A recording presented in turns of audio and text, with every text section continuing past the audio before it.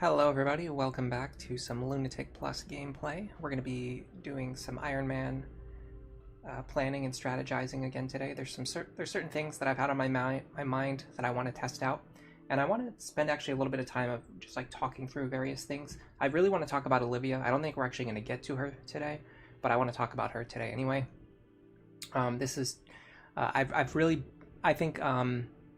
I think another Lunatic Plus Ironman attempt is probably happening sometime in the near future because it's been on the top of my mind a lot lately. I think I'm finally ready to start making attempts again. It's not going to be today, but there's certain things that I want to test out, and you can really only test them through like actual gameplay. And I'm really excited about it. I'm so excited that I wanted to start the stream 10 minutes early, and I saw some people were waiting anyway, so it's worth it. So we're going to do Lunatic Plus, Classic. The first thing I want to talk about is male versus female Robin. So I'm a big male Robin player anyway. I don't really use female Robin anymore. There's various reasons for this. One of those reasons is just personal preference. I think both of them are actually pretty equally good. However, I do want to say one of the advantages that I realized about male Robin is that you can benefit from the Chrom support, and you won't automatically get married to Chrom. That might sound like an obvious statement, but it's something that, because I don't really play female Robin that often, I wasn't really thinking about very much. And then, so recently I started thinking, is there a way for me to route female Robin into my line? And then I realized that a lot of my plan hinges on getting Chrom and Robin to the A support as fast as possible, which is something that if I did that with male Chrom and female Robin, they would automatically get married at a certain point, which would ruin all of my pairing plans.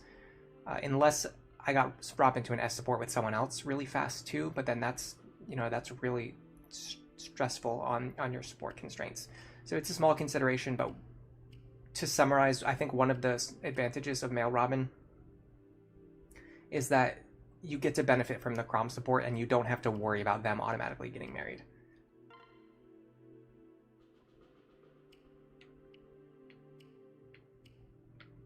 We're gonna do green hair today. Where is it?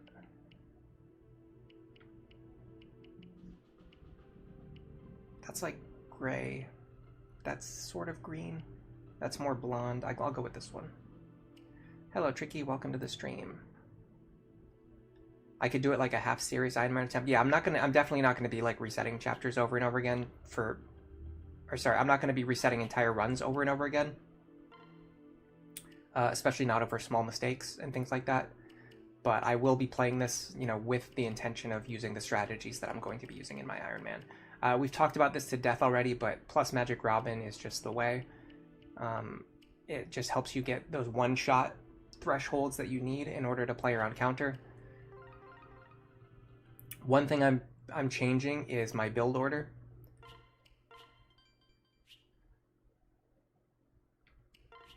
I want to have Robin spend more levels in Tactician than I was doing before. And I might even go into Grandmaster. I haven't decided yet. Probably not, because the extra levels you get from using the second seal are pretty important on Robin. But I might be going into a different class other than Dark Mage. It's something I'm thinking.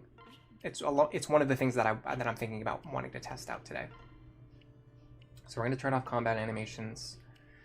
We're going to turn all of these other animations off. We're going to go to fast speed.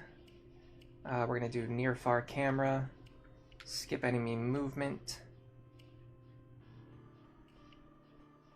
Display staff ranges. Cursor memory.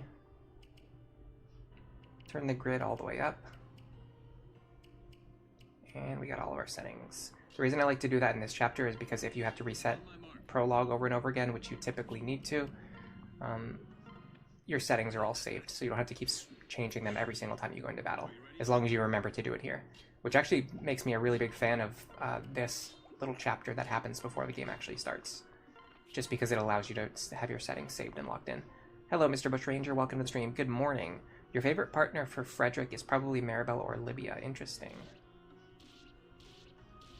I think the utility of the Pegasus is really good on Frederick, and then Sully is just a really good partner overall.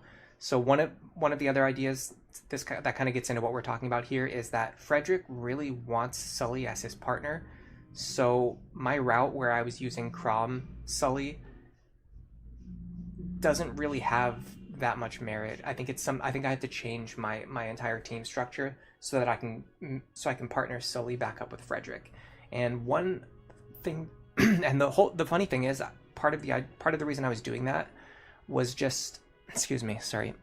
Part of the reason I was doing that was just so that I could make Lucina slightly stronger in terms of like base stats and passing down discipline. But I'm not going to use Lucina anyway, or if I am, it's definitely going to be through Olivia.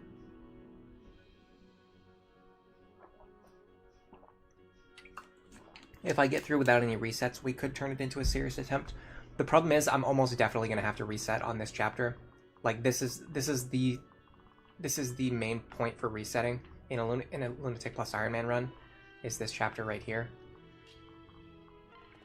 So it's extremely likely that I'm going to have to reset here. And well, I guess, I mean, if you reset this chapter, it wouldn't matter because it would reset the entire run anyway. So yeah, I don't know, you might be right. You might be onto something. Right. Really? Give me that vulnerary. Don't like that. That's fine. This guy can't kill me. Okay, they have overlapping ranges, which really sucks. So they move into this configuration very rarely, but when they do, you have to do a specific movement. You have to get over here so that you can fight just this guy.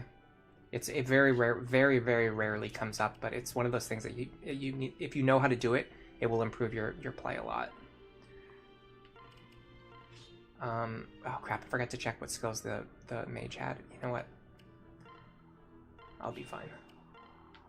And that kind of gets me into the reason why I'm doing what I'm doing right now.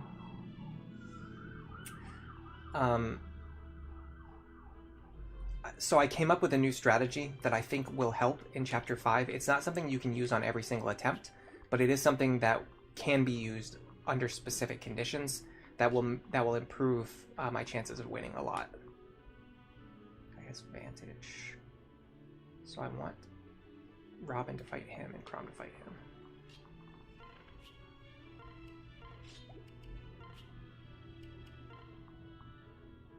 Can I keep them paired up? There's no reason to unpair them, I don't think, because I'll have to pair them up again later anyway. Ugh, gross. Alright, so here's the idea. You go... Oh yeah, what skills does he have? He does have Luna, but he doesn't know that he has it, so that's fine. So you go here. You attack Thunder into here. We needed to hit, but we needed that anyway.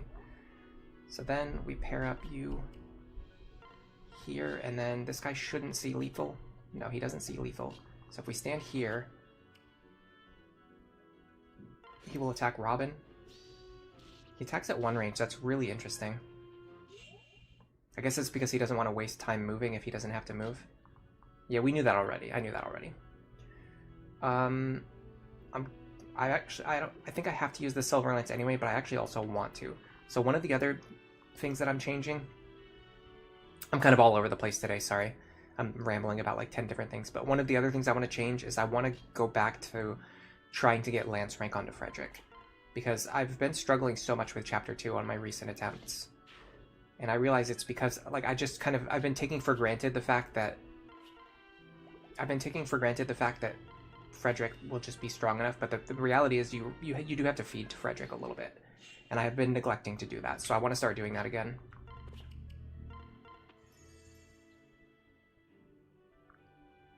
$26 experience on Frederick, that is a fantastic start. Okay, we might be in business here. We may, in fact, have some business to conduct.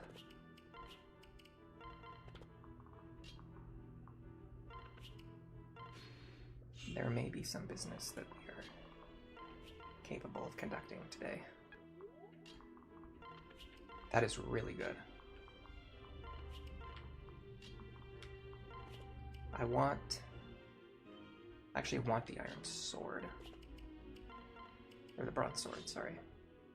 And I'll give him both bones.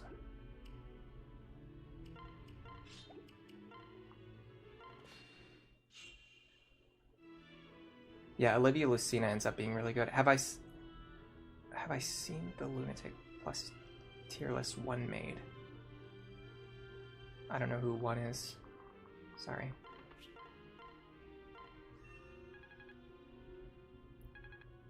Am I trying to get an extra level, or am I trying to get more Silver Lance uses? Kind of both, honestly.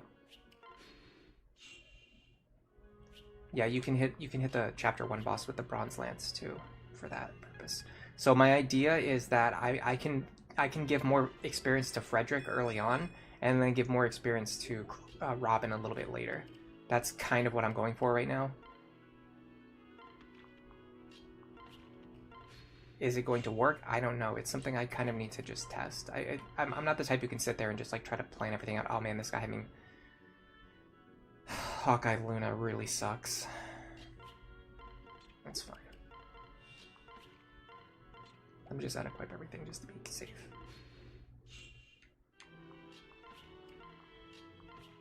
He doesn't have Vantage. He doesn't have Vantage. That means I have some ideas about how I want to handle this. Okay, you go here.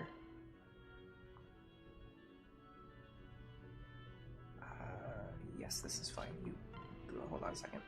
You go here. You heal.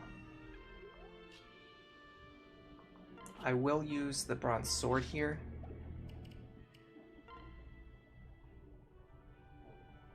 Because this is just a free hit. This attack is not going to kill this guy.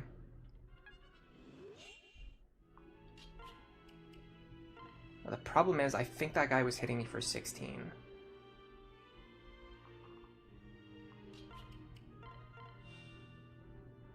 Yeah, he's actually going to kill me if I don't heal again. So it's going to mess up my the way that I normally do this, but not that much. I just do this.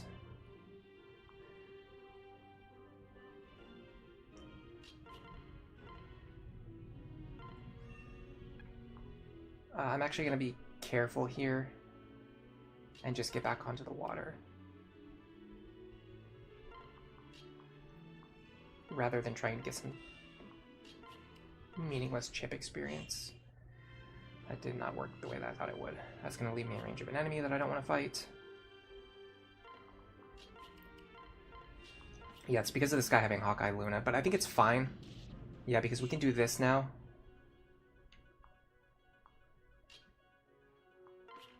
Oh, this is disgusting, guys. Okay. So I'm gonna have to let him attack me, and then I'm gonna have to kill him. So I have to hit my next attack. I have to hit this. This is why the highest number of resets are in Chapter 0.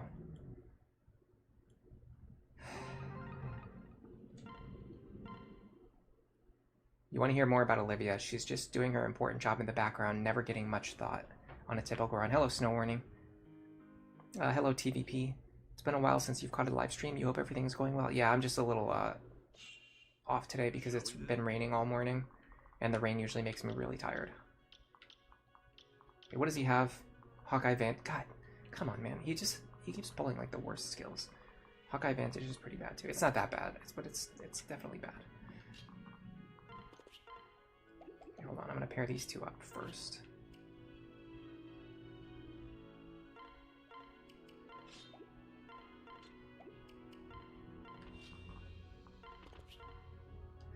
Get my hit rate up to 99.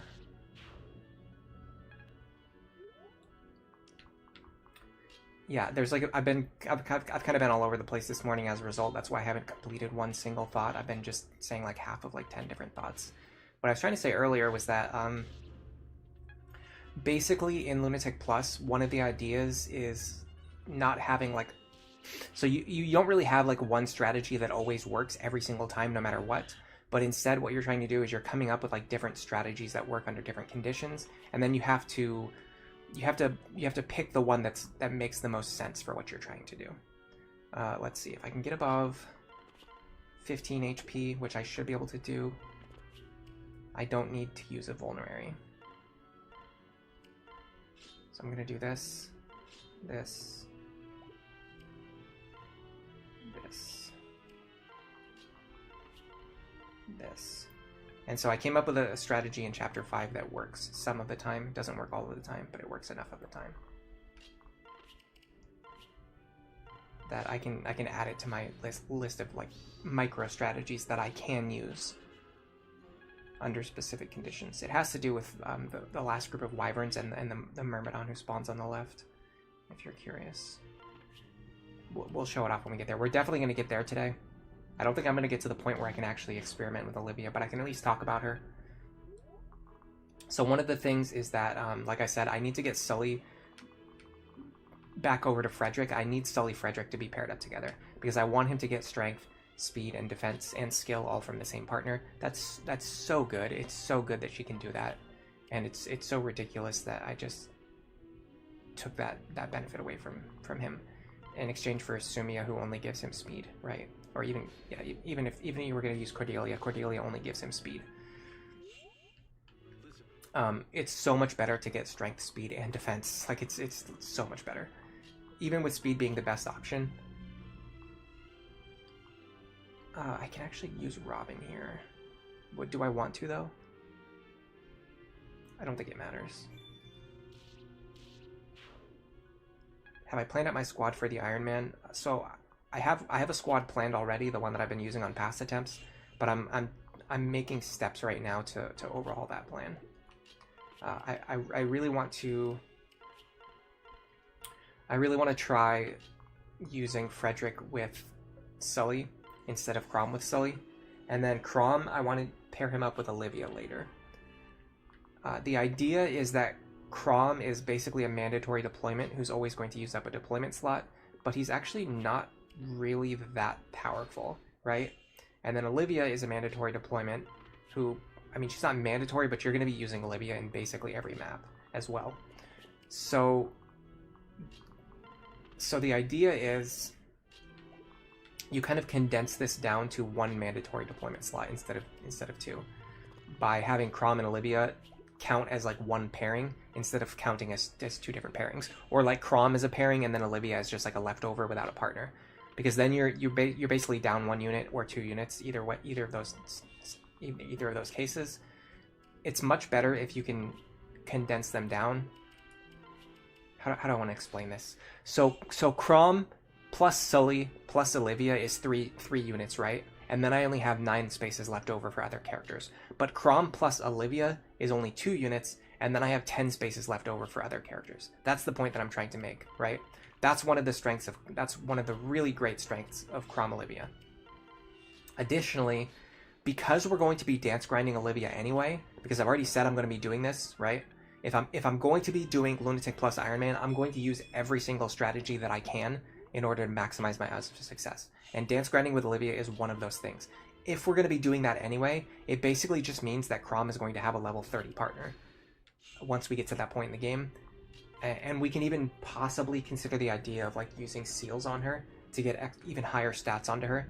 And that also passes down stats to Lucina, which is going to make her more immediately useful. There's just a lot of benefits to doing that. All right, so we can't dodge. That sucks. But he's doing less damage now. Yeah, he doesn't have magic +2 either, so that's actually really good. I don't like the fact that he has advantage. It means we have to sandbag for an extra turn, but it is what it is. There's nothing we can do about that. But we can actually get away with just healing once instead of needing to heal twice, which gives us a ton of flexibility.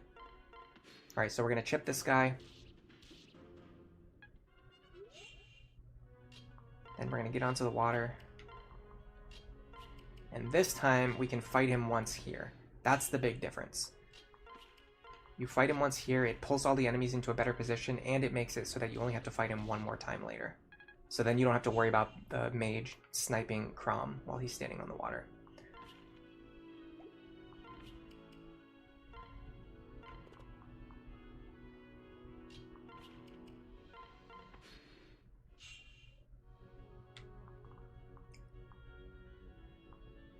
This guy is very fightable with Frederick, so I'm going to do so...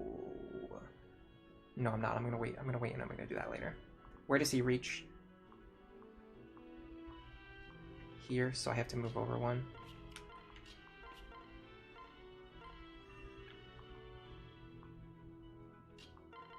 I'll do this. Gotta be more careful, more deliberate, more thoughtful about what I'm doing.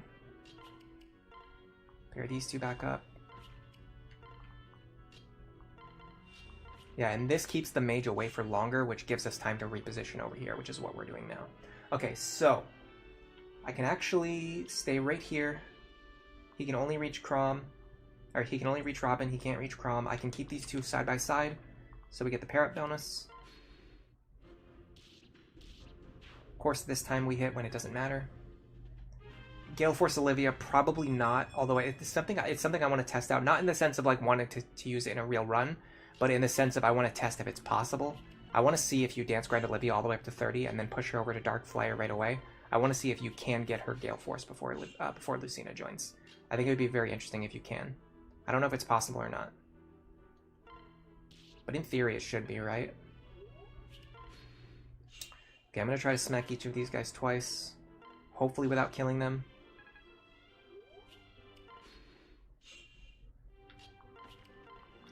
And then the idea is we're actually going to give the kills to Frederick and let him do it holding the Silver Lance. So that's going to be more Lance rank and more experience for Fred. I mean, he's the focal point of the next two chapters, right? I can't fight them both right now.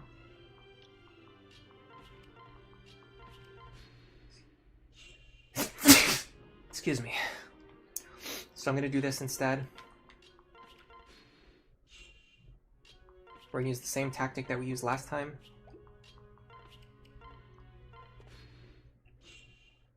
Okay, so this guy, I don't think we can hit him with the bronze sword again. Yeah, so we'll just hit him with the lance. So let's go here. Oh, don't do that. Go here. Heal you back up, just in case we need your health later. Then we're going to go here, so we're going to start getting lance rank.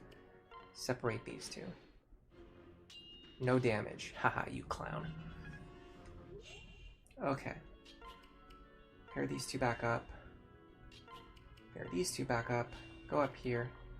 Go up here. And then we're going to do the same thing. We're just going to lure them over here. The difference is, this time, Frederick can fight this guy. So we're going to go here. Again, I want to train lance rank. It's the most important thing. I'm also going to heal Robin while I'm here, because Robin needs to be on full health later anyway. So we're going to get this kill. And we're going to super run away. Do we even need to at this point? Yeah, just because of Luna. I don't want to mess around with Luna. So we're going to go here. Robin just doesn't need these levels right now because they're going to get plenty of experience later on. That's the whole idea.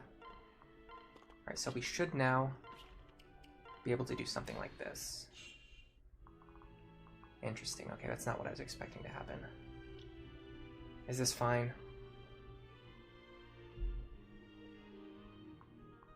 Pretty sure this is fine. I'm trying to think if I can squeeze one extra point of experience out of this guy. He has pass, but he doesn't. Let me start by healing you.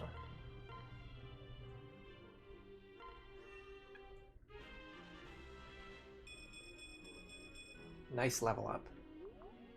Love to see that.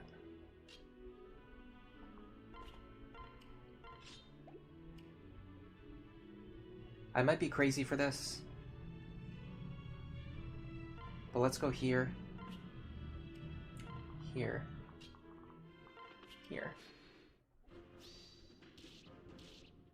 That's for so much. Alright, so the idea is, if we kill him, we can block this guy from reaching anyone.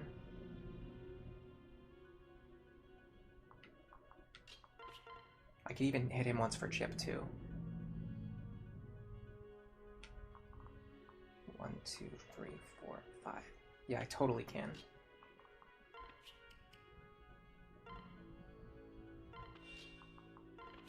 Chip him once.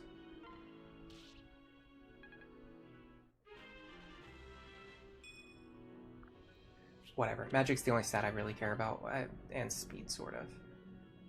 Okay, so the only question is, will this guy kill me? 19? No, definitely not. I guess the next question is, can Lisa get out of this guy's range? And the answer is yes, easily.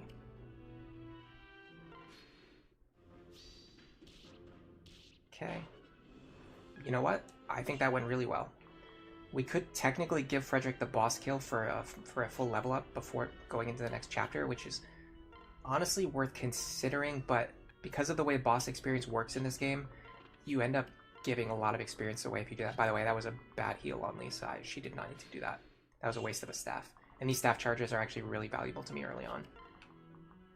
That was a bad heal.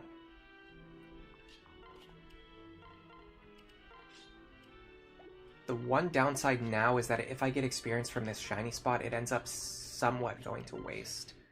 Not a complete waste, but definitely a slight waste. So I'm actually hoping, well, I'm hoping for Lance rank, really, anyway.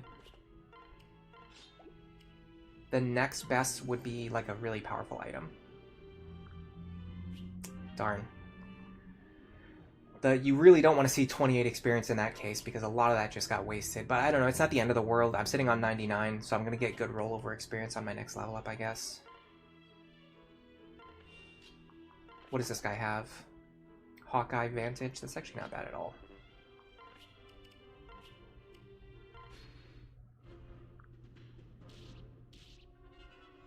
He's hitting for 16. I can only heal to 15. I'm going to have to do 2 turns at a time. Hello, Logic. Welcome to the stream. Am I playing on 3DS or an emulator? I'm not sure if I'm allowed to answer that question, but that probably answers the question. Hello, Guildtree675. Welcome. This is the first time you've caught one of my streams, but you've been watching through the VODs. Ah, that's cool. I get a lot of views in archive or from the VODs. I always wonder, like, who's watching them? Who are the lurkers? It's nice to finally meet you. Okay, so the next attack will kill this guy. So the question is Chrom or, Robin or Frederick. I actually think I'm going to give it to Robin, just because Robin gets so much more experience from the boss kill because of that 1.5 experience multiplier.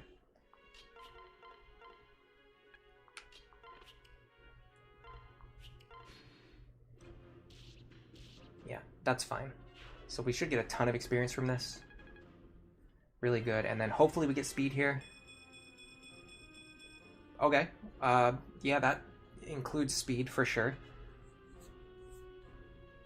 You like my guides. They've helped you a lot. I'm glad. I was actually just thinking about that this morning, because every once in a while, well, actually, I still get a lot of comments on my older videos, and this morning I got a recent comment from someone saying they were going to be trying or starting Lunatic Plus for the first time, and whenever I see that, I'm always thinking, like, oh man, I hope it goes well. I hope the guides actually help them.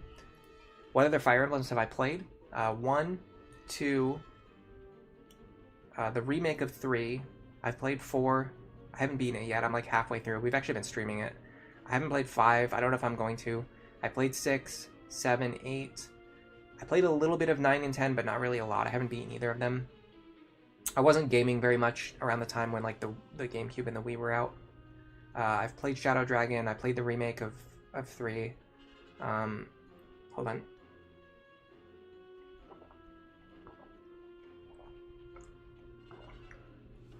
I played Awakening. I played Fates. I played 3 Houses. I only beat 1 route, and it was right when it first came out, so I don't really remember it very well. I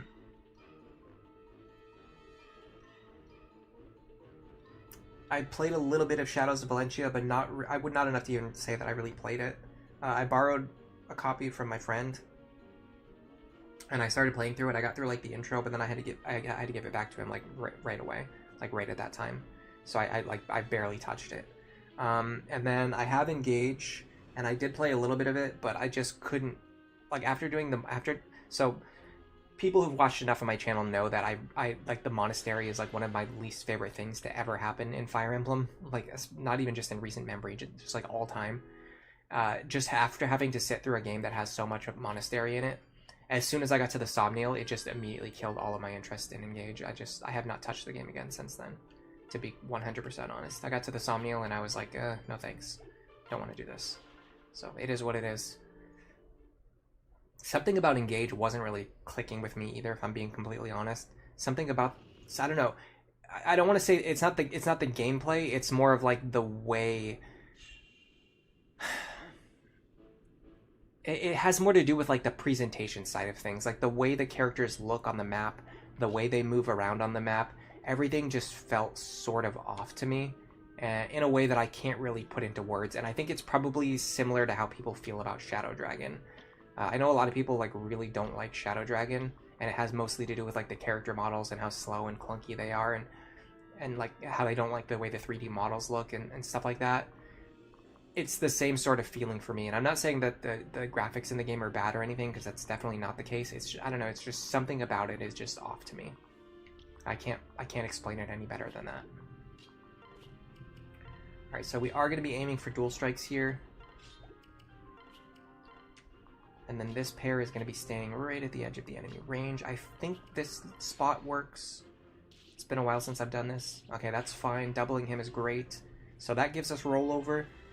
I'd like strength here, and speed, and defense. Okay, that's awesome. We got a great Frederick on our hands. And the dual strike. Oh, yes. You know what? This might be an attempt. This might be a real attempt. Not just a planning attempt. This might be a real attempt. Alright, so the big problem now is that like all of these guys have Luna, which means they are going to shred Frederick to pieces. So we need to dodge some attacks. What I do like is that none of them have Hawkeye, which means we can absolutely dodge on this fort. So what we're going to be doing is relying on the power of Bronze Melodia, our little bronze sword that we've got here, and some beautiful dual strikes, hopefully. Alright, so we can get these two over here.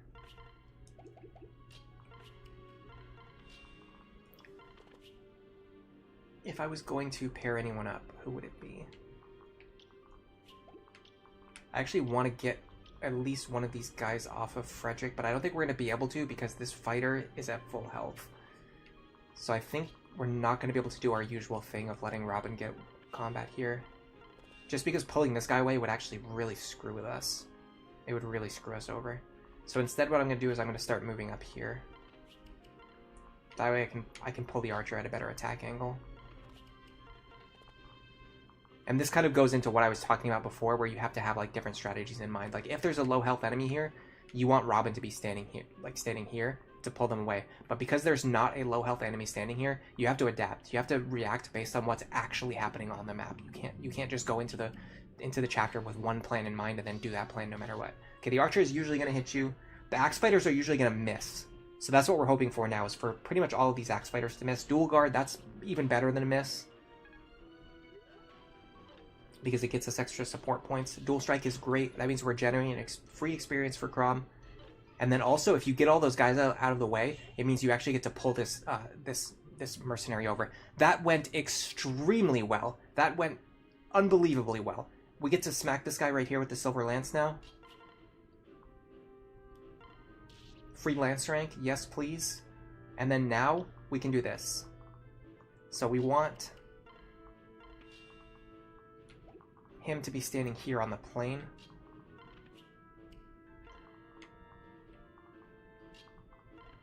Olivia behind him. And you here. He goes onto the forest anyway. It is what it is. Can we heal Robin back up? I'm pretty sure we can. But the problem now is actually the boss. The boss moved into an annoying space. He doesn't have Vantage, but I can't one-shot him. Is this worth a vulnerary to me?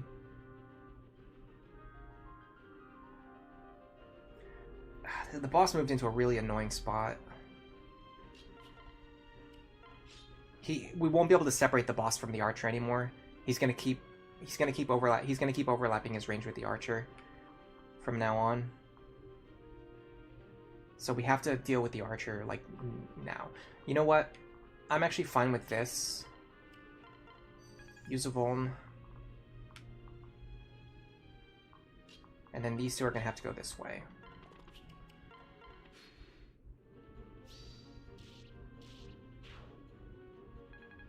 What? Oh, it's because he moved off the forest. That's why we got the extra point of attack. Okay. So that we would have needed to heal either way there, but it just kind of slightly confused me for a second. Alright, so now I need to do something really weird. I need to get my characters down to the bottom of the map while waiting for this guy to break his weapon. I'm going to unequip the bronze sword so that I don't dodge as often. Dual guards are really good. Those actually take away weapon charges.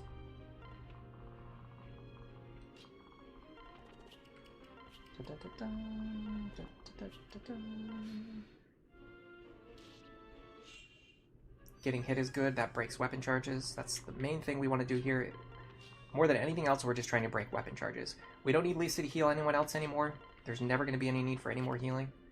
What we want to do is set something up so that we can pass Chrom over and then take Sully. Ideally, we're going to do it while standing on this shiny tile. So I want to do Robin here with a Sully pair up. And then wait one more turn. Okay. Then I want these two to be here. Wait one more turn. Now we're going to go here. We're going to transfer you. We're going to keep Sully.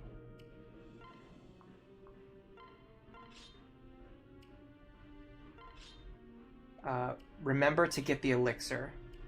Remember to get the elixir. Everyone spam this in chat for me, please. Remember to get the elixir. Ooh, that's really good. That's really good. That means we can get their C support, I think, before the next chapter. That is fantastic. This run is going phenomenally. This is probably one of the best starts to a run I've ever had. I seriously might turn this into a real attempt. I was not expecting everything to go just perfectly here. Yes, remember to get the elixir. Thank you so much. We need to get that elixir. It's the most important thing. It will completely screw up everything else that I'm trying to do in my life if I don't get that elixir. Don't spam it too much, though, because then YouTube will silence you and it'll be annoying. Not for me, but mostly for you. And it'll be annoying for me, too, because then nobody will be talking in chat because you'll all be muted.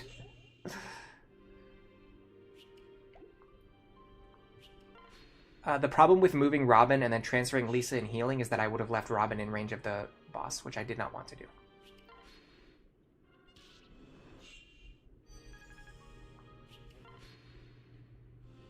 Is there any reason to run long-term Frederick? I don't think so. I think he pretty much always falls off. Astius, you've played Awakening, Shadows of Valencia, Fates, Engage, Three Houses. Oh, you've seen Engage and Three Houses on YouTube. But the maps in those games feel really flat. I think the map design in Engage is probably better. It's just the presentation that doesn't click with me. The map design in Three Houses, I think, is pretty bad. I've had a pretty lengthy discussion with someone about it, like a bigger fan of the game. We talked about it a lot, and they kind of talked about the maps that they think are well designed, the ones that they think are good, and you know, I'm not going to take away from other people's opinions, and certainly I do have at least some appreciation for maybe, you know, the better maps the better maps that in that game after having that conversation. But in general, I think the maps in Three Houses are pretty bad. They're like some of the worst in the series because most of them are just maps with like just nothing on them. They're literally just like the only feature in any Three Houses map is basically choke points, and they don't even really have that many of those. There's like minimal terrain. Could I make a copy of this save to experiment with getting Darkfly or Olivia? That might be worth doing, yeah. Elixir on Frederick, thank you so much. And it has a lot of copied maps too in Three Houses, yeah. Engage's art direction in general has always thrown you off. It's weird for me. It's actually not even the art direction. I know a lot of people don't like the character designs and like the overly anime or like overly quote-unquote like VTuber character designs. And like the weird hairstyles and stuff, that doesn't bother me at all. It does not at all. It's literally just like the way the characters move in game. Everything just feels slow to me. Like the tiles in the game feel too big. The characters feel too small. The way they move around the map feels really slow to me. Like, the way the characters attack feels slow to me. Like, everything just feels, like, slow and, like, floaty. And I don't know, I can't describe it. It just feels off to me, personally. What am I doing with this run? I want to test out pairing up Frederick and Sully. And then I'm thinking of possibly going back to Chrom. Chrom, Olivia. I want to test out Chrom, Olivia. And then I'm considering either Robin Maribel or Robin Saria, and I haven't actually fully decided yet. You also prefer sprites over 3D models?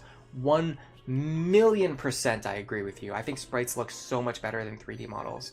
In general, I don't really like 3D models in gaming, or 3D in gaming at all. I generally prefer 2D in gaming. Typically, if I like a game that has 3D, it's usually like I like it in spite of the 3D graphics. I don't like it because of the 3D graphics. I almost always think it would be better with 2D. You think Engage map design is really good?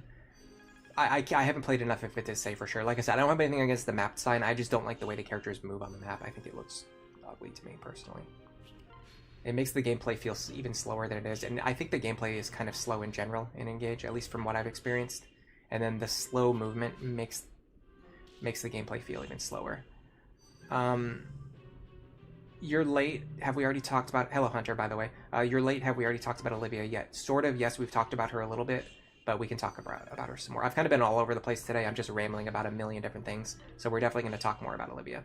Not right this second, but the general idea is that Frederick really wants Sully, so using the Chrom Sully pair up was like weakening my Frederick. So that's one downside.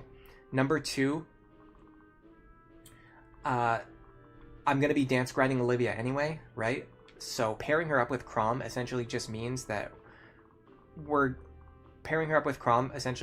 we get a chance to have a partner with really high level, really high stats for Chrom, basically for free. And then also Lucina gets a bunch of extra stats for free. And then the other thing is that Olivia herself, because she's going to be getting so many stats for free, she's actually going to be really useful to have around. Alright, here we go. So make sure you move off the fort this turn, so that he will move onto the fort when he attacks us. He breaks his weapon, standing on the fort. Now he's never going to move again. Let me check something really quick. I want to check Frederick and Sully's pairing.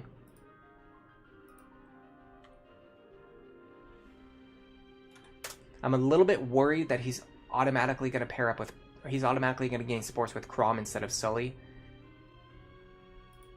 Because Chrom is higher on his priority list, and he's probably gained more points with Chrom. But either way, his C support with Sully is 4 points. We can get 3 points naturally on the map, and then we're going to get +1 from the shiny spot that we got earlier. So this should be fine. Oh, yes, weapon rank. This is the way. This is it. We're here. Alright, so we're gonna... Hold on a second. Let's get our elixir. Before we do anything else, let's get our elixir. We're going to pair these two up.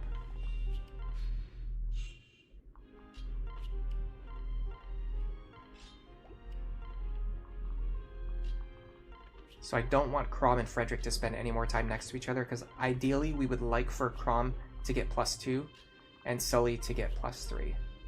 So we're going to hit this guy with the Bronze Lance until our Lance rank goes up.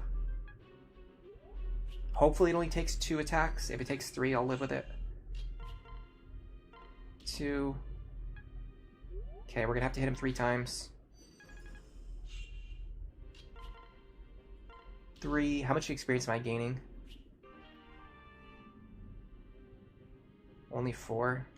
I don't think it's worth hitting him repeatedly until Frederick gets to level 3. Is it? Is it worth that?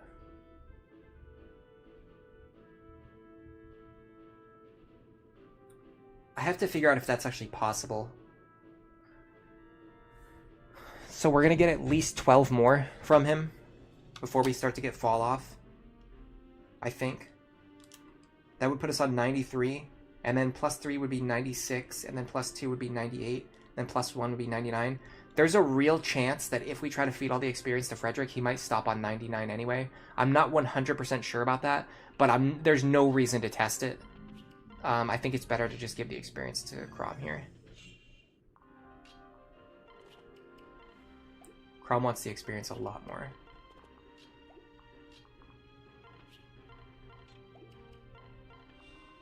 So we've got A rank lances, and we've got how much strength? 14 strength. That is unfathomably based. All right, we're gonna take this gear back. I want to give. Who wants the vulnerary? Honestly, I think Frederick wants that too.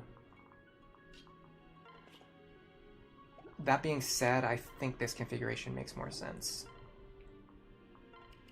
3 use on Robin, 2 use on Frederick. I need Sully to make some attacks so that these two will gain supports as well. But I don't want her to steal weapon rank or experience from Chrom, so I'm going to let Chrom go first. I also need Lisa to be here.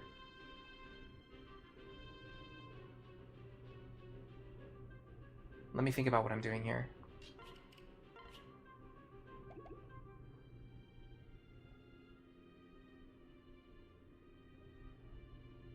This should be fine. Missing would be fine here. Okay, 1,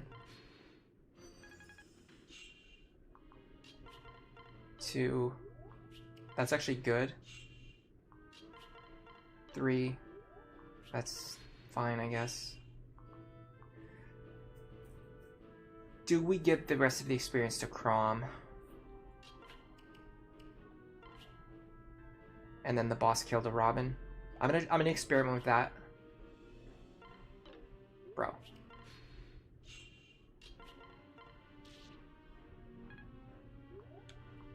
I think we can start doing this now.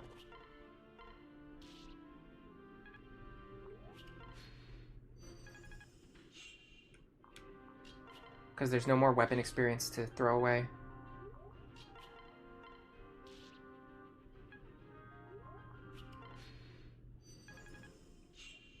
Start funneling some of this experience over. Okay, there's no realistic way that Chrom is getting.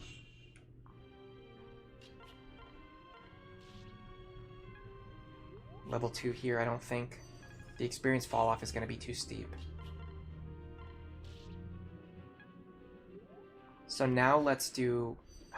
so there's one thing I'm worried about.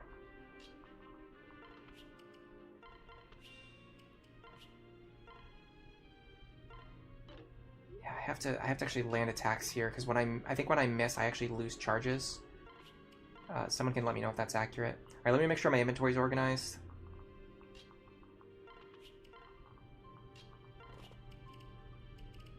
Seven damage. It's actually gonna be less than that.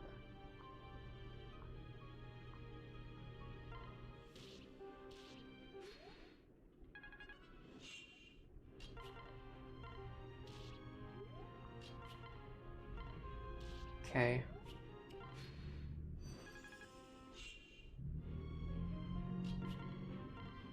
Perfect.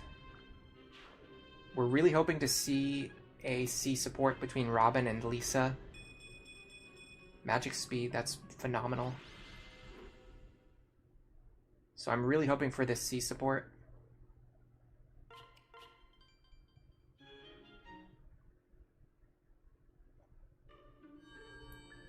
So if you don't know up to this point, because your support conversations are locked, and because support ranks don't roll over, experience routing in those support routing in those first 2 chapters actually ends up being very important, because there's a certain way to get Chrom a C support with Robin and Frederick, and then Robin a C support with Chrom and Lisa.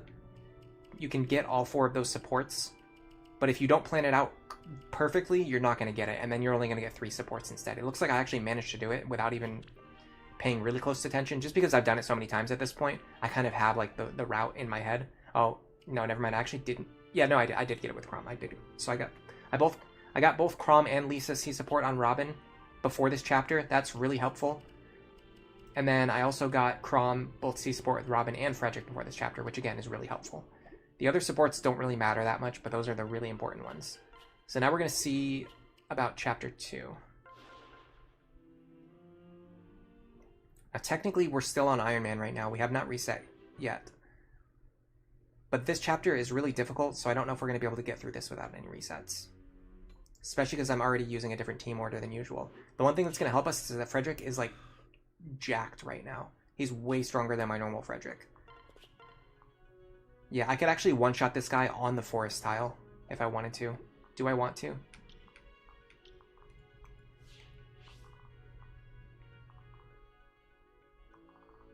That is actually a really strong consideration.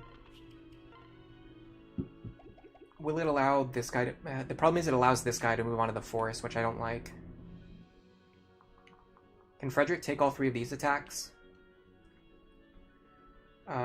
22 plus 22 plus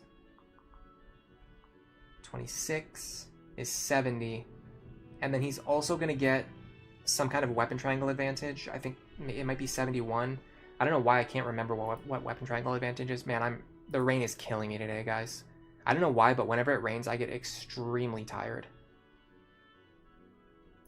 It's like my body just shuts down. I have no idea why. Okay, he's going to get attack +1. So it's going to be 71 damage minus... I believe I get 2 defense from you. So I'll be on 17 defense.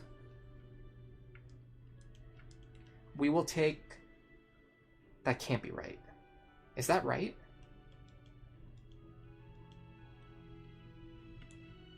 We only take 20 damage? Hold on a second. This is worth experimenting with, because if we can do this...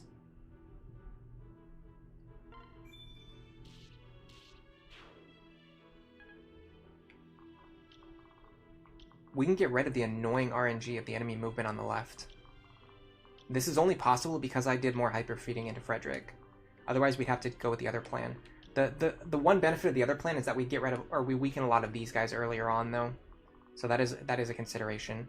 All right, so I'm gonna do my normal movement for my other team side, which is something like. Hold on a second. This guy does 26 damage. Yeah, we'll be fine. Pair up here. Go like. Stop doing that. Equip the rapier. Put Lisa over here where it's safe. Robin pairs up.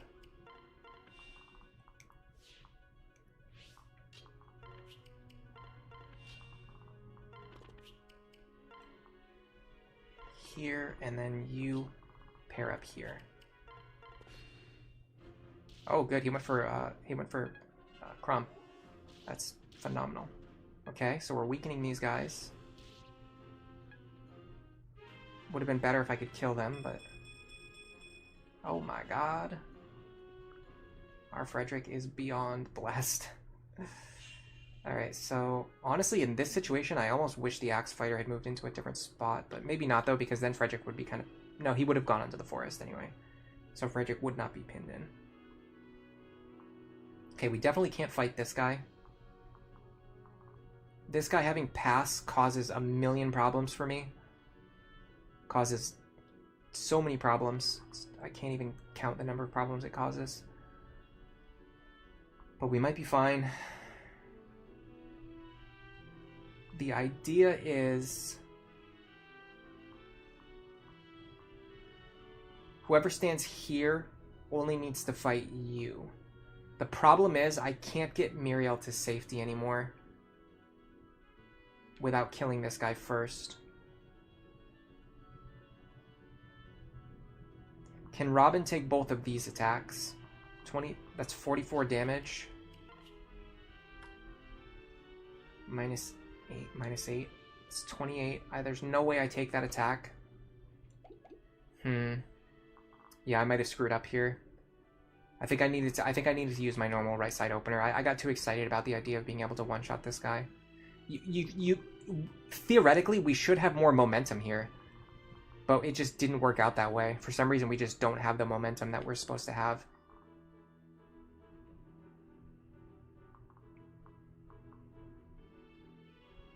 Technically, we could dodge this attack and this one.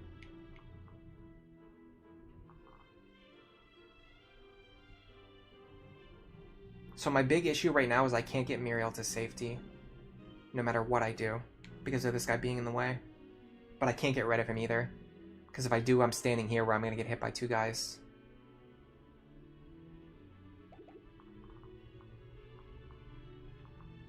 Well, there's one idea. There's one idea I can try.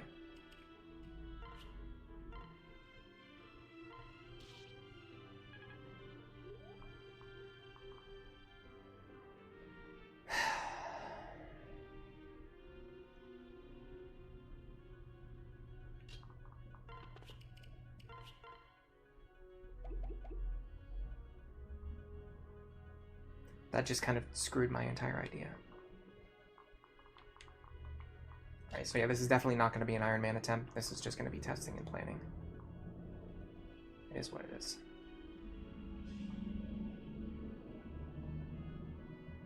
How do I get rid of this guy? Problem is if I use stall to do it, he's going to get killed by this guy. Is he? 12 plus... well, 11 plus 11. Yeah, he would get killed. Even if I do everything perfect. Which, by the way, he would also block this tile, so then Muriel would still be stuck. So yeah, there's no way to... If you do this left side opener, there's just no way to get Muriel out of there safely. So, valuable information, but unfortunately it's not going to be useful for future runs, other than just to not do that ever again. By the way, I forgot to refresh the chat, sorry.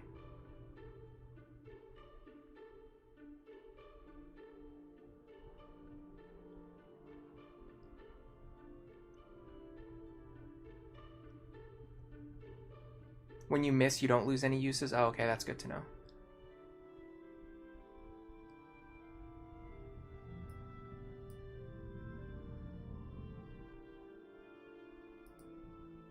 Why would I try to play it out? It would just waste my time.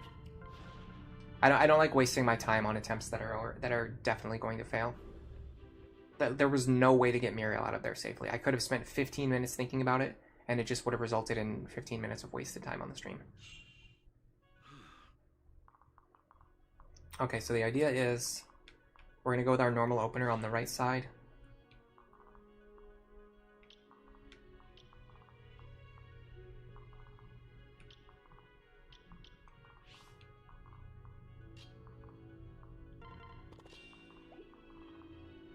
Is there any way? I think what's better about this opener is it lets us fight.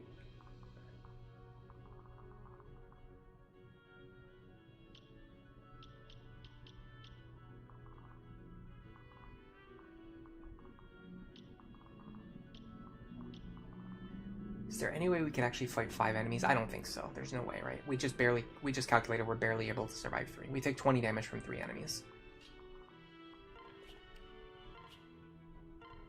I don't know why I'm so off my game today. Alright, this guy is fine. We can take him. So we really want Chrom to either land a crit here or get a dual strike from Robin. That solves a lot of problems. I don't know exactly how likely it is to happen.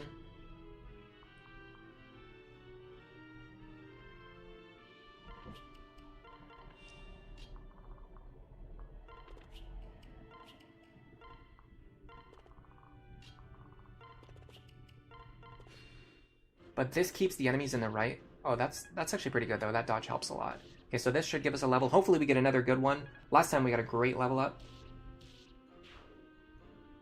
I think it's because we get rid of 2 Myrmidons this turn. Strength, that's fine. I would have liked speed, but strength is more important for Frederick early on, honestly. What this does is it just creates more safe tiles. Look at this. Guys, seriously, look at this. I have pointed this out so many times over the last year. every single time this guy goes left, he always has pass.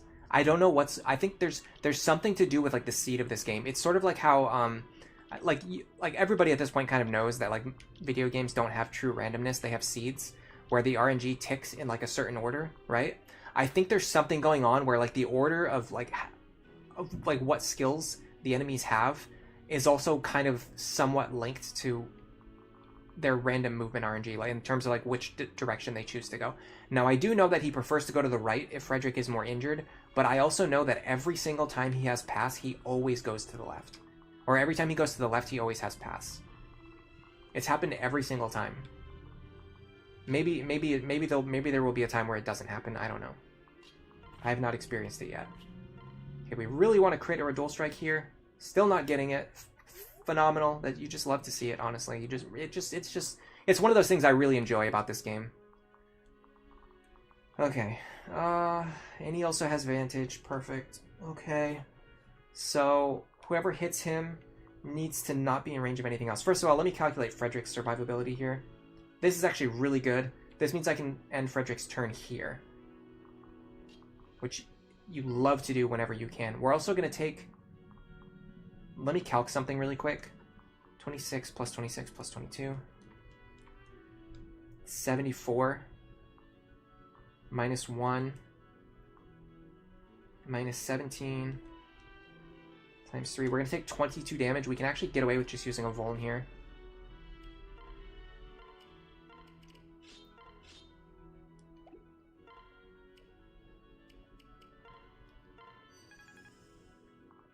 So the problem now is we have to keep everyone on the left alive. Can I use Sully for this? Almost definitely yes, but I also want her to fight this guy. I can't have her do both. I can have Robin do it though. Okay, so hold on. 6. I'd have to get extra strength. I can get it from... There's no one I can get the extra strength from.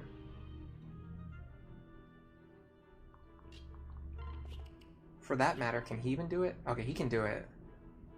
We're gonna have to use stall for this. I don't want to. It's wasted. It's actually a lot of wasted experience. We're wasting a ton of experience by doing this. Is there another way?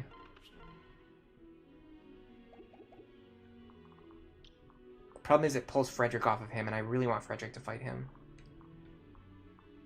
I hate this so much. I hate this so much. Okay, it's fine. Just do it. Just steal the experience. Craphead. The annoying thing is if I could get Virion over... If I could get Virion over to Sully, I could do it. But there's no way to do that anymore because there's no spot where he can stand.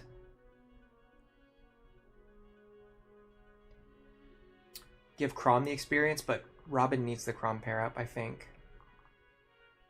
I mean, they don't need it. You might be right. Let's confirm that Chrom can actually get the kill. That's pretty important. He's going to be doing 12... 14 minus 3. Okay, Chrom can do it. Let's try this. I'm willing to experiment here. I'd like to dodge. I did dodge.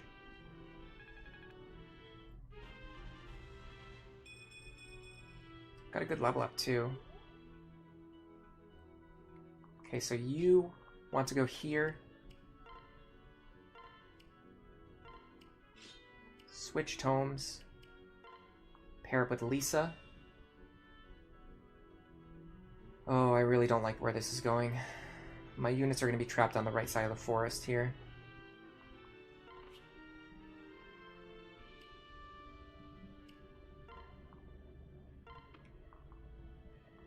You here.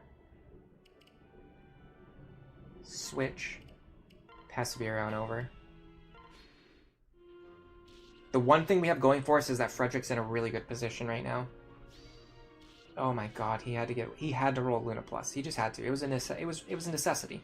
It was honestly necessary for him to get Luna Plus. It really was. You wouldn't think typically, but it just happened to be the case this time that he had to get it. All right. Okay, so hold on a second. Whoever stands here is actually safe. That's important information.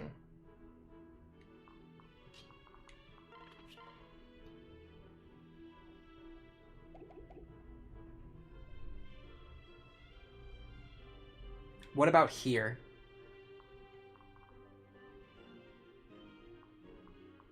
Yes, whoever stands here is actually also safe. Amazingly, whoever stands here and here, they're both safe. The problem is, Robin and Virion are paired together. But I can fix that actually right away.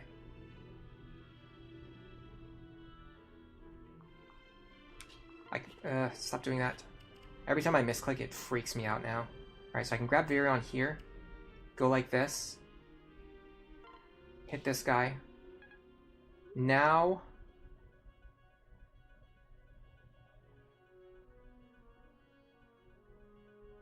I can use the Lisa pair up.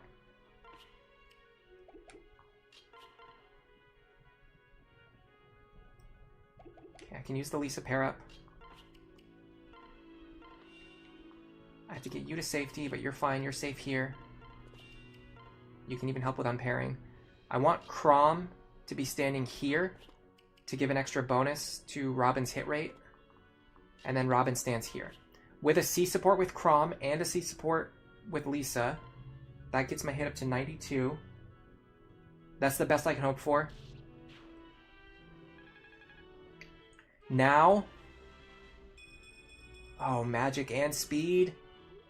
Okay, so now Frederick stands in the tile. So this guy right here can only stand on this tile.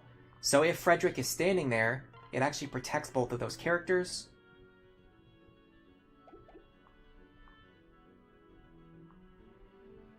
I can use an axe here. Dude, this is a really good enemy formation too for training. So I can use Elixir.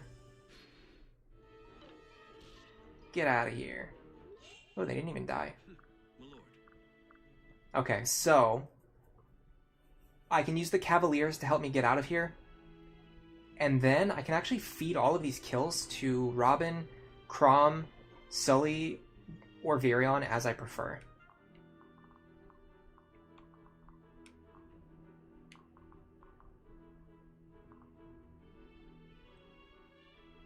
But I have to be a little careful about how I'm doing it.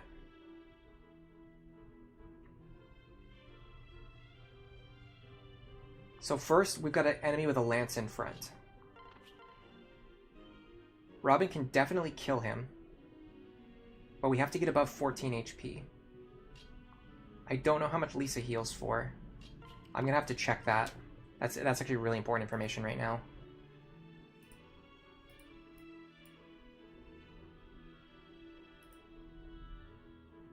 Right now, she heals for a small amount of HP, okay? That doesn't tell me anything. A small amount of HP? What, that's...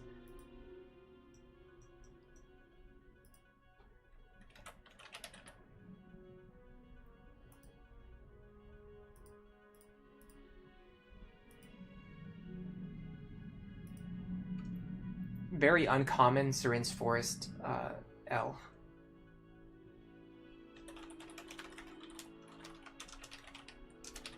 We'll go to the Fire Emblem Wiki.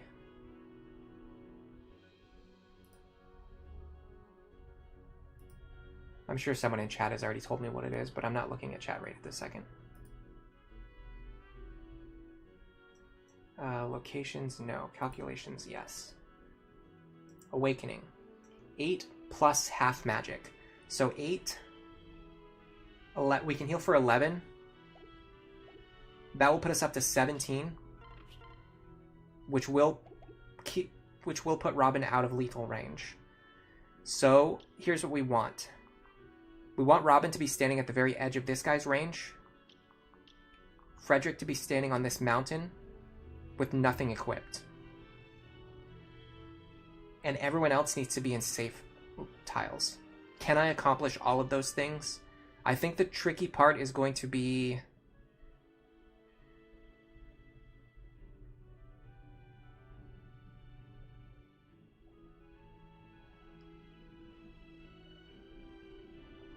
Virion and Chrom and Muriel, because we can't get all three of them to safety very easily.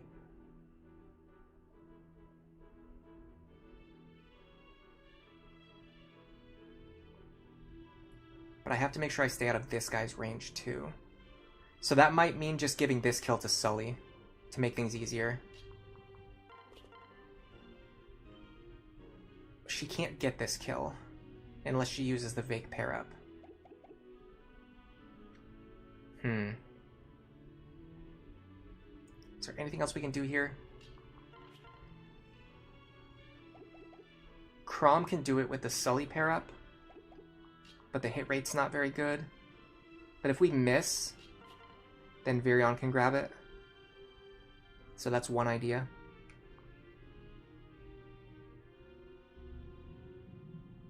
I still have to get both of these two to safety, though.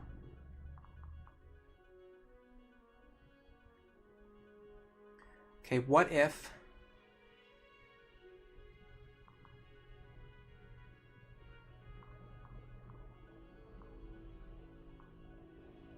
What if I get off the mountain and I use pass instead?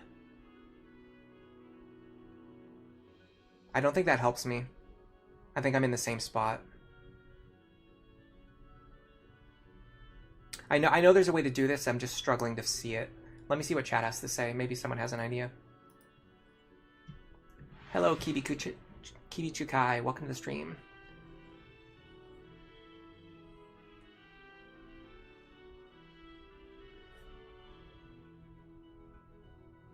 Hello, Super Camp Ninja. Oh, you're asking why those guys were safe last turn? It's because the Barbarian could only stand on... Like, if he was going to target Virion or Robin, he had to stand in this square. But I was going to have Frederick standing in this square, which ends up keeping these two safe. Because Virion has a forest to his right side, the Barbarian would need to use 2 tiles of movement to get onto this forest, which he can't do. So the edge of his range is exactly this one tile. So by standing on this one tile, we stopped him from reaching these two characters. I can kill every enemy on this turn. I don't want to do that.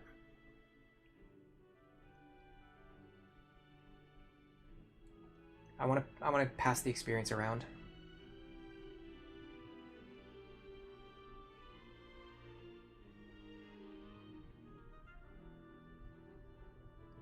Because if I kill every enemy this turn, it's going to involve Frederick attacking this guy. Which is not what I want to do. I can maybe block this guy, though, with characters who are interested in fighting. So what if Robin gets this kill, which we wanted anyway. Then Chrom gets this kill, which is fine.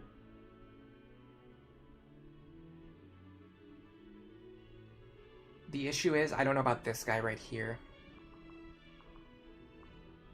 Yeah, this guy's going to be difficult to get rid of. I'd have to give this kill to... I don't even know who. It has to be someone who has to survive an attack from this guy. So it would have to be like Sully, which she can't kill this guy. So yeah, I don't know. I don't think we can actually clear all these enemies in a way that leaves this guy alive, and then he's also not a threat. I'd have to give experience to stall. And like more experience to Frederick than I want to give. So yeah, I'm thinking about how I want to back up here.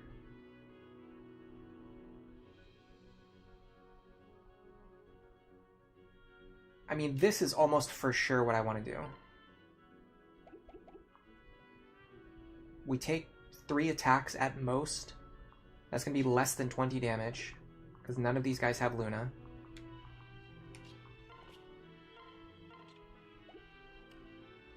It's going to be something like 14 damage, I think. So we're definitely doing this. The next question is, how do we get everyone away? I think the plan is... Okay, it's starting to come together.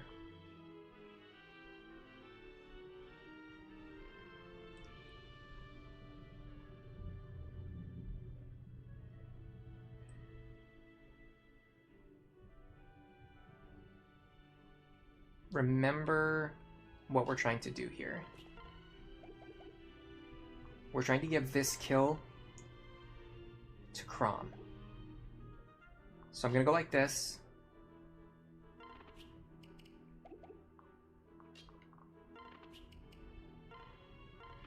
Then I'm going to pair up Chrom here.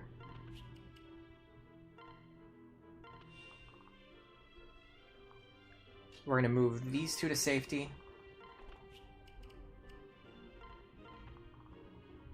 Then we're going to pass Virion over here. We're going to take Chrom back, put Chrom into the lead, rapier equipped. He should be able to either kill or at least safely fight this guy. Now the enemies are stuck to Frederick, so now we can pull them off one at a time.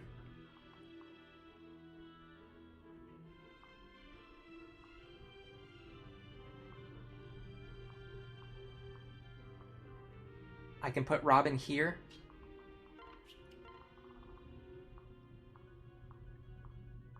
Here. And get healing from Lisa. I don't need to use the Vulnerary. This guy's going to deal 13 damage to me, and I'm going to get healed for up to 17. Would it be better for Sully to get this one? She can't get the kill, but she can get chip experience. There's no downside to getting chip experience. Yeah, there's actually no downside to getting chip experience here.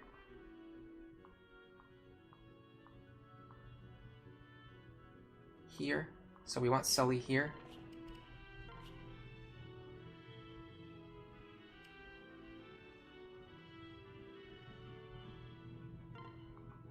I pass Virion over. I actually want him unequipped here.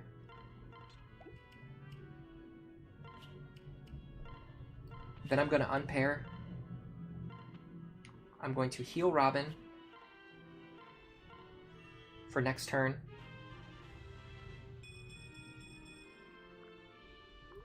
Then I'm going to move you out of the way. Now I need to check if Frederick needs to heal. The answer should be no. They can deal 26, 22, and 22. They can deal 70 damage, minus 19, 3 times. They deal 13 damage, Frederick's fine.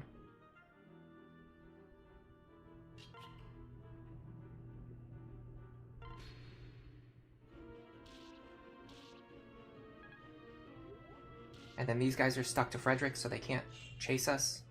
Now, it should be the case that Virion can grab this kill from here.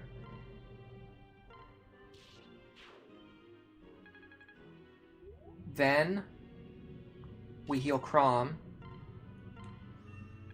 Then Chrom is going to get this kill. But he can't get it from this location. So hold on a second.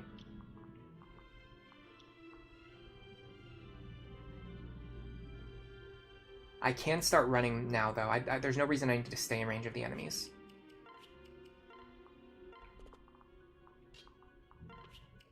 Definitely want to get her on the field so we can use her movement next turn.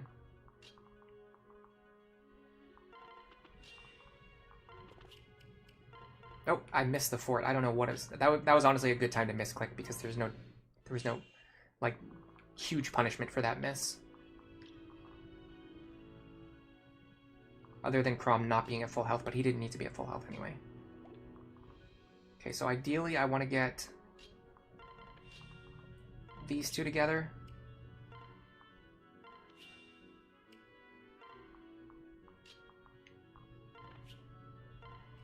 Falchion, Fire Tome.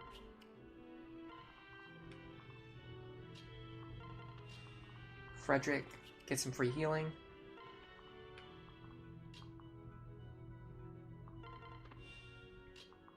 There is one thing I'm concerned about, which is these two. But I think, yeah, she can just barely get over here, which is fine.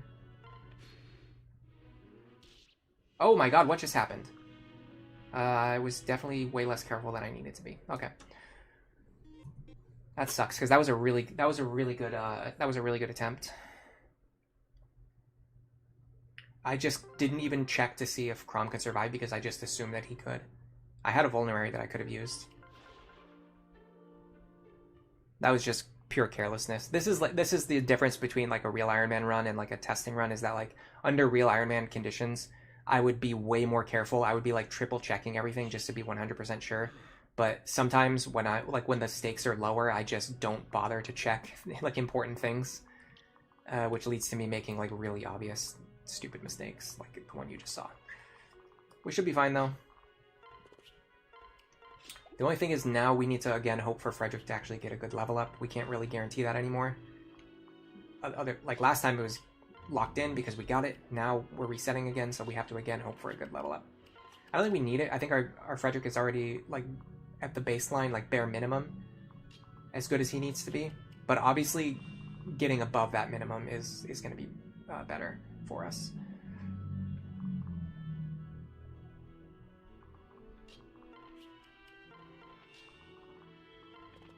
I still think this is the right opener, even though it leads to weird situations sometimes. Okay, we want a crit or a dual strike. Oh, come on. Did you have to miss? That's like rubbing salt in the wound. That's like giving me the dual strike, but also not giving it to me. Yeah, I think the reason this is better is because you kill two mercenaries. That was a really bad level up. Am I fine with that? Sure. I'm not going to reset for levels, because under Ironman restrictions, I wouldn't be resetting for levels. And he has pass. Look at this, guys. He has pass. I just said this 15 minutes ago. This guy on the left always has pass. I think it has something to do with the RNG. Cool, so this guy's still alive. Have to do the same thing we did last time. What about up here? Are we in a better spot? No, we're actually in a worse spot now on this side. Significantly worse on this side. So now we have to do this.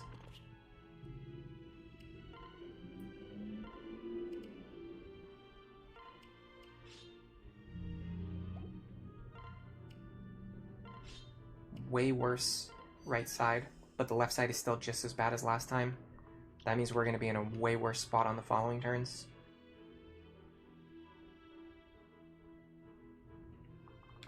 And also, Chrom can't fight this guy this time, so we have to use someone else.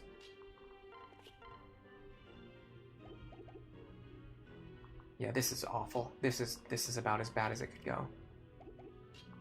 This is truly terrible. We have to give experience to stall. This sucks. We got a worse Frederick level up. We got worse RNG on every single enemy skill and movement. We have to give experience to stall just to get out of the first turn. Second turn, I should say. This is trash. I hate this.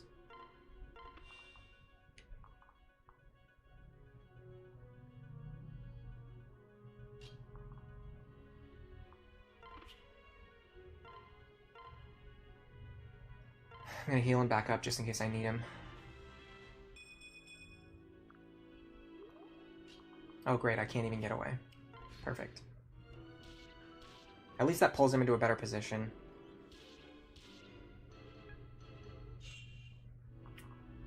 This guy moved into a horrible spot. And he has pass. Of course he has pass. Don't even say it. Don't even say the words. It's also significantly harder to block him this time. Dude, every single thing that could possibly go wrong has gone wrong. This sucks. This sucks. Hold on, I can get out of here. Not really, though. Does he have Vantage? Of course he has Vantage. Stop saying it. Stop saying it. The moment you say it, he's going to have it. The microsecond you ask if an enemy is going to have a skill that's going to screw you over, they're going to have it. If you just don't say it, I mean, it's still going to happen anyway, but it feels less terrible. We're already on crash out mode. Alright, hold on a second. We're going to take 8, 10, 12 damage. We can actually just take this. So let's just take this.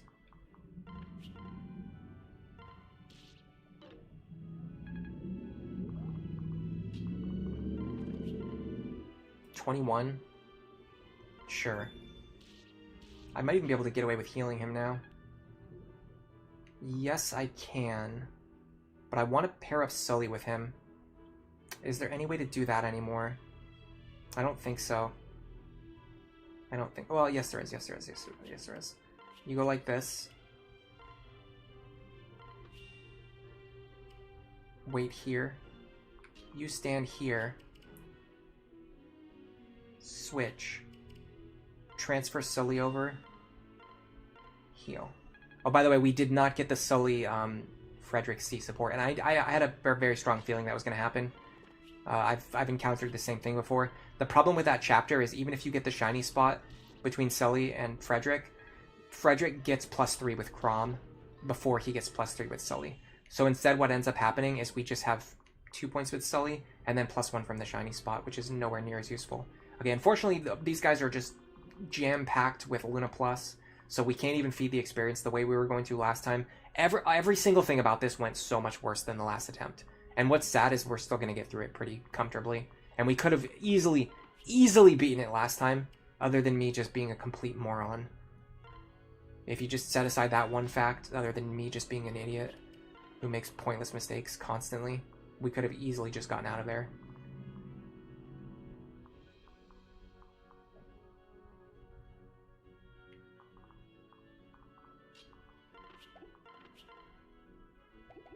I can do it with Lisa's pair up.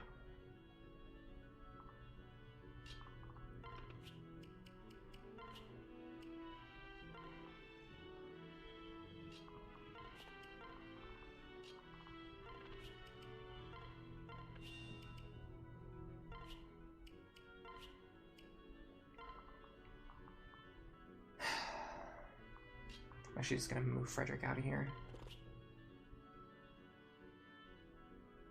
Is it worth using my last one? I don't think so.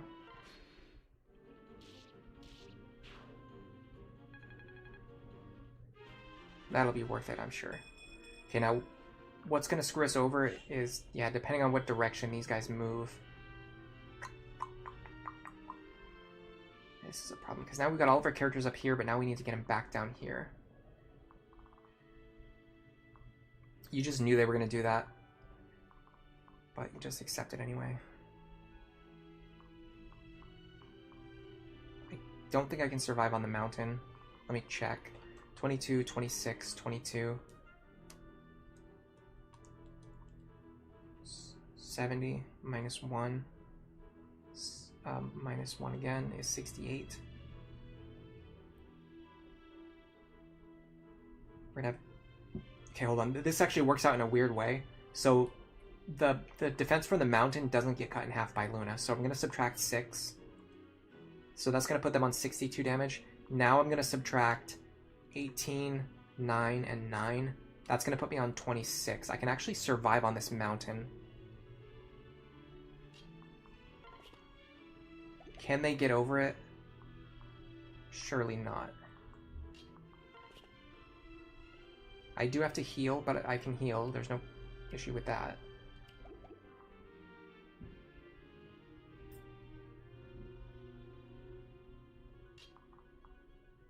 I don't want to use Lisa though. I want to use the Vulnerary, and there's a reason why. And that reason is this.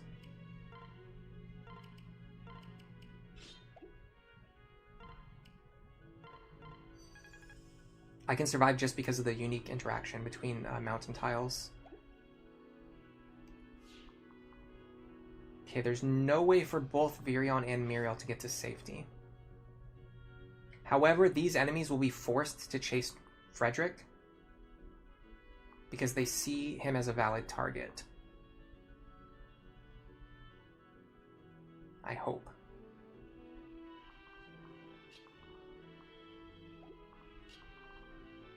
I'm pretty sure that's how it works.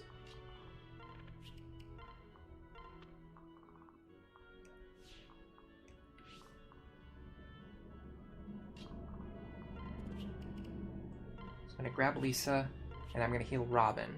So I have Robin available next turn. And then these two just need to run into the corner, basically, and just pray that the enemies don't start chasing them. You're gone. You're going to be injured, but not gone. And then you are... No, I'm sorry. I disagree. I 100% disagree with that movement. You had Frederick in your sights as a valid target. That's BS. I'm sorry. It's just not true. It's just false. Perfect. Is there any way that these two survive? Probably not. Hawkeye, Luna. Yeah, okay. Sure.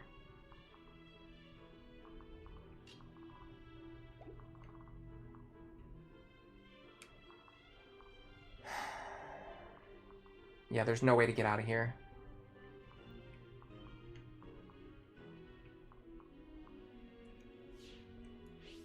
If we could keep him off of this forest tile, we could do it. Just barely.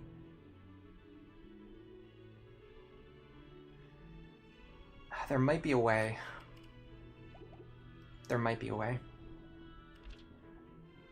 It's... Oh my god, there's no way. There's no way, right? There's no way. There's no possible way. I don't see it.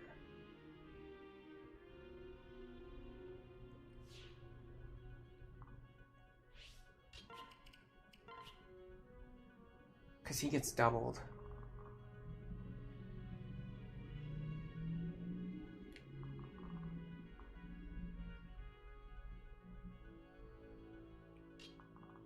And he doesn't even reach where I need him to reach. Yeah, I think I just screwed myself again. Well, I didn't screw myself. The enemy movement AI screwed me. Big time. Big time. That's unacceptable. I 1,000,000% disagree with that movement. That should never happen. Sack Muriel? I mean, there's no point. We're not doing a real Iron Man. There's no reason to sack Muriel. I can just reset. Good afternoon, Macromelon. Welcome to the stream.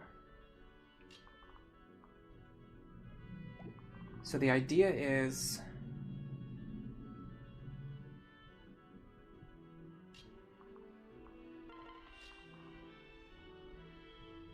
I mean, there's just no way, right? Like, there's absolutely no way. Yeah, we can't even get to any safe tiles. And he has Luna Hawkeye, so he's just guaranteed to kill me.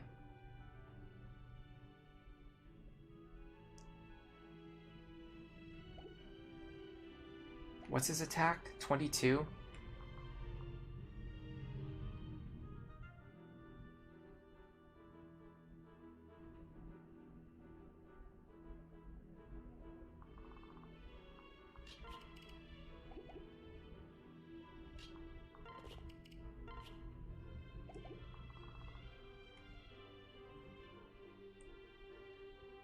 -3 is 19. Even on the forest, he deals exactly 18 to me. That's so rude. That's so rude. There's literally no reason why it has to be this way. Like, there's no reason why the enemy needed to do that. It's just trash. Like, it's just pure trash.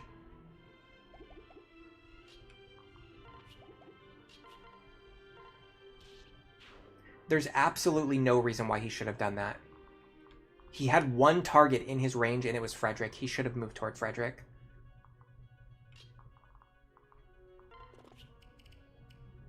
So the idea is, you go like this, you pass Frederick over to Muriel for the extra defense, but then he actually still has exact lethal on her. I want to show that off, but there's no way for me to do it, because then Sully gets left in that position, and then Sully dies anyway.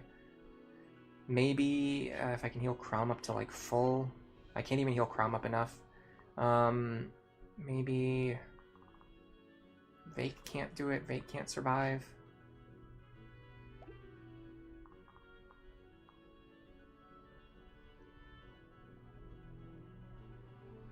Like, I don't have any character who can actually survive in this position.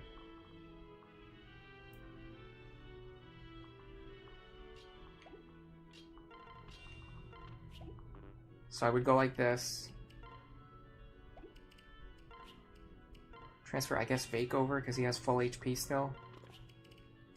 The enemy might not see lethal on him, even though the enemy might have lethal but might not see lethal. That might allow me to show off what I wanted to show off. And then the enemy's going to attack Muriel. Oh, he's going to attack Vake anyway, okay. Clown behavior. Literal clown behavior. Anyway, point being...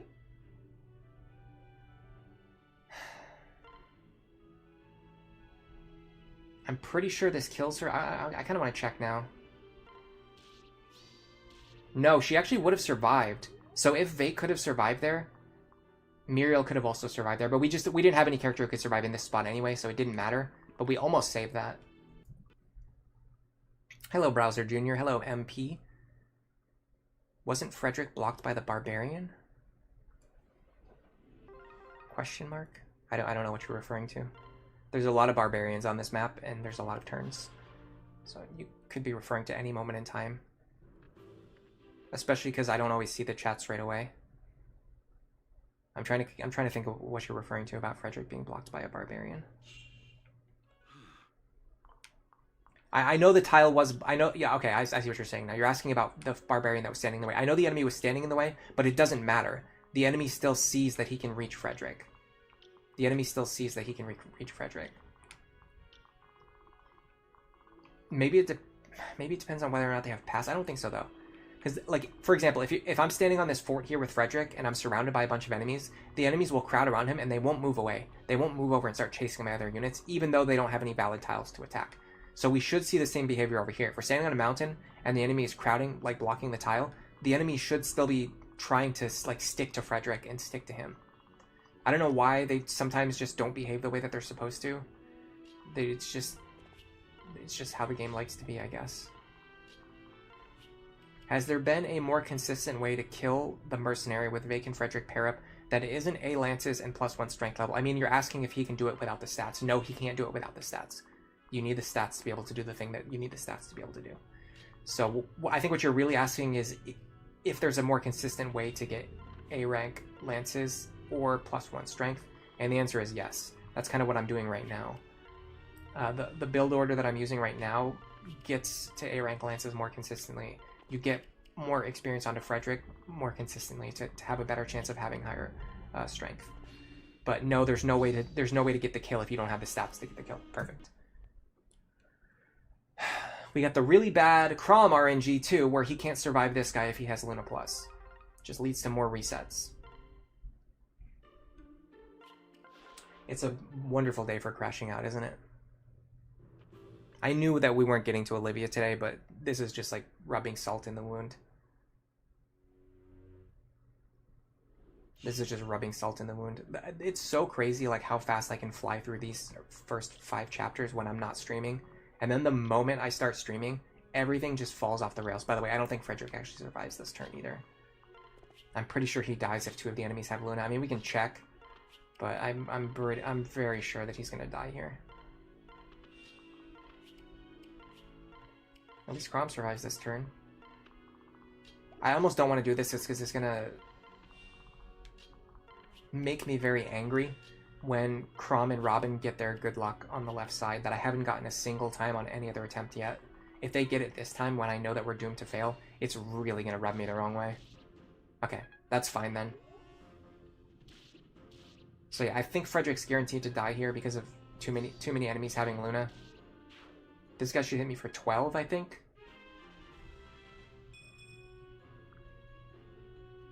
10, either way. We're dead. There's so many clowns, you may as well call Chapter 2 the circus. Absolute clownery. What's the routing for A-Lance's on Frederick? I mean, I'm just giving more combats to Frederick early on.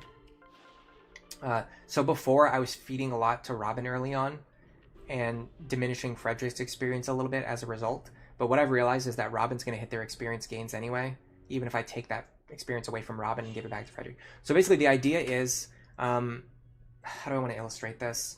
So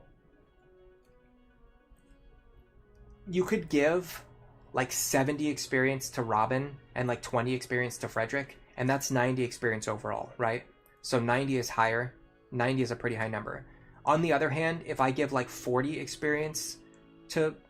that's too much. If I give like 30 experience to Frederick and like 30 experience to Robin, that's only 60 experience, right? Which is less than 90. But because Frederick's getting more, it ends up helping us more in the short term because we get to A rank lances and we get to level 2 or level 3 faster to get the stats that we need in order to guarantee these one-shots so that we don't have to reset entire runs every time we get to chapter 2. Cool, they all have Luna again. But we can actually dodge this time, so it's worth at least playing out. I wouldn't do this. I wouldn't. So this is an attempt that I wouldn't do on the real Ironman because I wouldn't lose the entire run just based on Frederick needing to dodge attacks. That's a very stupid idea. But because I can just reset anyway, it's worth just resetting these attempts until we get it. But theoretically, we could win from this position without any resets if I was willing to just... Well, I could win just by resetting for enemy skills here. But instead, I'm just going to reset every attempt until I win because I can do it. So there's no reason not to. Nice. Okay. Left side RNG looks good. Now we need Frederick to dodge an attack. Bad start. Perfect. Perfect. Perfect compliment to my good left side RNG.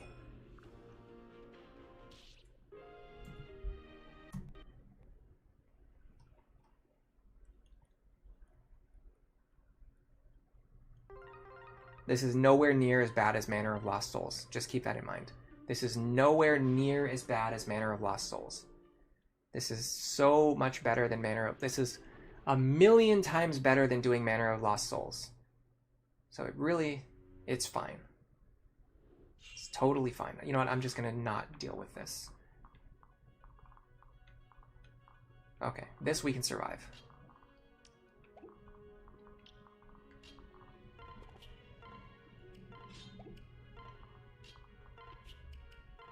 Now, can we please get the good RNG on the left side? I know we're not going to, now that it actually matters. This is why you don't just throw recess at the wall and just wing it. Because when you do that, you get the good RNG on the left, and then you get the bad RNG on the right, and you just lose your mind and absolutely get tilted beyond belief. Okay, we got the dual strike. I'm fine with that. I think Frederick is guaranteed to survive here. Oh, for sure. For sure. Strength? Yes. Speed? Yes. Defense? Yes. Okay. We're back onto a good line here. The annoying thing is, we probably can't... Oh god, what is going on here? Okay, well the good line just evaporated into thin air. What are you doing, man?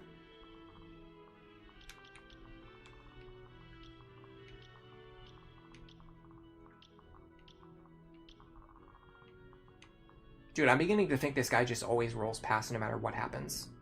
I'm seriously beginning to consider that that's a possibility. We can work with this. It's going to be annoying, but we can definitely work with it. The question is, can we have Frederick stand here?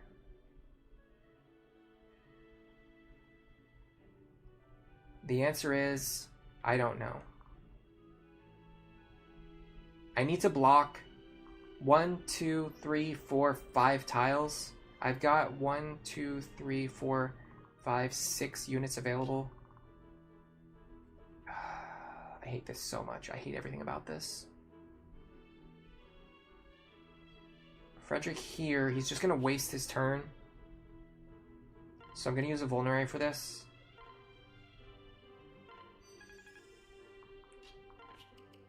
Robin here. We need this to hit. Dude. Oh my god. Holy crap. It's been a while since I've been this tilted.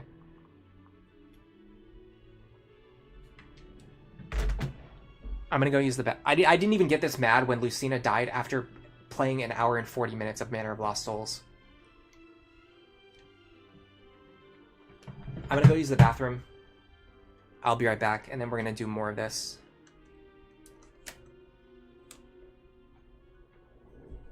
That just broke me. That miss just broke me. I'll be right back.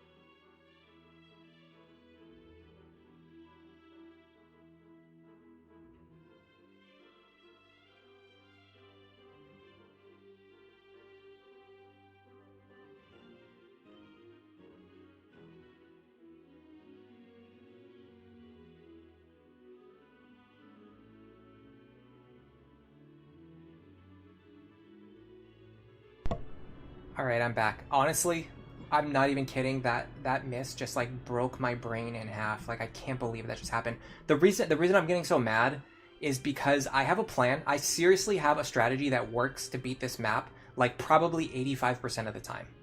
Like this strategy should work like 85% of the time. And I swear to God, I don't know what it is. Every single time we do this chapter in the Ironman, and only in the Ironman, it fails like 80% of the time instead of passing like 80% of the time. Like it just should not be this way. It should not be this way. We should be passing this 80% of the time.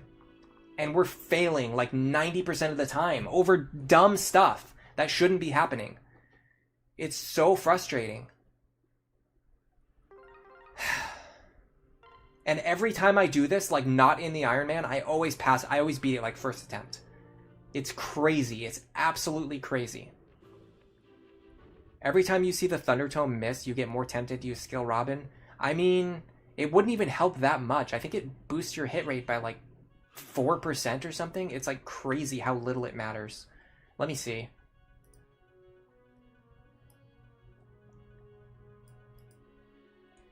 Skill times 3 over 2.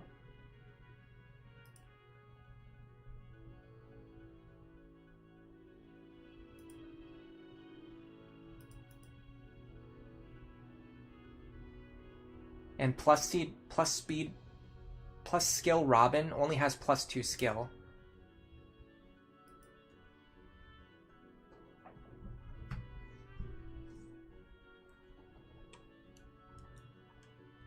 Yeah, it's an extra 3% hit, my friend. It's just not that important.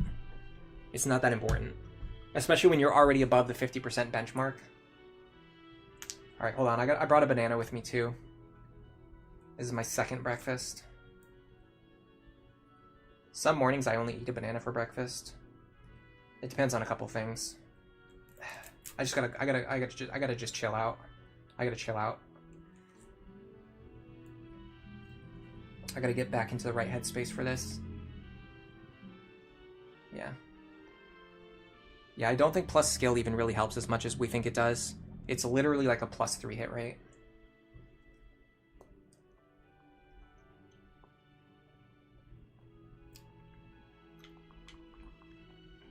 Maybe with the extra levels,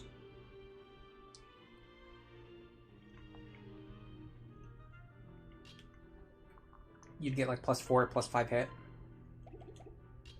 That's still like nothing. So you'd be on like 68 or 69 instead of 64, and then plus whatever Chrom. Like you're getting more accuracy just from getting the Chrom C support than you are from going plus skill Robin. All right, what skills do they have? You guys are gonna have to listen to me chew on this banana too. I don't care. Nope, not doing it. I'll just reset.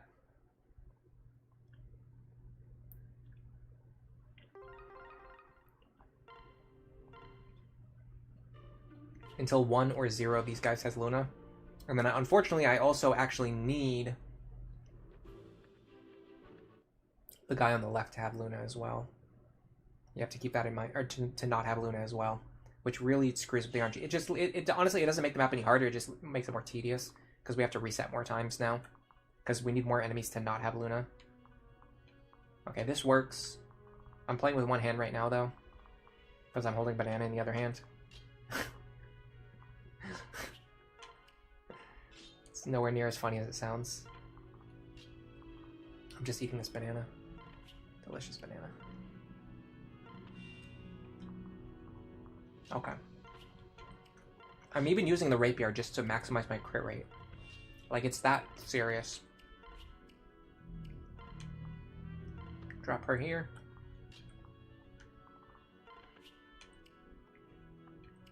Pair up. Pair up.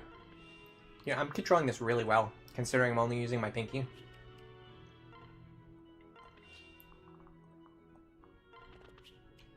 How is it that I'm making fewer misclicks with my pinky than I normally do with my entire hand? 2 entire hands. Alright, so we should pass turn 1 no matter what. Oh my god. Yes.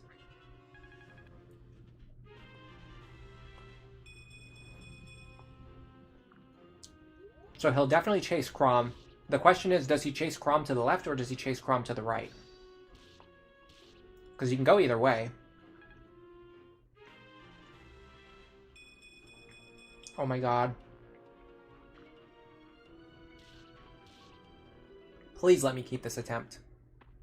See? Okay. This is what I'm talking about. Look at this. Same thing. Same exact thing, okay? Chrom on low HP. And he goes left instead of going to right. And look, he has pass again. I don't think I've ever seen this guy not have pass.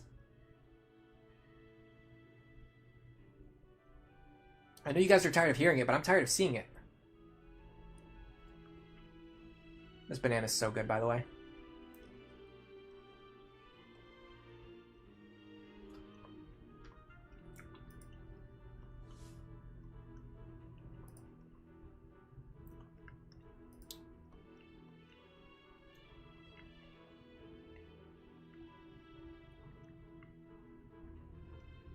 Oh, I'm drinking plenty of water. I pretty much only drink water. Is this the Miku hair color? I can't remember. It might be. And hello, Ryan Dalmaluski. Welcome to the stream. Oh, hello, Devin, Prince of Art. I haven't seen you in a while. You think Olivia is a good unit? But it's a similar issue that Azura has. In Birthright, low defense. Oh, Azura has in Birthright. Low defense isn't... Low defense in a very enemy phase heavy game. True. The big reason I like using... Or the big reason that I'm really starting to appreciate Chrom with Olivia and why I want to try this for the Ironman is just for the sake of deployment slots. I kind of explained this earlier. So I have like a sort of good way to explain it. Basically, the idea is, let's say you only have 12 deployment slots, right? If Chrom's partner is Sully, then Chrom plus Sully plus Olivia is 3 deployment slots, and that leaves only 9 left over. That means someone doesn't get a partner because that's an odd number, and it also just means we have fewer characters that we can send into battle, right? Like fewer staff users we can send into battle. But if you do Chrom plus Olivia, that's only 2 slots, and that leaves 10 slots left over. That means you can do 5 pairs, or you can just get an extra rescue staff user. There's just like a lot of reasons why it works really well.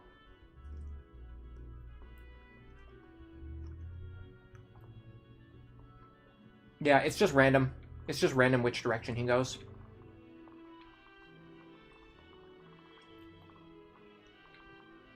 Ooh, we can survive over here, I think.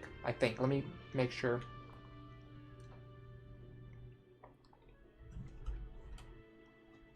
It might have to do with defense level ups.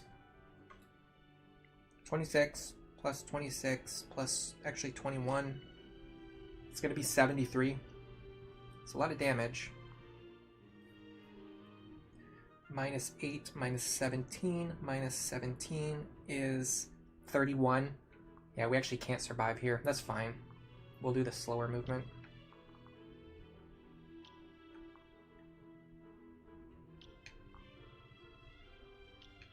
So I can still fight this guy. And because we got rid of him, that actually gives us a lot of action on the left. A lot of action that we can run. So I'm going to go here. I'll have to use... I don't have to use the elixir, so I'm not going to. Right? Let me confirm that. 21 minus 17. Yeah, no, we don't have to use the elixir.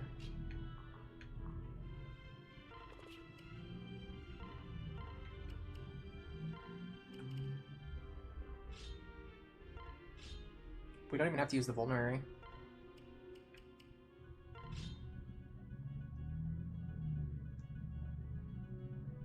He's going to deal 4 damage. We're going to be left with 3 HP. Then next turn we can use the elixir and get the most value out of it. I'm very smart. I could even use the Silver Lance to hit him harder. I'm not sure. I don't think it might matter. I want to save Silver Lance charges. I used a lot more early on than I normally do. Alright. If I put Lisa over here, excuse me, to heal Chrom.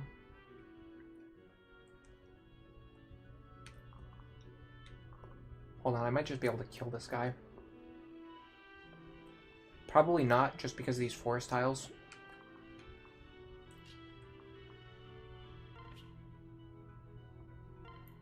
Maybe.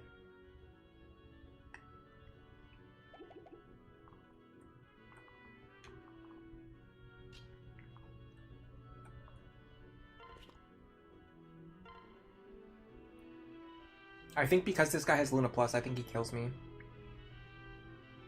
I'll be on 9 defense. 22 minus 4. Oh no, I'll be fine. So then I'll deal 8 damage.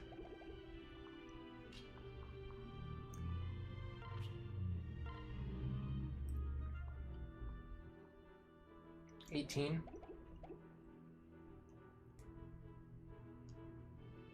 He'll be on 14 HP.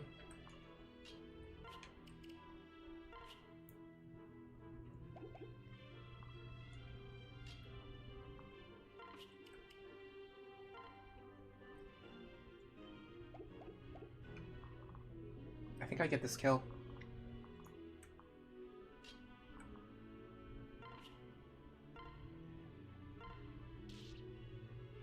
I want to kill him now so he's not causing problems for me in the next few turns.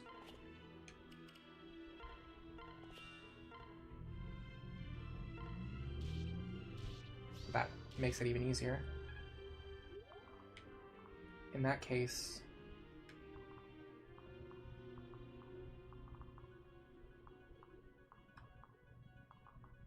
I can actually pass this over. Do I want to do that? Hold on, I know how I want to do it. Like this. So we transfer Robin over. This gives me an extra tile of movement for next turn. We're going to give Robin the Fire Tome. Wait here. And then Robin's going to grab this kill. And most importantly, Robin's actually still on full HP. And we get 92 accuracy. Okay, now we just have to worry about the group on the right. Oh yeah, the axe was definitely the play there. Alright, let's figure out what we're going to do with the group on the right. I'm almost done with this banana. Yeah, Sully lives there. I believe this map is set up so that even on Lunatic Plus, Sully can always fight a spear guy once, no matter what skills he rolls.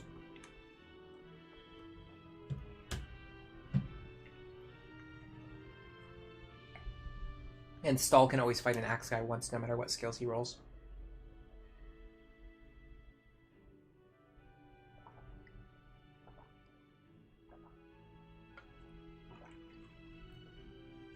Chapter 2 is pretty tough. Not really, it's just... It's being as obnoxious as it can possibly be. Okay, we're not going to be able to fight 2 this turn. But what we can do is give this kill to someone. Now, I'm not going to make the same mistake I made last time with Chrom. I'm going to make sure that we can actually survive if we leave him in range of someone. And if not, then I'm not going to leave him there. I think this is actually just like a Robin moment. But I want to heal Chrom in the meantime. Oh, this is actually tough. I can't get Frederick into a good position. Okay, hold on a second. Yeah, I have to be a little bit more judicious about what I'm doing here.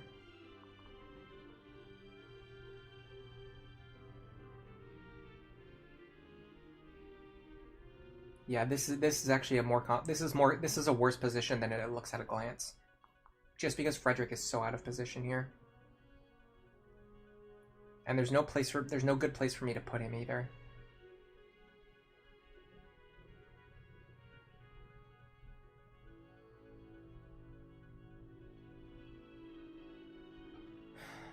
What if...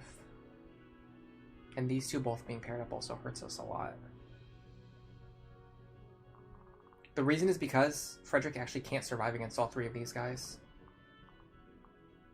But he has to end his turn in range of all 3 of them. Okay, what if we do this? Oh, I hate this. I hate this so much.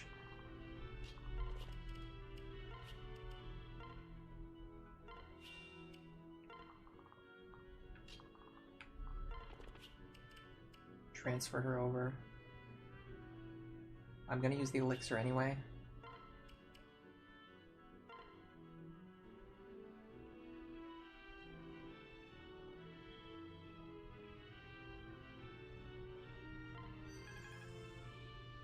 Now, they won't know that they have lethal. The problem is this square is actually threatened by 2 enemies. So how do I play around that? They deal 46 damage.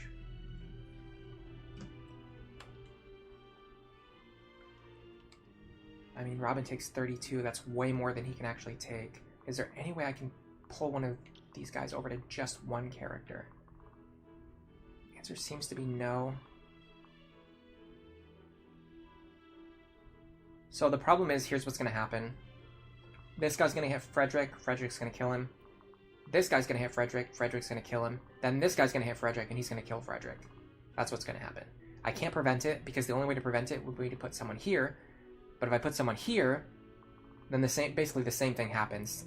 They hit this person, and then this person kills them. And then they hit this person, and then this person kills them. There is one way... Hold on, there is one way to play around it. There is one way to play around it. I just remembered. It's very significant, too. Let me check their speed values. 11 and 10. Fake has 6 speed. Yes, I see what I'm trying to do here. But I want to make sure that I do it the way that I want to do it.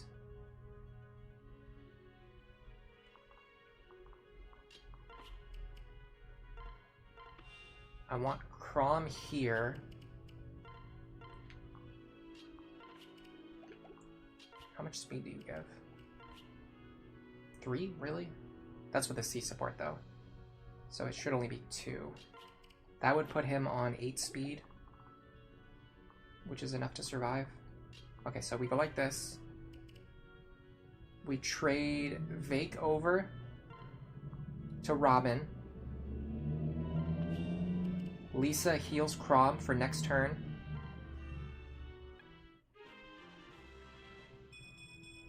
This is one of those cases where doing nothing is actually better than doing something. And then Vake stands here with nothing equipped. This should pull the first attacker over to Vake. Yes. And that keeps Frederick alive. Guaranteed.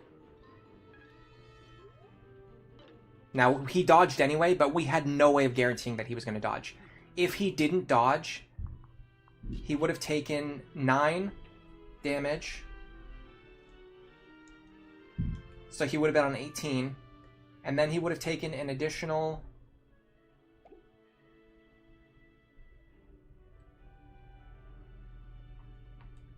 $9. And then an additional... Actually, only 8? So he would have survived on 1? Is that true? I'm not sure. He actually might have survived there. I could have been overstating the difficulty. All right, this guy has pass. This is another tricky situation.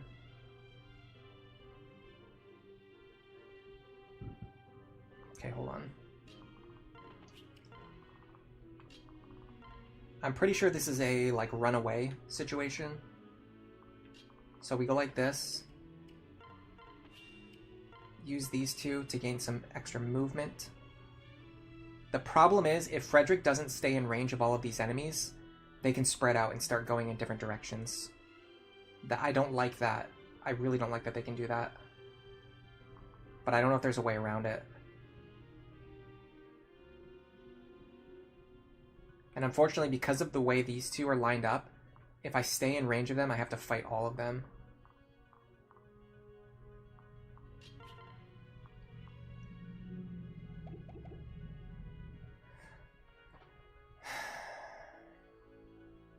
Is there a way to pull just this guy onto Robin? I think the answer is yes.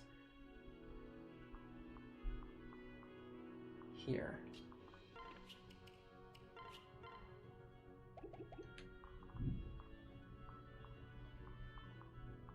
So Robin here. This guy will move on to Robin first, and then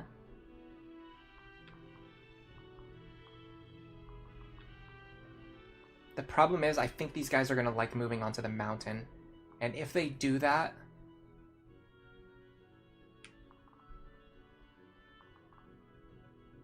they're going to ignore Frederick and go the other way. I don't know. I feel like the Lancers are just going to go to the right side anyway, no matter what I do. Let me try... I hate this so much. I hate that I have to stand here and give them the advantage of the mountain tile.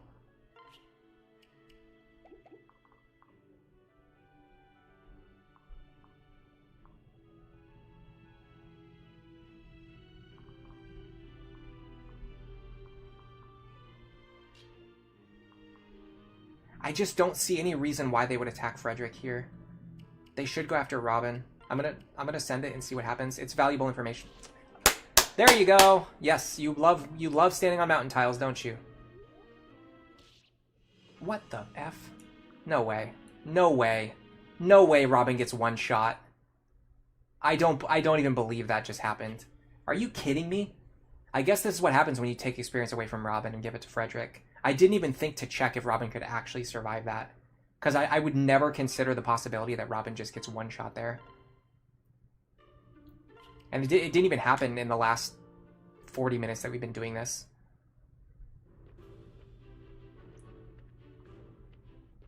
Why did they choose to attack? I really don't understand why they chose to attack Frederick first. Also, keep in mind, the only reason that happened is because the one with Luna chose to attack Robin, even though he doesn't know that he has Luna. So that was just, again, pure randomness that they decided to move in that order. If they had just done the opposite order, we would have just passed there. But again, this is valuable information. We can use this for future runs. We can use this information for the future, I guess. It somehow is something. This is not just me being tortured by cosmic unlikeliness. There's a reason for this. There's a meaning. There's some reason why this is happening, and it's not just to completely infuriate me. We're learning valuable information. We're moving forward.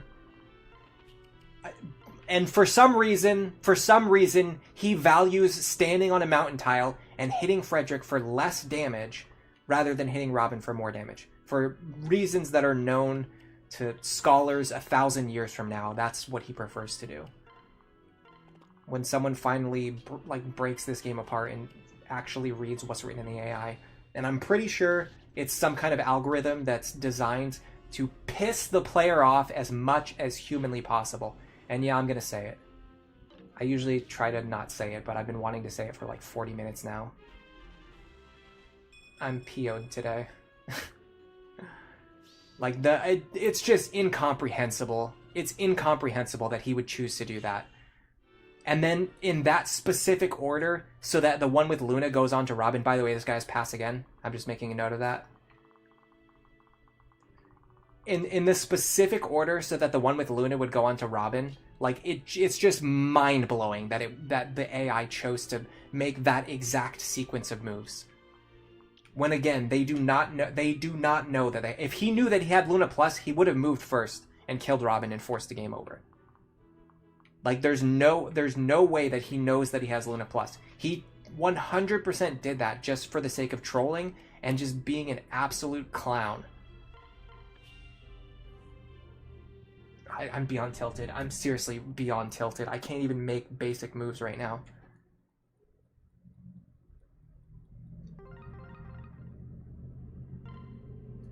The Luna Barb is the only one who could attack Robin. Okay, that makes me feel slightly better.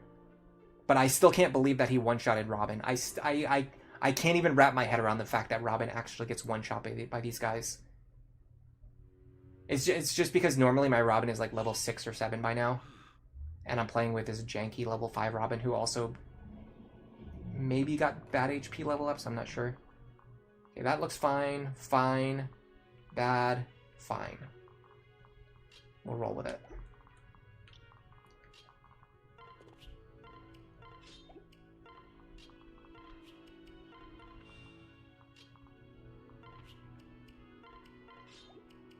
It's so frustrating too because I actually got the dual strike. Again, it's like you get the dual strike and then everything else goes wrong. Or you get the crit and then everything else goes wrong.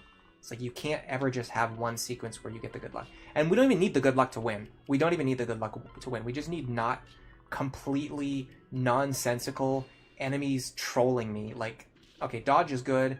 Dual strike would have been better. Honestly, I would actually prefer... Like, if I had to choose between having Chrom on 3 HP and that guy being gone... or Chrom on full HP and that guy being alive, I would always choose for Chrom to be on 3 HP. I don't care about Chrom's HP that much. I do care when this idiot chooses to go right around the mountainside, 1 in every 20 attempts, and just screws everything up. That's always fun. That's definitely something to... Dual strike, please. Thank you so... Oh my god, finally. Something went right. Those are bad HP levels. Yeah, it just instinctively feels off to me. Like I'm not gonna, like I don't even need to look up what's going. Like I don't need to look up the stats anymore. Like I can just tell just by, like feel, because I know how much HP they should have. By the way, I was supposed to move Frederick first. No, it doesn't matter in this configuration because we're stuck here anyway.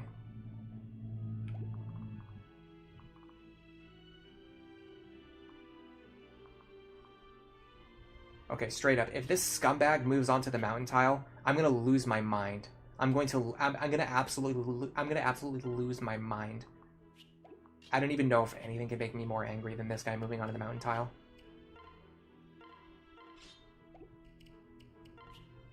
There's no way, right? Like, there's no way he does that. He deals so much more damage to Robin. He might even have lethal on my crappy 22 HP Robin. Okay, the good thing is he doesn't have pass, so we can body block him.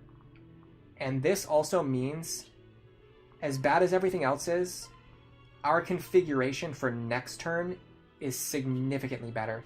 Because we have both Cavaliers unpaired, and we have both of them in really good backwards positions, which is going to allow us to move the rest of our army now in a way that we couldn't do before. The problem is these guys are going to start going north around the mountain. I know they're going to do it. I know for a fact they're going to do it. So how do I play around that? They're already in positions where they're going to prefer to go north instead of going south. So how do I work with that? How do I work with that information? What do I do to make this not completely suck?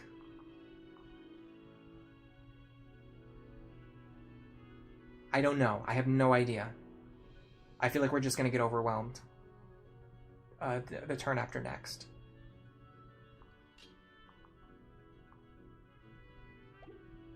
I don't think I have any way out of here other than just hoping that the enemies choose to behave, which, let's face it, they're not going to.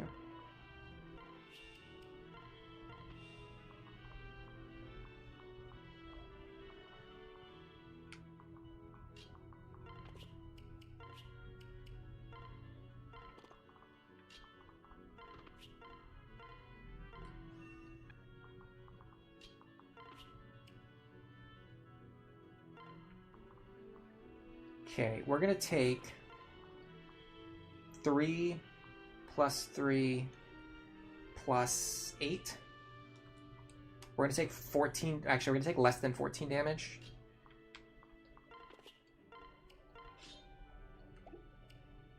So I'm not going to waste the vulnerary here. What I will do is get Sully over here. And then separate these two so I have more movement next turn. Okay, so the tricky thing is, I did not even clock that both of them had Luna. That could have been really bad. So the tricky thing now is, actually this isn't even really that bad.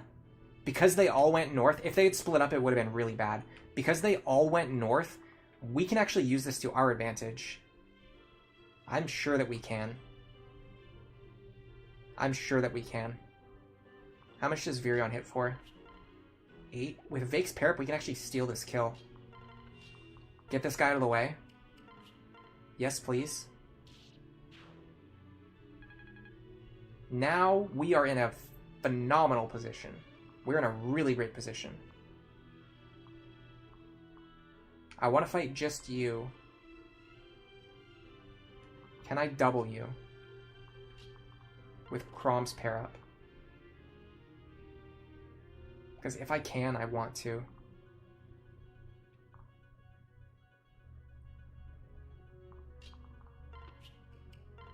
I'll have +4 speed. Yes, I can. Very, very, very, very interesting. The problem is it's hard for me to get into the position that I want to be in. I also have to consider how much is he going to hit me for. 25 minus 7. He's going to hit me for 18. I could get out of this with just a vulnerary.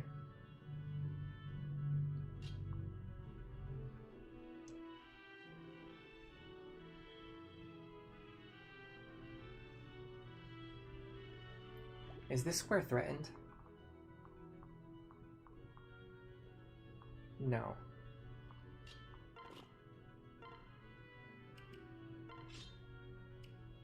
In fact, I think I can do it with a heal staff.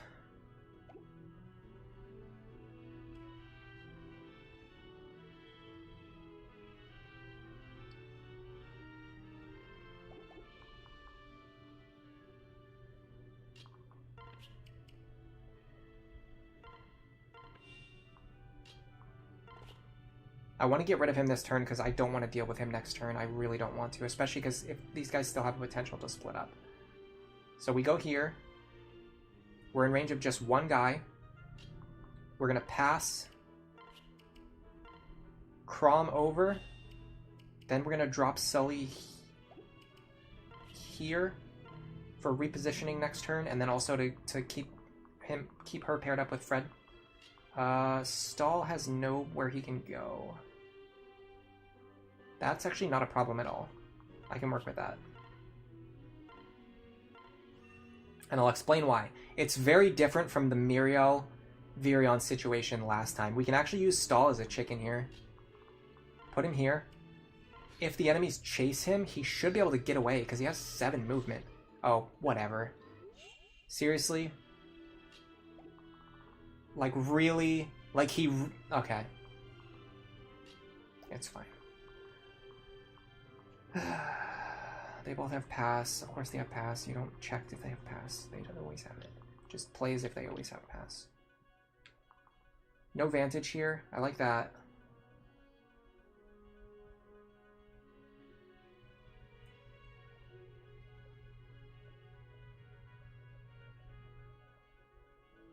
I mean, this guy being on 1 HP is like...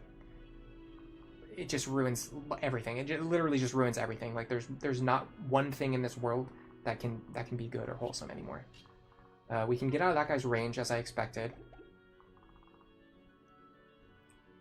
I'm almost sure there's a way out of this. I'm just so mad right now, like, I can't even stop to think about it. It probably would involve Muriel stealing this kill, but she can't. Because she doesn't have anything in her hands. Okay, the other idea is... That doesn't really help us.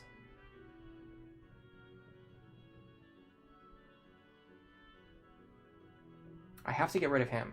Once I do that, I have a lot of options.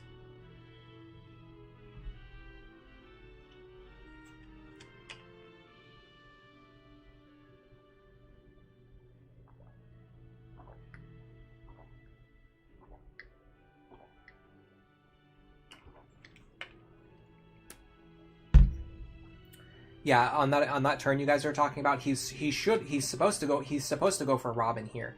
He should always prefer to attack Robin. But sometimes if there's like a mountain tile they can stand on, they'll just do something idiotic like stand on the mountain tile and attack from here. I don't know why. I think they love doing it, especially when they have counter and they can really screw you over.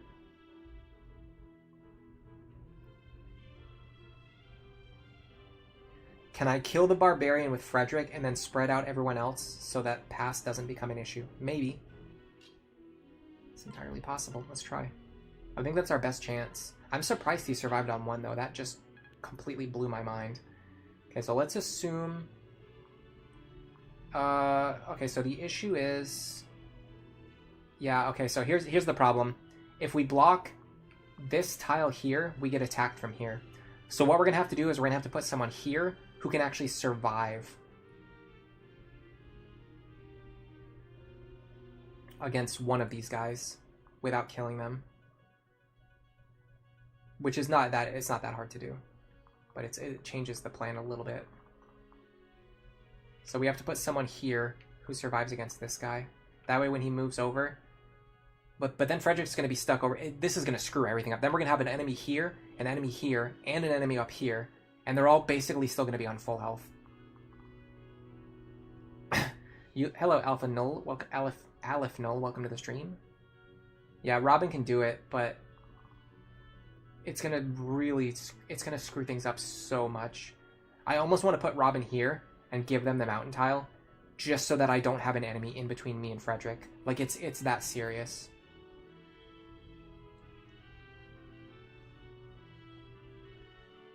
Yeah, I'm doing that. It's that important. And that allows me to push Sully back over here.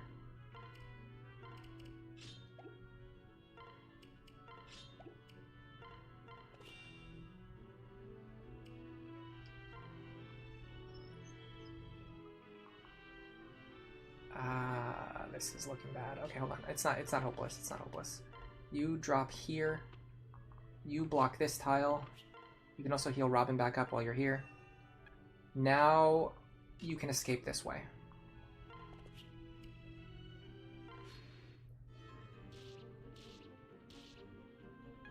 Imagine if we got the dual strike crit there and it just forced the game over. No, he wouldn't. The other guy wouldn't be able to get on the mountain.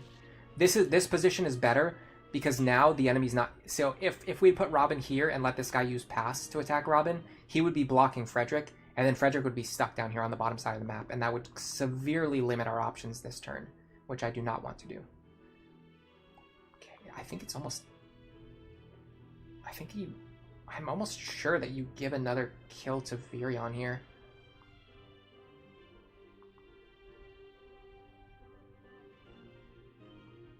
Man, these guys having pass is so annoying.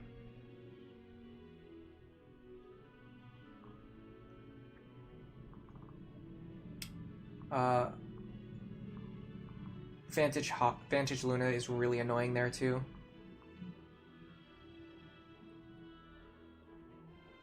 I think I see how to do this. Give me a second.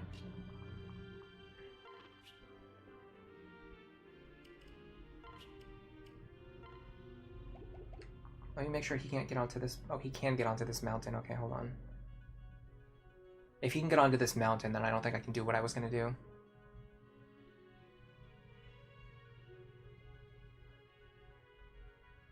What if I go south instead? Because this guy doesn't have pass. But I have to get rid of him anyway because he has Luna. I mean, I feel like this is just a Virion moment. I don't see any reason not to do this. Because this guy having Vantage Luna just makes him as annoying as he could possibly be in any version of reality. Because now we can get away with just doing this. This. And then honestly, like, nothing else really matters.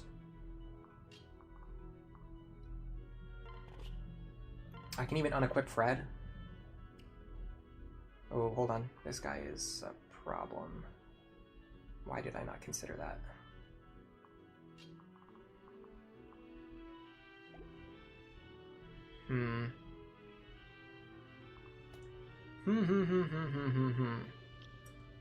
I might still be okay.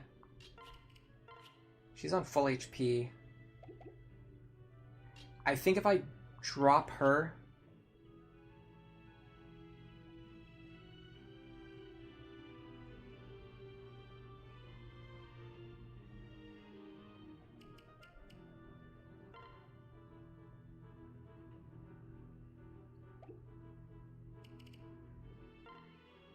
and then Stall pairs up with her.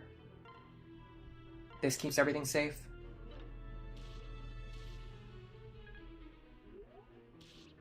Yeah. Okay. Good God, this was an atrocious slog. I think we're fine now. I don't think I'm going to struggle with the top half of the map. I want to give Sully this kill with the Frederick pair up.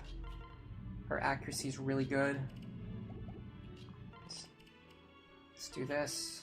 Transfer her over. Stop doing that. Equip the axe just in case we miss. We also get a chance to dual strike. There you go. That was really stressful. I mean, honestly, this whole chapter has been stressful. I don't know what it is. I said this already earlier, but I know not everybody is paying 100% attention, and some people join the stream later, but for some reason, I feel very confident in saying that my Iron Man strategy for this chapter works like 80% of the time. But for some reason, as soon as I start doing it in the Iron Man context, it just completely stops working like 90% of the time. I don't know why it does this. I don't know why this happens. It's like I can do it off stream. I can do it in other runs. I can do this chapter in other runs and usually get through it on the first attempt. I can do it off stream, usually get through it on the first attempt. And for some reason, as soon as I start actually trying to do it, like within the Iron Man framework, everything falls apart and it just completely stops working. I do not understand why. I want... No, actually, I just want Frederick to get these shiny spots. There's no support routing. Dude, we got like plus 20 something experience on Frederick on 3 shiny spots already.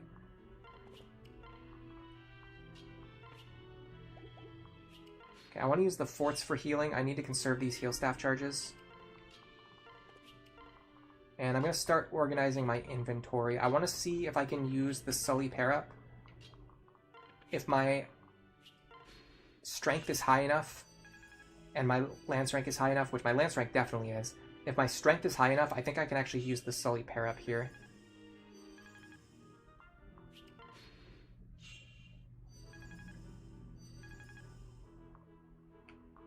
Yeah, he has seriously gotten like what is effectively like a bunch of extra kills worth of experience. This is atrocious. Luna Hawkeye is like the worst. Is like the one thing you do not want to see on this boss. I can work with it, but it's really bad. It's really, really, really bad. That is disgusting. But what did you think was going to happen? After the way this stream has been going, we already knew what was going to happen. We were very aware that this was the only way that this could end. It's for the boss to be as disgusting as possible. Alright, so the idea is... Yes, as soon as he moves off the fort, we can kill him, even with Sully's pair-up. That's really good.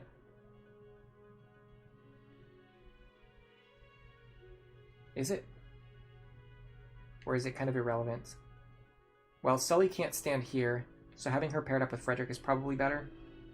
The question is who can stand here? The answer is, like, nobody, really. Nobody can fight this. It has to be Stahl.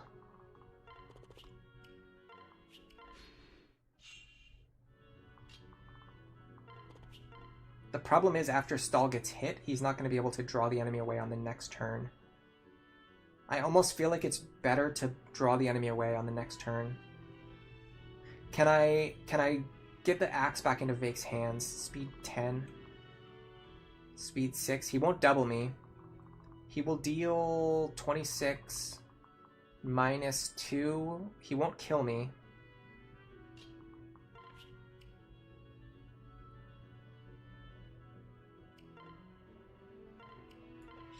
There is one problem with this, and I have to get the axe back into Frederick's hands. So to do that, you want Muriel to be standing here. So Frederick will be here. He'll kill this guy. Vake will hit this guy, hopefully. Damage him. Take some damage in return. Then we pair up with Muriel. We give Frederick the axe. Then we pair up with Muriel. Then we run away. Then we set up a situation where Stahl pulls this guy off of Frederick, while setting up a kill for hopefully setting up a kill for Virion. That's the idea. Can we make that work? Well, first of all, I'm going to pair up Stahl here to get some extra damage, defense, speed, crit chance, and the chance for Stahl to get a dual strike. I can make that work by doing this. This is actually a tech I've been wanting to show off, but I just haven't been able to because the last few attempts, it hasn't really been needed, or we haven't been in a situation where it was possible or where it was needed. But this time it actually, I think, is going to work out. I really wish I could pass these vulneraries around. No, we have plenty. We have 3 over here, 2 over here, plus elixir charges. I think we're actually fine here.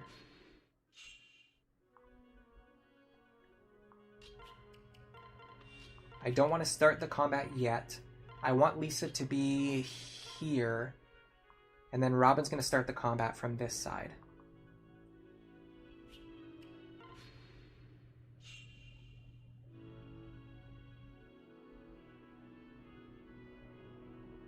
Browser, I know about the enemy AI. It's in my guide video. What we're doing is planning what we're going to do when the enemies start moving. Well, and for those who haven't seen the guide video, I'm going to explain what I'm doing right here, I guess. I wasn't explaining it very well. These characters are standing at the very edge of the range of these enemies here, but they have linked AI, so they won't start moving. So the question is, how do you draw them out one at a time? The way you do it is actually by using this water tile. So when you attack this guy right here, this starts the combat. Now this activates the linked AI of all of these enemies, these 6 enemies here. This is going to start them moving.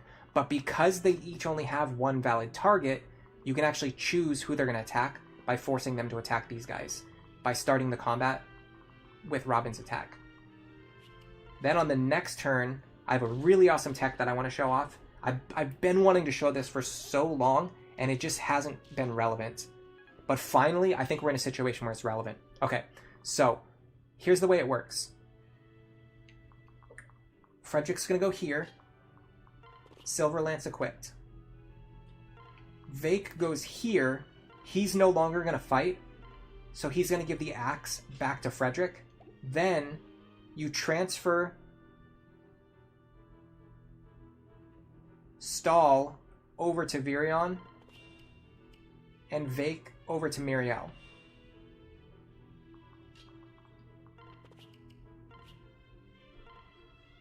Stahl can pull this guy off of Frederick.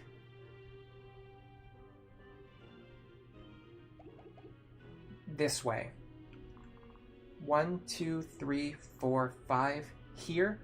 So I'm going to go like this. I'm actually going to unpair. This is going to minimize the enemy's crit chance by going like this and putting a bunch of characters around Stahl. This gives him minus 10 crit. This gives minus 10 crit to the enemy by standing this way. It's the same thing we do in Chapter 0 when fighting the boss. If you just have Stahl paired up with someone to the left and someone below him, he gets minus 10 crit. Or the enemy gets minus 10 crit. Now Robin stands here, which is only in range of the boss, which is going to pull the boss off of Frederick. The only question is, can we actually survive this? 25. Yeah, we survive. Not very comfortably, but we do survive. I'm going to go for high rolls, so I've got the Rapier and the Thunder Tome equipped. I need to get rid of this guy fast as possible. I can't draw him out over multiple turns, because that would just give him the advantage. Because he will outdamage me.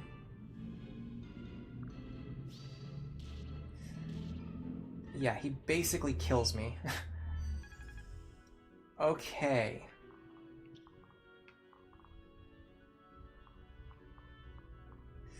Now, unfortunately, this tile right here is threatened. I'd like to have Virion pick up this kill, but he has to be able to survive an attack from you. Or maybe not. If I kill you, I will then take 3 plus 9. I'll take 12 damage. I'll be fine. This guy has...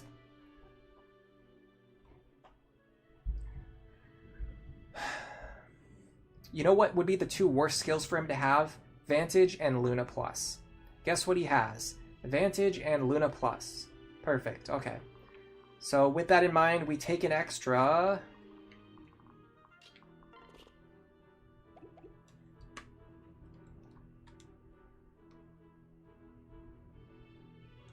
$14 damage. Plus 3 here. Plus, what was it, 9 here?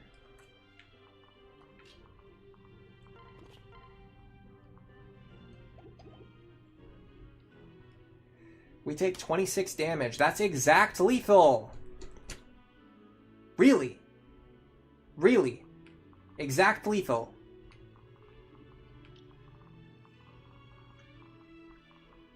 To screw up my entire plan. That's what we're going with. Okay. All because this guy has exactly Vantage Luna Plus. And because this guy has Vantage Luna Plus. And because he hit all of his attacks. Which, by the way, 52% chance to hit. And because Frederick's on exactly 26 HP. There's a million things that needed to go exactly wrong for me to be stuck here. I mean, it's not even that big of a deal. It's a kind of a big deal. It's kind of annoying, but like it's just... don't worry. It's fine. I have plenty of vulneraries. Because I'm not going to kill this guy anyway now, I think it's fine to switch over. I wanted to get him with like a crit or a dual strike last turn, but I didn't. So instead, we're going to do this. We're going to heal back to full, and that gives us one more safe turn that we can fight him. This is so annoying. Okay, hold on. I can still make this work. He can't get onto the forest tile, right? No. Okay, so hold on. I can still do this. You go like this.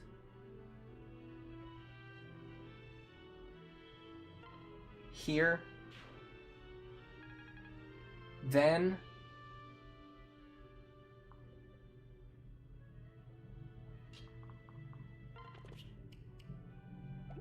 hold on.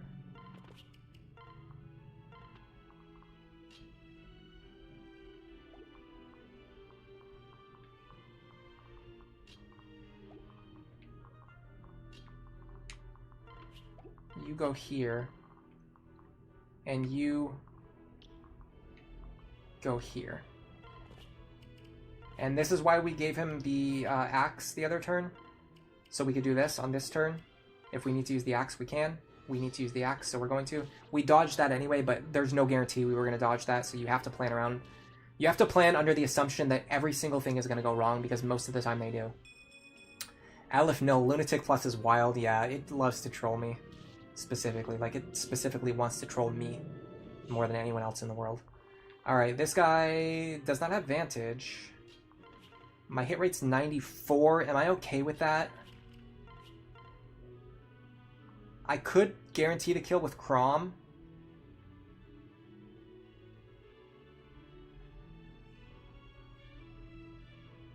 And Chrom is kind of needing experience right now. Robin's a much better recipient because they're going to get boosted 1.5 times experience. But Chrom is more consistent here, and after as many times as we had to redo this chapter, I'm going to go with consistency. And Chrom wants the experience too, so it's not like, you know, it's not like that was a complete waste. Man, that really did not give as much experience as I would like. Okay, now we should be completely fine here.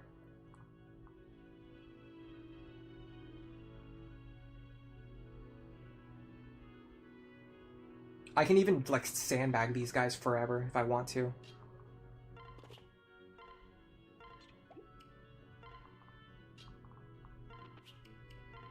Let's sandbag those guys and pass the experience over to other characters. So this is another really good tech that I really like and I want to show off more often, but doesn't come up as often as you'd think. But this is a really good one. So these guys are just going to keep attacking Frederick, and then he's just going to keep healing with the fort. So we can pull them away one at a time, and then give the experience to whoever we want.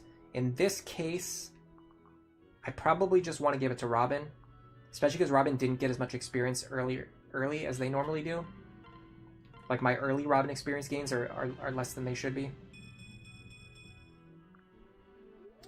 Do we survive? 22 minus 7. I can't even do math right now.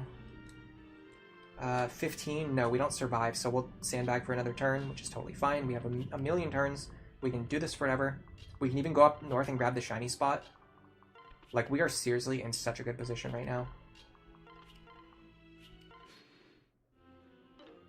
Oh, you want to miss me? Look at this. Okay, so we do this again. Let's actually do it this way. Fire Tome. Heal. Chrom pair up. Anyone else we want to get points with? Maybe Virion?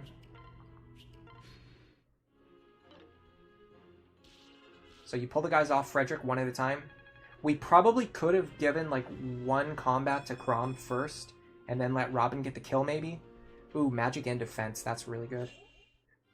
But I'm not 100% sure though. I'm not in the correct headspace to sit here and think about that. Okay, this time I actually want to give this shiny spot to Frederick, but if I do that, the Barbarian's going to start moving.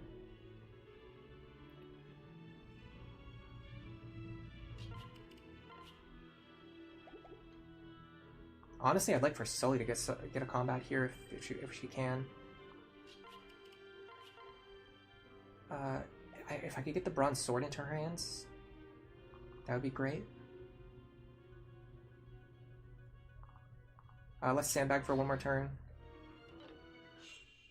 I'm trying to figure out how I get the bronze sword back into her hands. I don't want to waste heal stabs here. How much does he do? 26 minus what? 8? We'll be fine.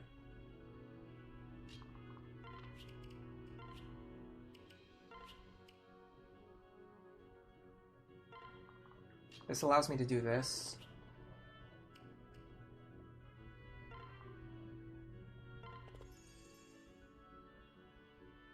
Dude, more free 27 free experience? Oh my god. Insanity. Okay, I can pass her the bronze sword next turn. And I think we're set here. I don't think Robin ever kills this guy. I don't think Robin ever gets killed by this guy unless... I shouldn't have even said anything, but let me check now. There's actually a chance that he could have crit me there. No, okay, he can't.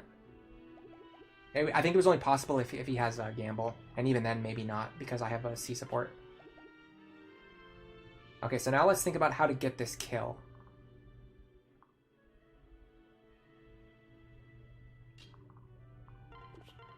I wonder if I go all in all. No, because I can train my lance rank later. The safety of using the sword here is better.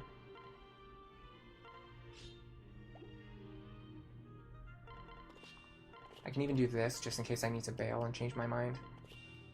Okay, so here we can deal 11 damage. Okay, so I want to chip him down to 11 or less.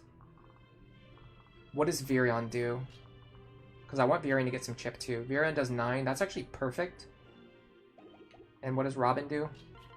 Robin does 13. Okay. So I want Robin to be unequipped. We do 9. Virion gets a level. That's great. Speed. Speed. Then we go here. And now, even if she misses this, which she can't, but even if she did, Robin could still bail us out. And we got the dual guard. That's extra support points, which don't matter because they don't roll over. But still. Yeah, finally, and good riddance. No kidding. Chapter drives me nuts just on Iron Man. Just on Iron Man, it just drives me nuts. It works.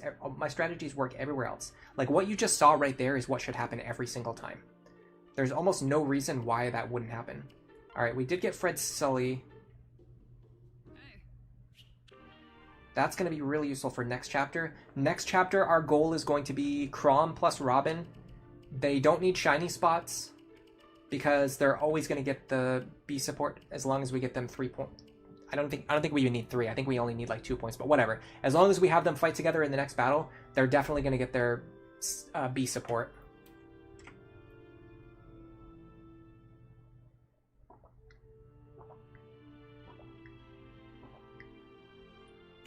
Hello, Blade Dasher. Welcome to the stream. Yeah, you can unequip weapons to not dual strike.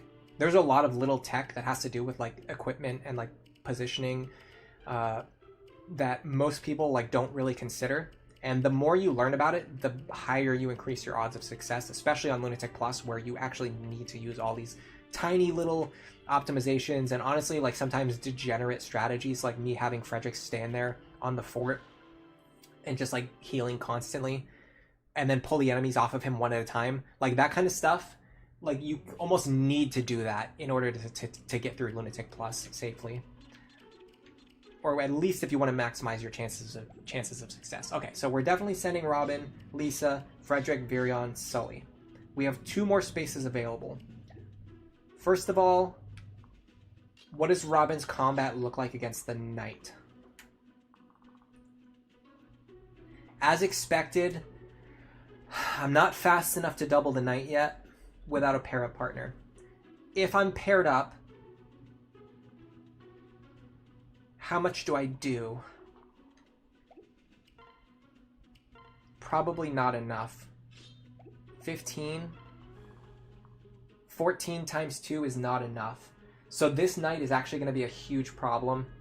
So this was my biggest concern. When you take experience away from Robin and give it to Frederick the way that we did for this route, these Knights, you're probably not going to be able to clear them. For that reason, I want to send Muriel for sure. And what I'm going to do is give her the Thunder Tome. Now the idea is Muriel... No, I want to give her the Fire Tome. The idea is Muriel hits this guy, and weakens him first. Then Robin finishes him off. Unfortunately, that means we have to get a lot of work done on these guys over here. But the idea is you would do that with your more powerful Frederick. So let's first check our speed. It's 11. We can double the archers with Chrom's pair up, I think. Am I sure about that? I'm actually not sure about that. I almost feel like I'm not quite fast enough.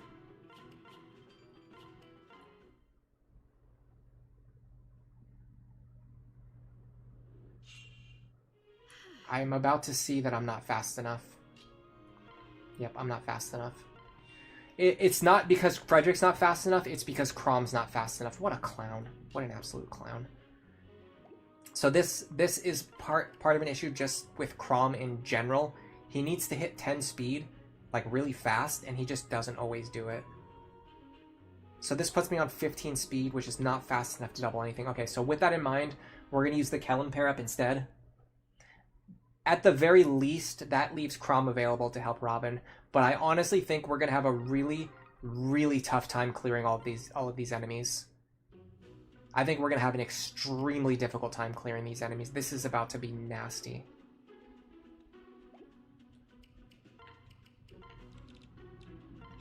I'm honestly really worried about how this is going to go.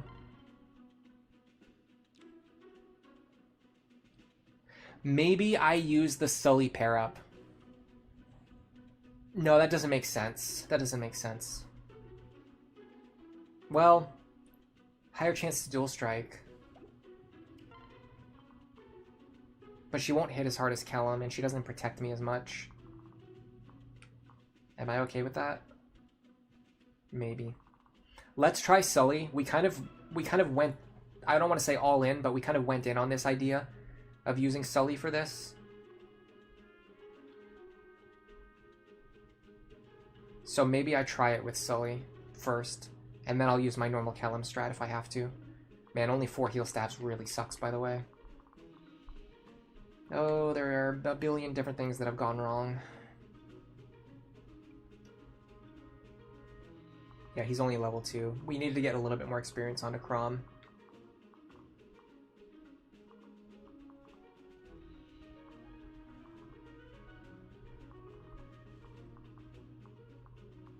Wow. This configuration over here is pretty much unbeatable. I don't think we can even win against these guys.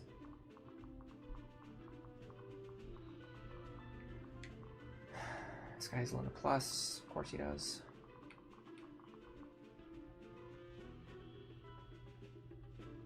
How do we force this archer to attack who we want? I don't know. I have no idea. I'm completely lost at this point. I don't even know what I'm doing anymore.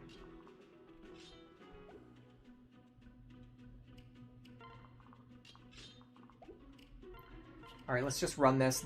I'm using a completely new build that's different from what I normally use.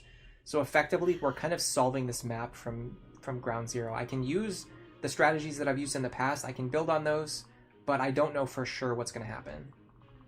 I have to be a little bit flexible here. So first, I'm going to go grab you. And I have to think about how to get these items into the hands of the characters that I want. Yes, okay, I see what I need to do. Pair up here.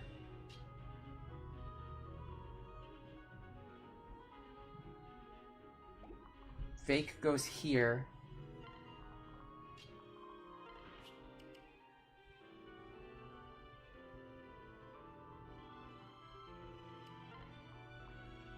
Give him the javelin.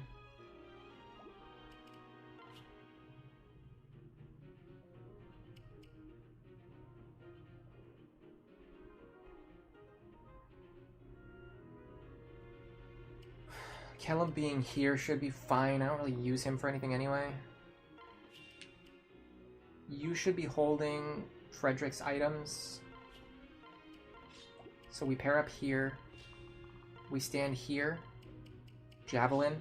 Now, the one advantage of Sully here, not only do we have 1 extra point of strength, but our dual strike chance is going to be higher. That's key. That is key information.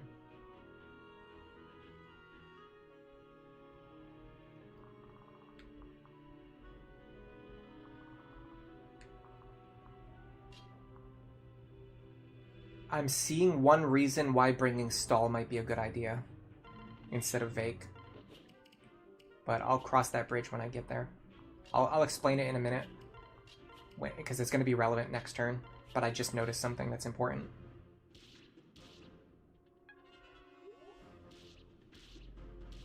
Okay, so the dual strikes aren't really killing those guys, but they're at least leaving them on lower health, which will make them a little bit easier to clean up. Okay, so the thing is, if she had a Stall pair up here, she could actually double, so I wouldn't need to use Sumia for this. That is very important information. Okay. I can get this guy now. Wish I could do it with the Fire Tome.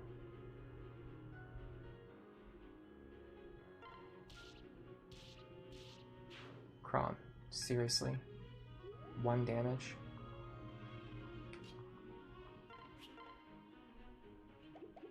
Yeah, this is what I was worried about.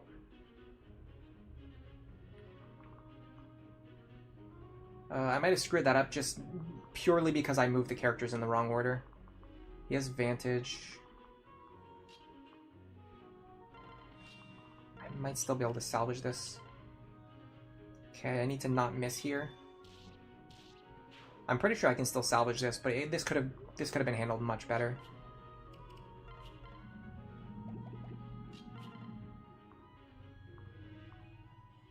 I don't have my axe anymore. I can do it with the bronze sword though. Then I grab Sully. Yeah, I definitely see why using Stall would be better here. If we have to reset, I'm definitely using Stall over Vake. Using Vake, first of all, Frederick doesn't get to hold the axe. That's bad to begin with, because we want Frederick holding the axe.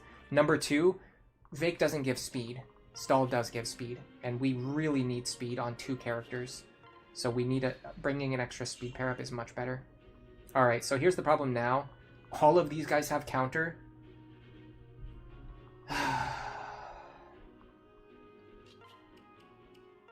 We might be okay here.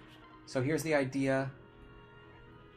We're going to take 21 damage from him and 2 damage from him. That's 23. We can take 23.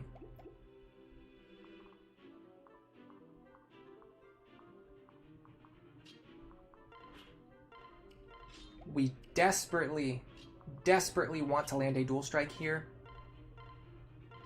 We're not going to, but we want to. It's just an unfortunate reality that you just don't get what you want in life, ever. Now here's the other problem. Because our team is trash and we can't kill these knights, we're gonna have to use a ton of attacks to get through this top door. We might be okay purely because of Sumia here. Sumia might be saving us. And we're low on heal stabs too. Oh my god. Kellum, come on! Dude, you got the dual strike. And then you missed?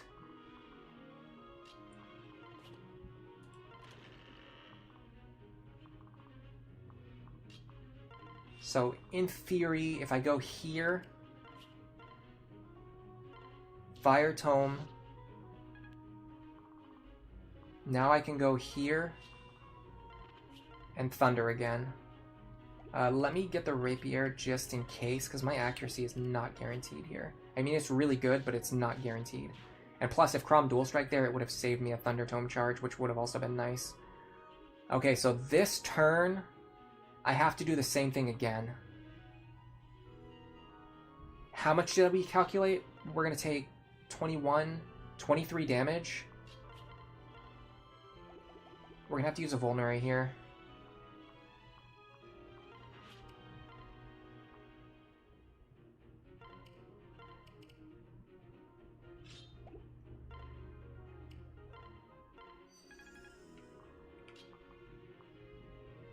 Be careful, I have to get Vake out of here first. Okay. Once this archer is gone, which is going to happen right now. Oh, that was great. That was fantastic. Okay, we actually took no damage. Okay, now that that archer is gone, we can actually just sit here for as long as we need to. Now, here's the difference between my previous build order and what I'm doing right now. On previous attempts, I sat here and fed a lot of experience to Virion. I'm strongly considering putting that experience into Robin instead. Now, having a trained Virion is really nice.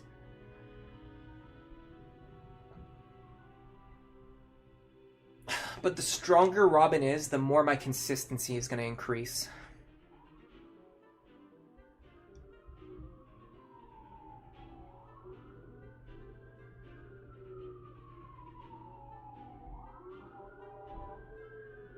Is it possible to start going towards the right on this map? Yeah, it's actually possible. I don't really do it anymore, but it is possible. Sorry, guys. It's probably a fire truck, maybe a police car driving by.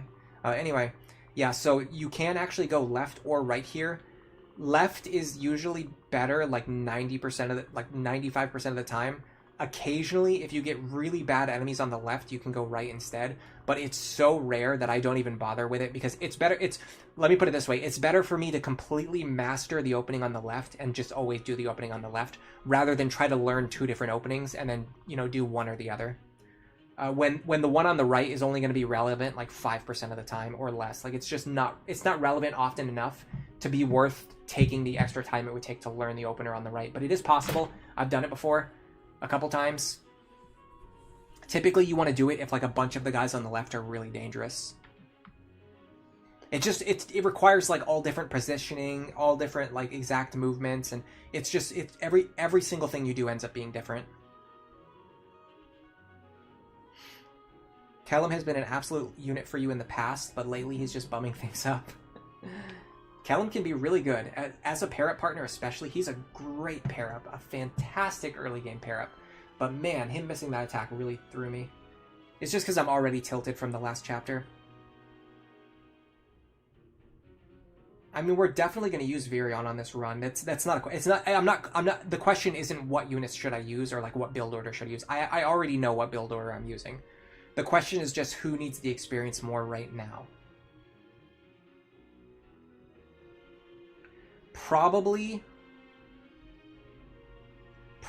I give some to Virion and then give the rest to Robin, as opposed to normally I usually just give like all of it to Virion. I probably should split it like 50-50 here. The big change from my previous build is that I'm this is kind of like 2 builds ago, but like two iterations ago, I used to be really concerned about getting Robin to exactly level 10 here, and then using the second seal right away, and then dividing the other experience up to other characters. And I moved away from that now. I'm just trying to get Robin as many levels as possible before level 5, before chapter 5. But I'm pretty sure if I give all of these kills to Robin, or if I give like one of them to Virion, I'm pretty sure Robin will end up with almost the exact same experience, just because of like the experience curve and how it starts to fall off when your level gets too high. I'll be right back. I can use the bathroom again.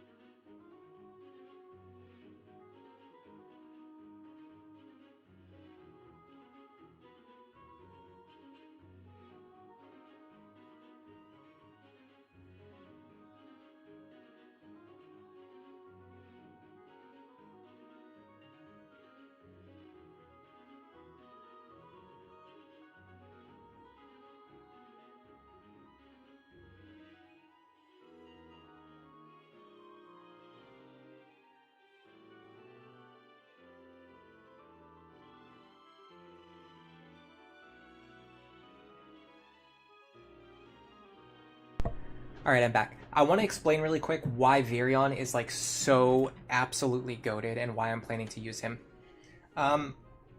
Unless you're planning to use, well, unless you're talking about Basilio, who joins at the very end of the game, Virion is the only character in all of Awakening that can use a bow without using any kind of seal, without using a Master Seal or a Second Seal. He is the only character who can just use a bow by default. That is extremely important information. And because bows are so good, I want to get Sully over here, but I also need to get Robin over there first. Excuse me, let me pass Robin over first.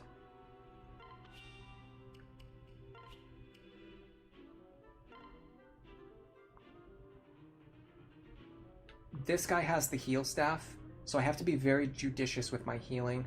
I only have 2 charges left.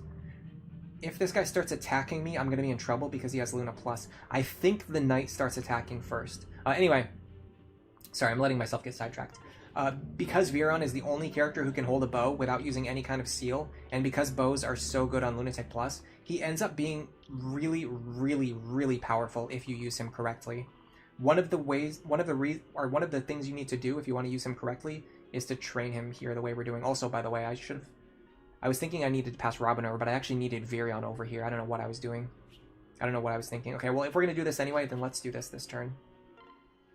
Let's get Sully over here. Technically, I get more defense from Callum, though. Yeah, I'll use Callum. Okay, good. That's what I want to see. That's what I want to see. Okay, well, hold on. Sorry. I'm getting really off track here. If we're doing this anyway, then let's do this. I'd like to use a Fire Tome instead, right? I'm not sure. Oh, he also has Aegis Plus. Okay, we'll definitely give this one to Robin because it takes Virion forever to get this kill. Let me pass the Fire Tome over. Who has it? You have it, right? Yeah, we're done with Miriel. We're not using her for anything anymore.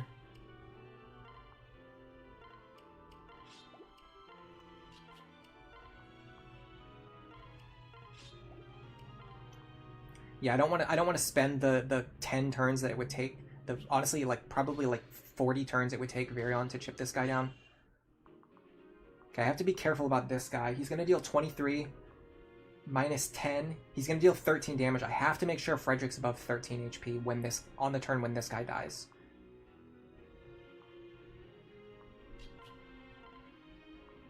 Oh, I'm doubling now. Actually, this is good. This is really good. Yes, that means I can do this.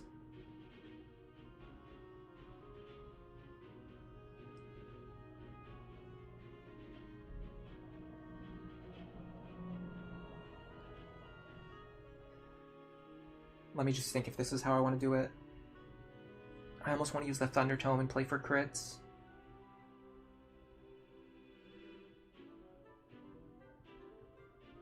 Did I even get the Sully C support? I should have. Did I not?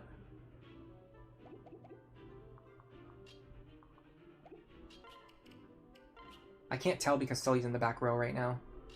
Yeah, no, we have it. We have it. A-rank bows is +2 damage. Yeah, let me check. So bows get... I believe they follow the same path as lances, which means they should get +1 damage and then +2 damage. So bows are...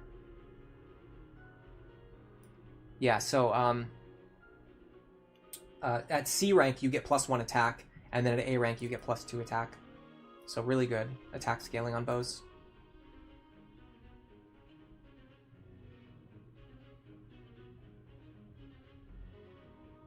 Yeah, it would be really nice if they showed the enemy attack order. I totally agree with that.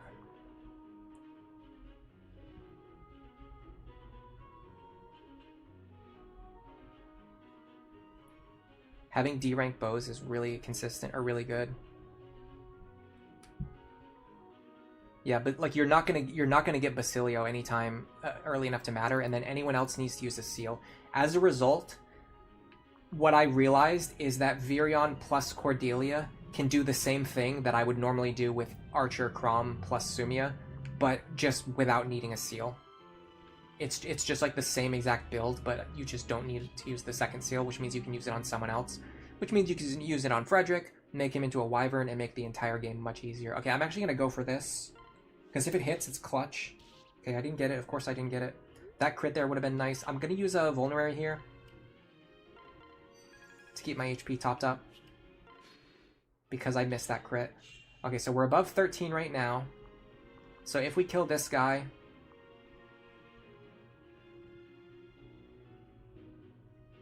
there's no problems.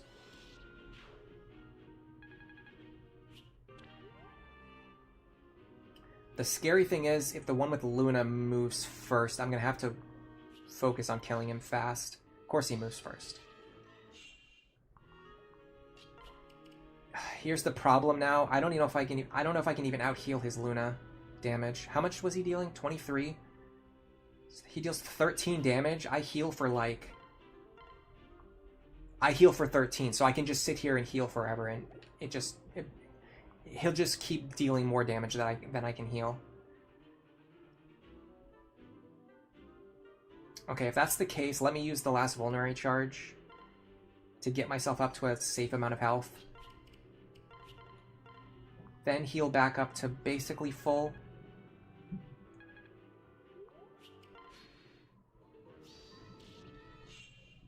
Now, we're kind of hoping for like a dodge or a dual guard.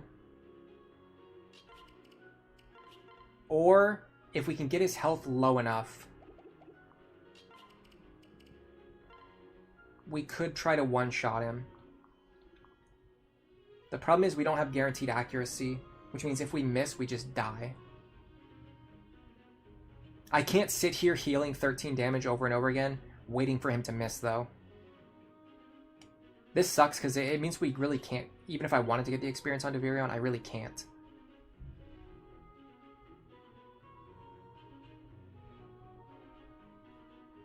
I think I understand how I want to do it.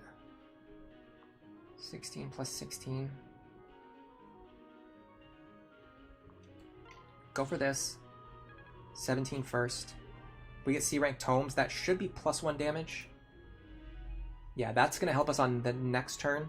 Well, it's actually not, because I calculated it so we'd get it anyway, but whatever. Okay, so we're guaranteed to survive here.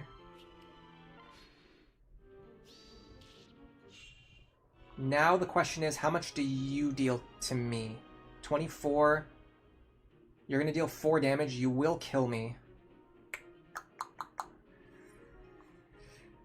Okay, I guess we're using another Vulnerary, because we don't need Vulneraries for anything, do we? No, they're not that important. They're not the only source of healing other than staff characters early on, and I just don't have money to waste on buying more of them. This is fine. Everything's fine. You kill him. Now, just to not die this turn, we have to use another Vulnerary. And now we can actually use a heal staff effectively. Crazy, I know.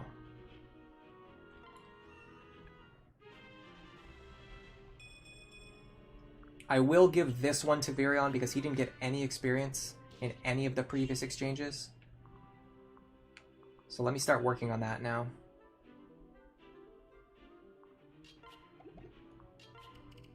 I want him in the back row, and then go like this. Transfer. Unequip. Give Lisa the new heal staff. Switch. Did I not just unequip? Oh, I traded afterwards. Yeah, when you trade, you automatically re-equip your gear. I should know that too. That's just a blink and you'll miss it kind of mistake. When you trade, you automatically re-equip all your gear. So I should have traded to Lisa first and then unequipped. Luckily, that dual strike missed. Otherwise, Virion would have lost a lot of experience. Because Robin would have stole it all with that shot. Okay, now we could give the last hit to Robin to get the kill experience, but these enemies are only level 3, and Robin is already level 8.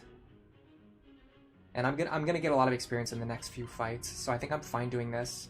And it's harder to train Virion, so I want to give him experience when I can. All right.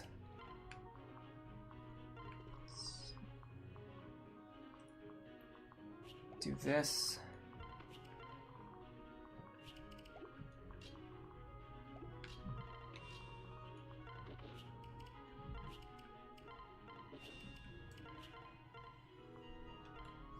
Heal him as much as possible. Now we have to go all the way around and open the other door from the other side.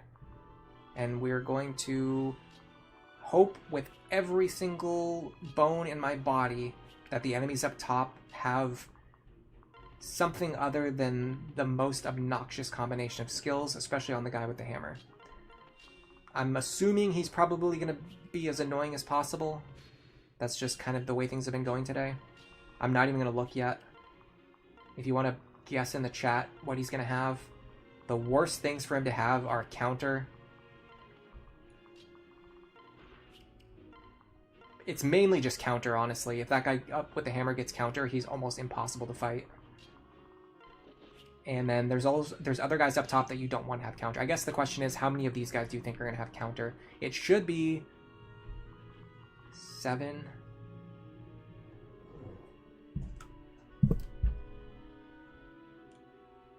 There should be around 3 guys that have counter up here on average. But there could be as many as 7 if we just got extremely unlucky. And most importantly, does the guy with the hammer have counter? The answer is probably yes, because we don't want him to have it. Which means he's definitely going to have it. The Myrmidon also, you don't want him to have... the Mercenary, you don't want him to have counter either. So he'll probably have it too. Okay. Let me go to my supports really quick. So I think this is the chapter where normally I would be trying to get Frederick and Sumia to their C support as fast as possible, but I just don't need to do that anymore because I'm running him as a Wyvern and I'm pairing him up with Sully instead. So right now they are on, well, actually this could work to my advantage. Right now they're exactly on 4 out of 8, which means if we get the shiny spot here with Sully Fred, we can actually get to B support right away. I think that's worth gambling on. Nobody else can benefit. Perfect. Okay. Nobody else can benefit from these tiles other than this pair, and we just did it. So it's great. Now we can probably give the other one to maybe just Frederick for potential experience. Honestly, with as lucky as we've been on Frederick's experience, plus just giving him more than usual, there's a good chance we actually get Luna Plus before the next chapter, which normally I get it during the next chapter. Do I want to heal Virion? It's kind of he's on like a really frustrating amount of HP where we can't quite heal him to full. So we'd have to waste 2 stabs to do it. Just so not worth it. Why did I do that? Let's see what this guy has. Counter. He doesn't have Luna Plus though, or Pass. Which means I can do...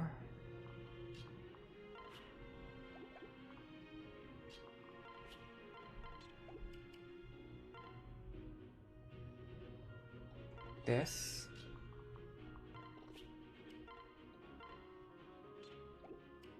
I'm going to give some more experience to Virion. I want to get him at least to level 4.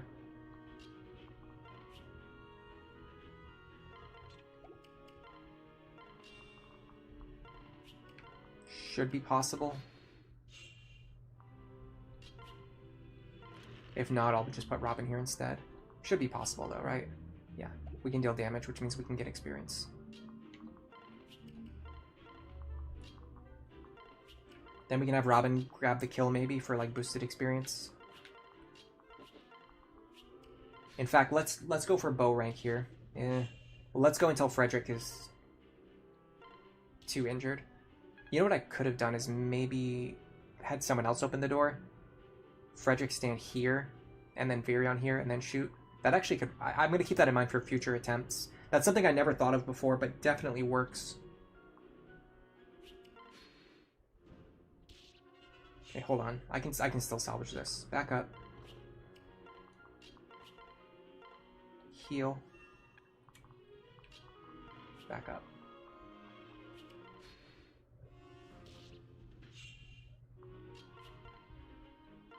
Two.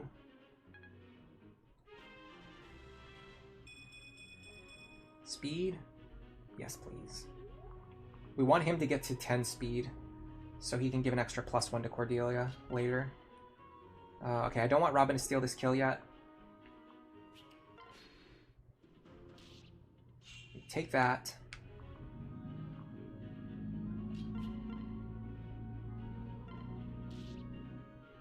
Okay, we pretty much farmed as much as we can out of that. Now here's something I often forget to do.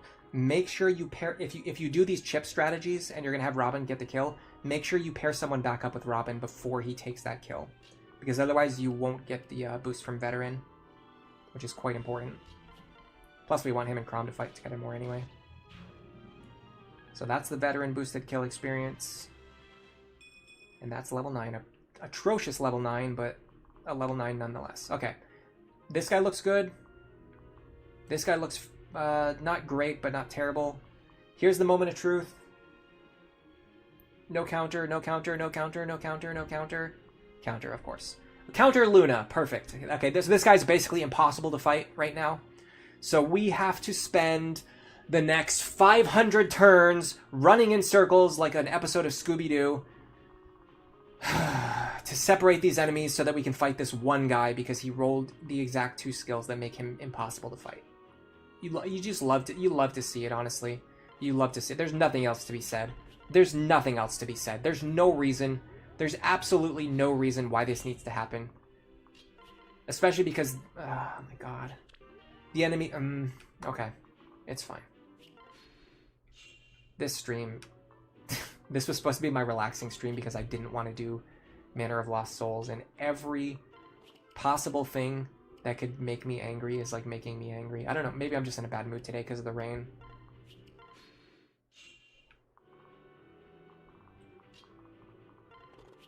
So we want to do Javelin Strikes here. I can get Dual Strikes too. In fact, I can get... who has the Iron Lance, I wonder? Probably someone really far away with really low movement. Of course. Because I'm a buffoon and I don't plan out my character positions.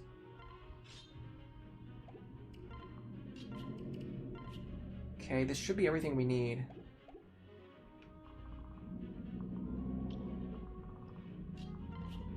Let me wait 1 turn. I don't want Callum to be standing there. That's really dumb. Is it time to heal Virion? I really don't want to waste these heal stabs. I need them. I need them so bad. Especially because I had to use so many vulneraries too. Like now I'm down on heal stabs and I'm down on vulneraries. This is really bad. This is really, really, really bad. The good thing is I can just like not... Excuse me, I can just like not use Sumia for anything. Wait. Excuse me, hold on. Oh god.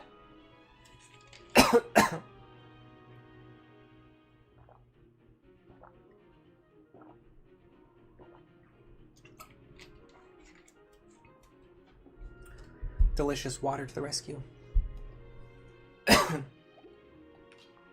Yeah, I can just like not use Sumia for anything in this entire run. And get away with that. Okay, how do I want to do this now?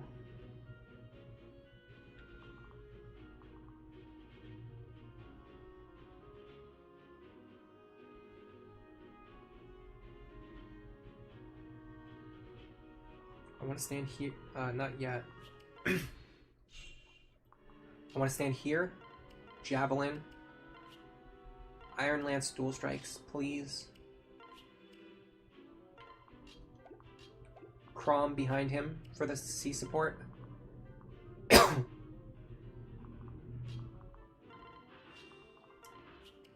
You know what I'll do? I might even just try to use Sumia as a chicken, perhaps.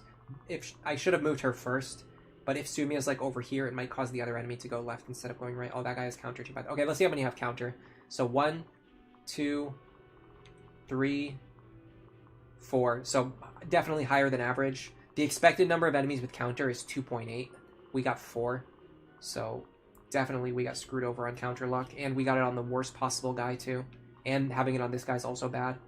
And having it on this guy's also bad. So pretty much the 3 worst enemies to have counter all have counter. Like, I'm not even exaggerating. Like, those are the 3 worst enemies to have counter. Number 1 is the hammer guy. Number 2 is any of the other guys. Any of the 2 guys.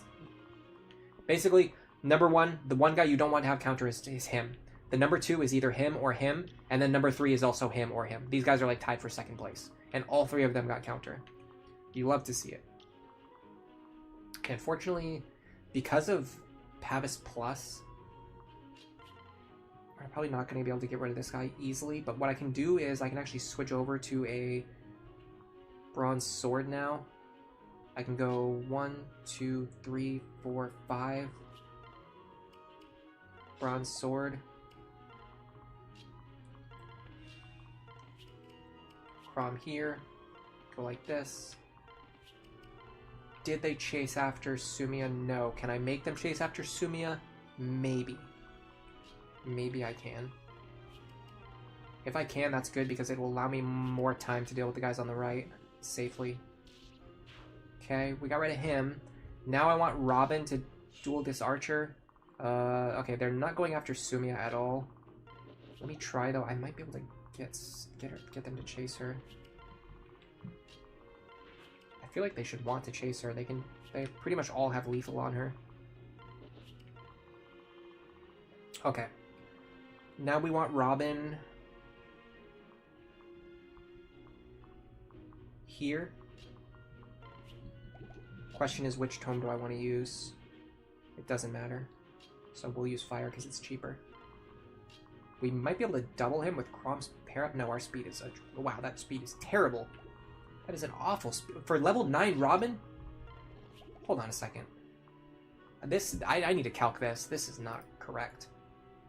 This Robin sucks, guys. This Robin is awful. What is that? Why is my Robin so bad? Okay. Our base speed was 6. Our growth rate is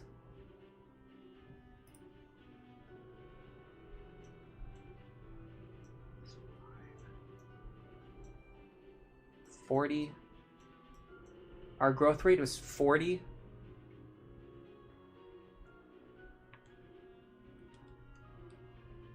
No, we should be on 9 speed. I'm just overreacting. Well, we should be on 3.2. I'm probably just used to getting lucky a lot of the times.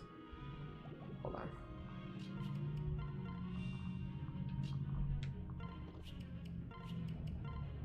I'm probably just used to getting lucky so often that I'm used to seeing like the higher speed.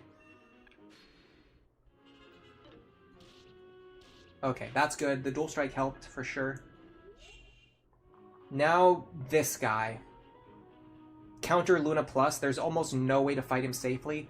Luckily, because of the way we handle that archer, we kind of have one turn. We have one turn to jump on him at 2 range.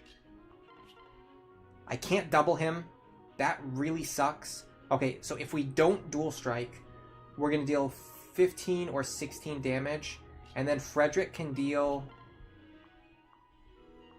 18 damage. 18 plus 16 is 34. Okay, we actually want Lisa or Maribel's pair up here. In fact, I can do one better.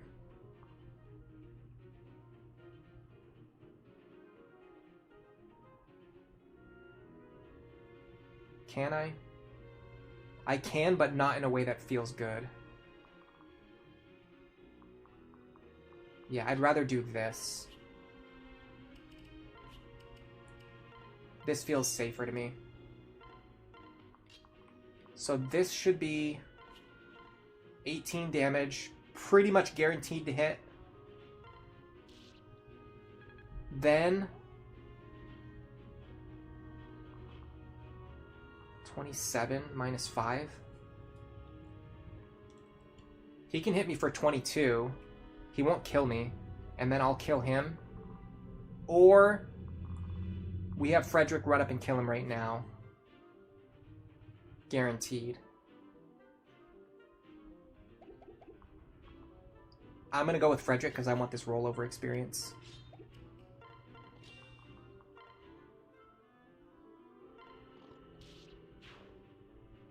Okay, getting rid of him easily helps a lot. +1 speed helps immensely. Now the question is, can we pull these guys this way? I think we actually already did. I think this guy just turned around that turn. I think he did.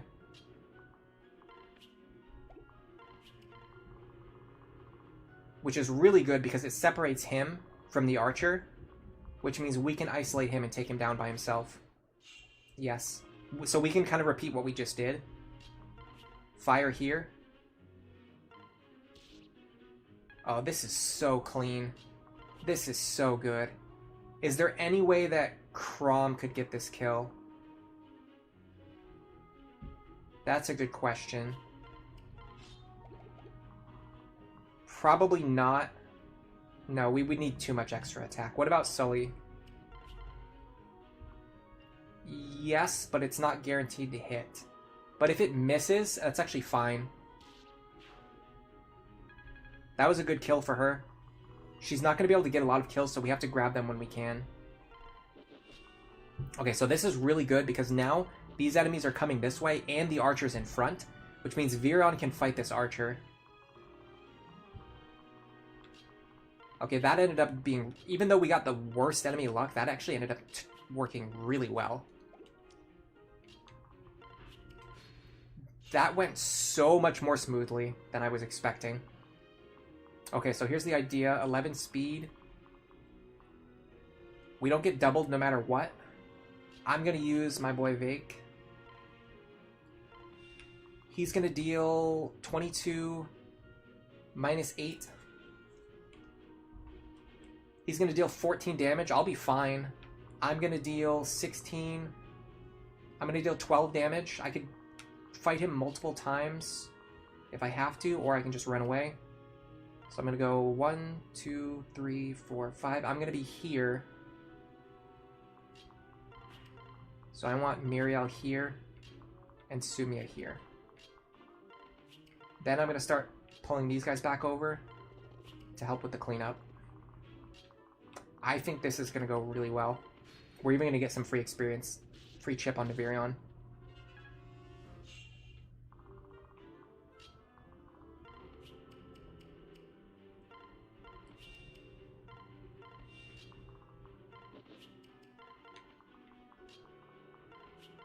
Do we need to heal him again? I don't think so. I don't think he needs it.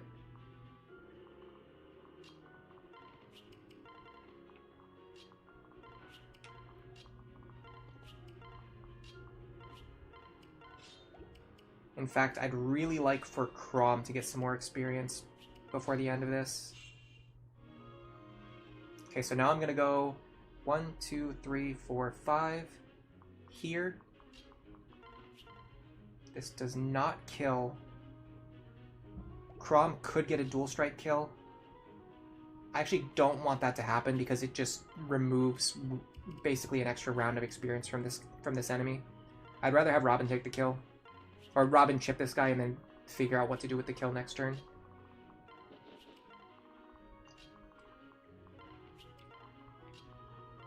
Even if it means losing the chance to dual strike, this makes more sense.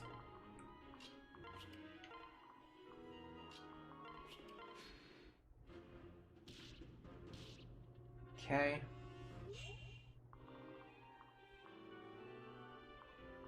Now we back up. 1, 2, 3, 4, 5 here.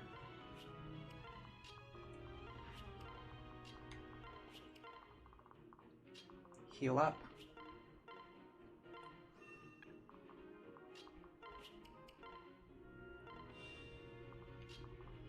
So next turn, I would love to set up a situation where Virion chips the axe user, and then by some combination of moves, we give this kill to Chrom. Chrom is on full HP. I don't know if he actually takes the attack, though, because that guy hits pretty hard, and Chrom's level is still quite low. But it's precisely because Chrom's level is so low that we really want to get him some experience if we can. Magic, speed, defense, solidarity. Okay, so the idea is 12 there. We take the attack, and we deal 11. We don't double. 16 plus 12 is 28. I think we can do this. So here's the idea. 12 there. 16 there. No dual strike. Now we pull Chrom up. Switch.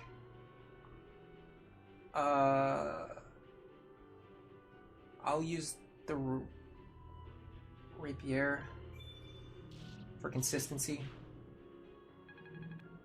And that gets us to level 3. Now, we really want to speed level up here. We didn't get it. Oh, no, we did.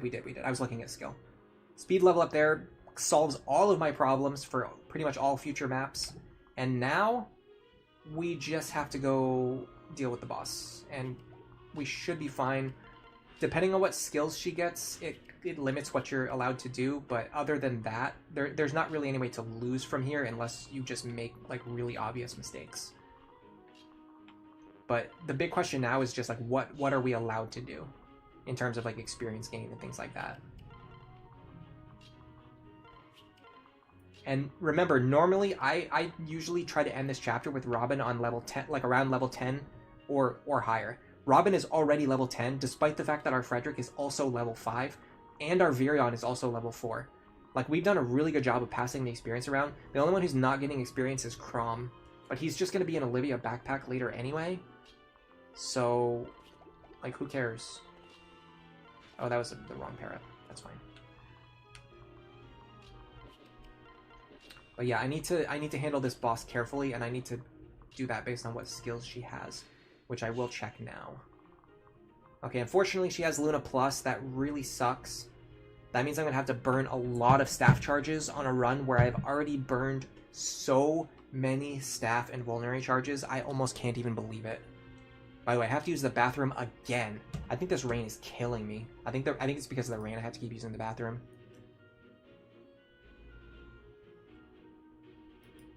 Yeah, no strength kind of sucks on Chrom, but it's not the end of the world. You really just need Chrom to get 10 speed, honestly.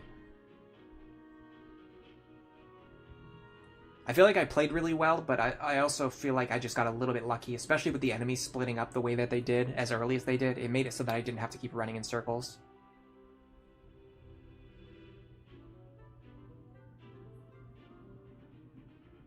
Alright, I'll be right back. Again.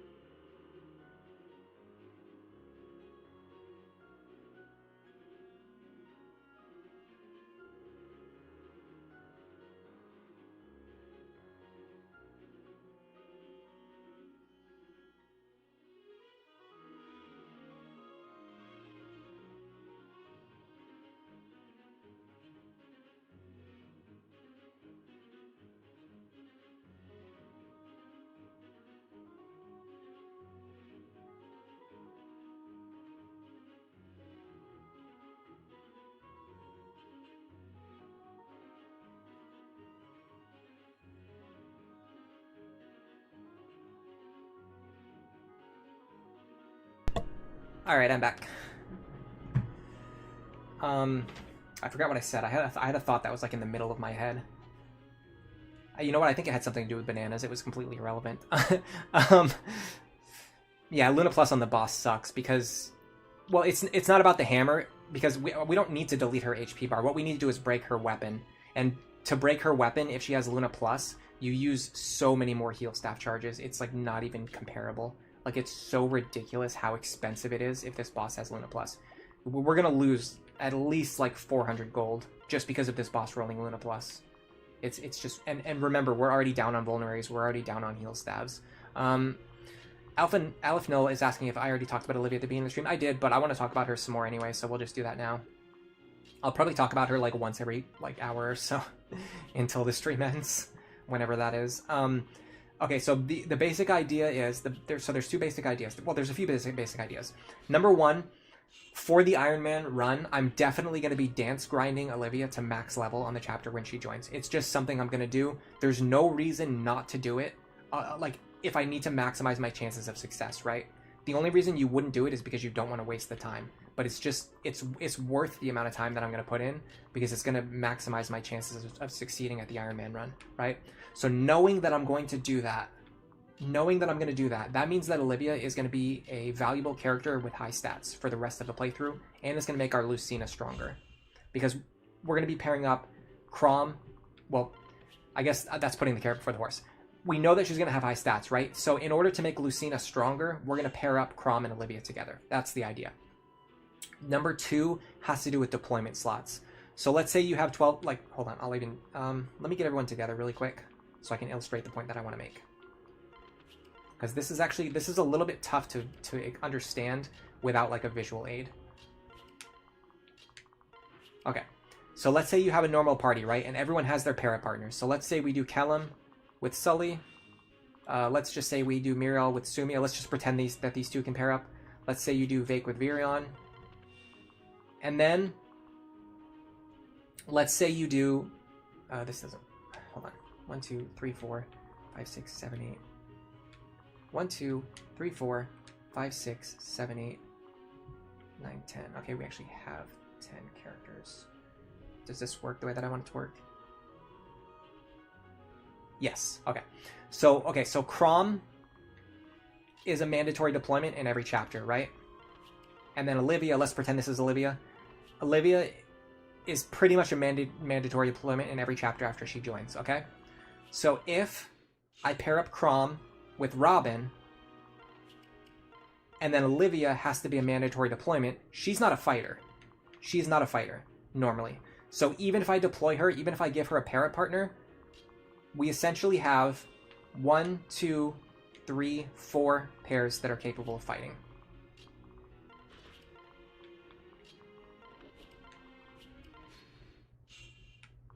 But if I undo that decision, and instead I go Chrom plus Olivia, and I make them a fighting pair, now I have 2 deployment slots left over. I can send another pair into battle. Now I can have 5 pairs that are capable of fighting, or I can have 2 extra rescue staff users instead of having 1 extra rescue staff user.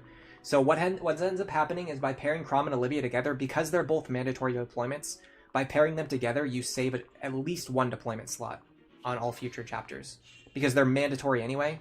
So you don't want them pairing up with separate people, because then you're taking up 3 or 4 deployment slots on Chrom and Olivia instead of only taking up 2. The other thing,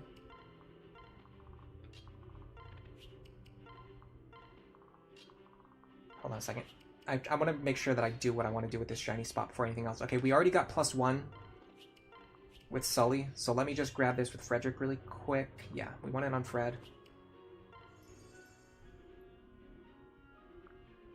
Weapon rank is pretty good, actually. We want axe rank as quickly as possible, especially because we weren't using the axe this chapter. Normally I would use the axe this chapter.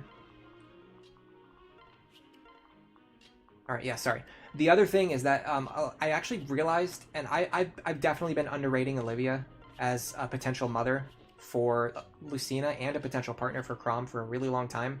I even wrote an entire script for, I didn't end up making it, but I wrote an entire script for a video about how Olivia is actually the worst partner for Chrom and the worst mother for Lucina. And so the only reason to ever pair them together is to make Inigo better. But I've actually completely changed my mind on that. I actually think Olivia is the best physical mother for Lucina, and Maribel is the best mother overall. She's the best magical mother and the best mother overall. I do think Maribel is not a good partner for Chrom, however. And I don't think Olivia is a particularly great partner for Chrom, but she is definitely workable. So that's kind of the trade-off. You've never seen the dance grind strategy. It will be interesting. It's actually pretty boring. I don't know if interesting is the word we're thinking about, but yeah. You kind of just sit there and just dance over and over again for a very long time. That's the idea. All right, let me... So we need the attacks to hit, so dodging isn't really going to be the play. The play is going to be maximizing our defense and our dual guard chance. Which actually means... Hold on a second. Dual guard is 8%. I think actually the dual guard with Sully should be higher. Dual guard is... Actually, it's the same 8%. Okay, so let's do it with Sully then, because dual guarding with Sully benefits us more. Because we'll get more support points with her. Having the lance equipped also makes the boss deal slightly... It's like minimally less damage. It's actually better than you think, especially on Lunatic Plus. By the way, I don't want to stand on the stairs because I want to get hit. Yeah. It's actually better than you think because of the way Luna Plus works. Luna Plus reduces my defense. It doesn't increase the enemy attack. But having Weapon Triangle advantage actually reduces the enemy attack. So having this axe equipped actually reduces the damage by 1. It doesn't just reduce it by like half of a point of damage. By the way, I didn't see how much that dealt. Did anyone see that? You like Olivia Lucina? Yeah, I've really come around on her. The dance grind is easy. For sure, yeah, it's easy. It's easy. It's just really tedious. It takes forever. Did anyone see how much damage that dealt? I wasn't paying attention. I'll calculate it. 24 minus 7, 14. I'm pretty sure I survive here. I'm really going to regret this if this kills me. But I have to be very, very careful about my heal stabs. Okay, it's actually 13, so it's even less than I thought.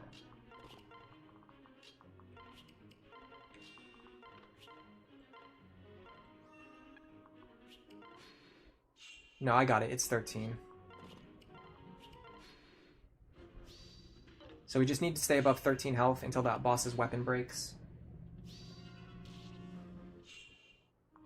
You can also use Vake if you have to. Like if you start to get really, really, really low on heal stabs, you can switch over and let Vake take 1 attack. That's, you know, 1 less charge that you need to break. We're actually really good in terms of efficiency, though. We're not going to be wasting heal stabs because the boss is constantly putting us below 13 health. So every time we heal, it's actually worth like a full heal. We're not like... Now, granted, you want to be getting, you know, 2 attacks per heal staff. If the boss didn't have Luna, that would be even better. The short spear doesn't have a lot of charges either. We're definitely going to have to spend money on another heal staff. That really sucks. That really sucks. And I almost feel like I have to buy vulneraries too. And Lisa's getting a ton of experience here. This is also good. You're playing Lunatic for the first time. You're going to try the dance grind. You want the Kellum pair up for more defense. We should be getting the same or very close to the same from Sully's pair up because of the C support.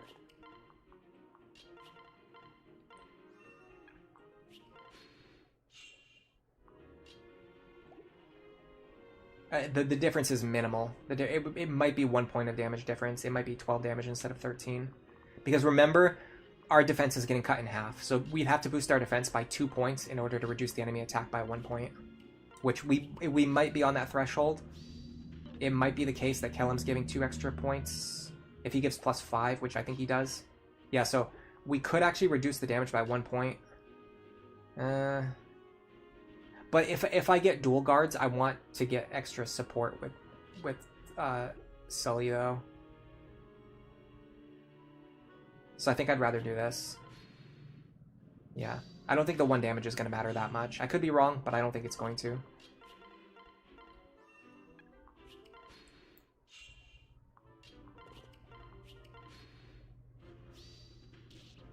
Yeah, having a leveled Olivia makes Lucina a lot stronger when she joins. I was very fixated on the fact...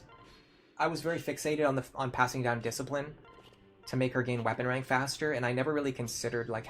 Well, I wouldn't say that I never considered it, but I was really underrating the value of joining with just a ton of extra stats, just from having a high-level Olivia. Now, keep in mind, if you're not dance grinding Olivia, that difference kind of goes away. And it just ends up being the case that Olivia is a better parent for endgame mods compared to Sully. Not really for, like, actually being stronger in the short term, but in the short term you can get the benefit of that dance grinding too. I would probably recommend only doing that like once in your entire life, specifically when you're doing an Iron Man attempt. There's no other reason to do it. Like, you don't need to do it on like a casual playthrough. By the way, we have 12 heal staffs. She has 13 short spears. We're going to be cutting this very close.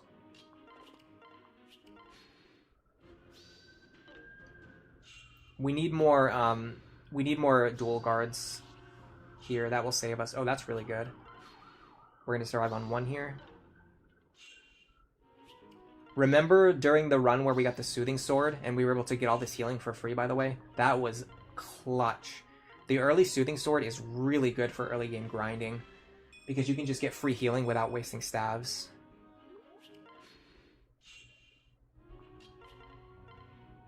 Yeah, I don't know if we're going to get rollover points. I'm pretty sure we're going to get exactly 4 support points with Sully at the end of this chapter, which should be just enough for the B support. And we're not going to get like any extra rollover on top of that. But still, I think this is fine. Yeah, we just honestly one more dual guard would be really nice. It would really put me at ease. You normally grind Gale Force onto Olivia in a normal playthrough. I don't know if that's actually possible. I don't know if you can get it like without actual like grinding, like grind in the terms of like grinding. I don't know if you can get her 15 or 14 levels in Dark Flyer that fast. Yeah, it might be possible. I just haven't tested it. I really want to test it. I don't think I want to do it for like a real run. I don't think it's efficient because you'd have to give like all of the experience to Olivia and your other characters would really suffer. But I just want to see if it's actually possible. Like, I just want to see. I just want to know, is it possible? Oh my god, her magic stats really low.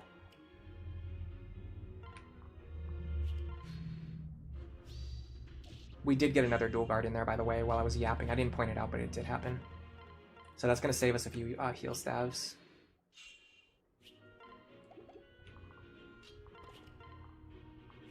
We're almost done here. I almost hit hand turn there, by the way. That would have been really bad if I didn't either dodge or dual guard.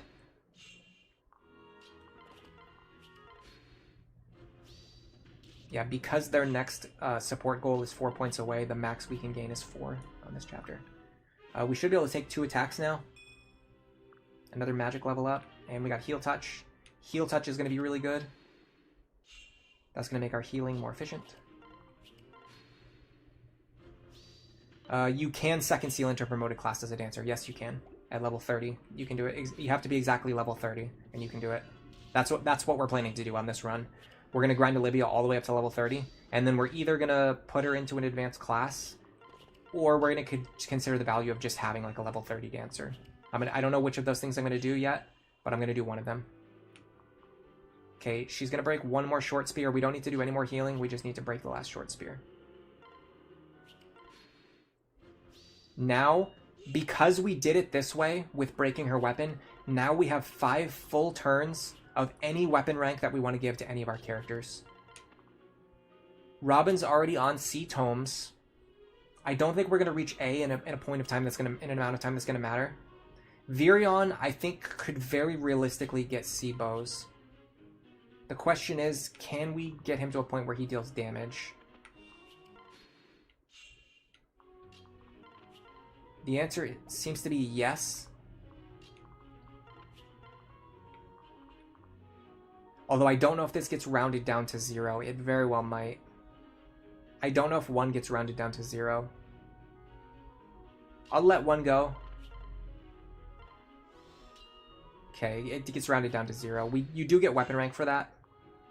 So that's 1 weapon rank point. I think I'll worry about getting to C later. I believe Chrom needs sword rank and he needs experience.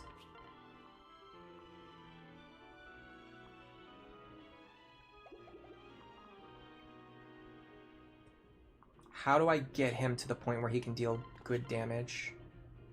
8.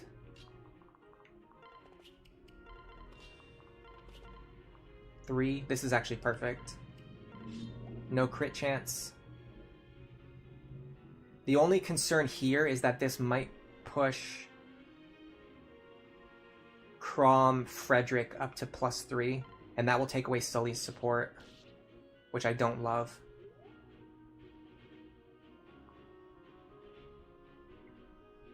That's one. Yeah, you know what? I don't want to do this. I want to do this. Perfect. 2.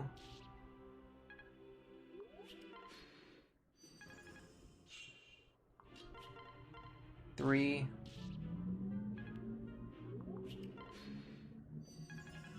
The dual strike from Fred's not a problem. The problem is I don't want Frederick and Chrom gaining too many support points because there's a weird priority order with how supports work. Chrom is higher on Frederick's support list than Sully. So if I have Chrom and Frederick fight together too much, it will push Sully from +3 down to +2. And then our shiny spot will give us 7 out of 8 instead of giving us 8 out of 8. Which would be really unfortunate. Okay, we just maximized our support gain, or sorry, our weapon rank gain there. Now we can do this.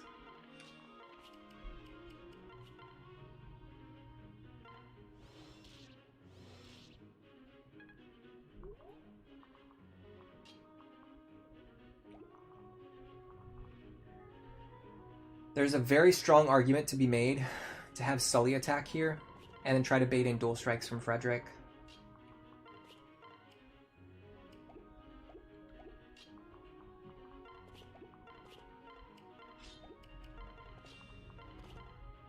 %35 chance.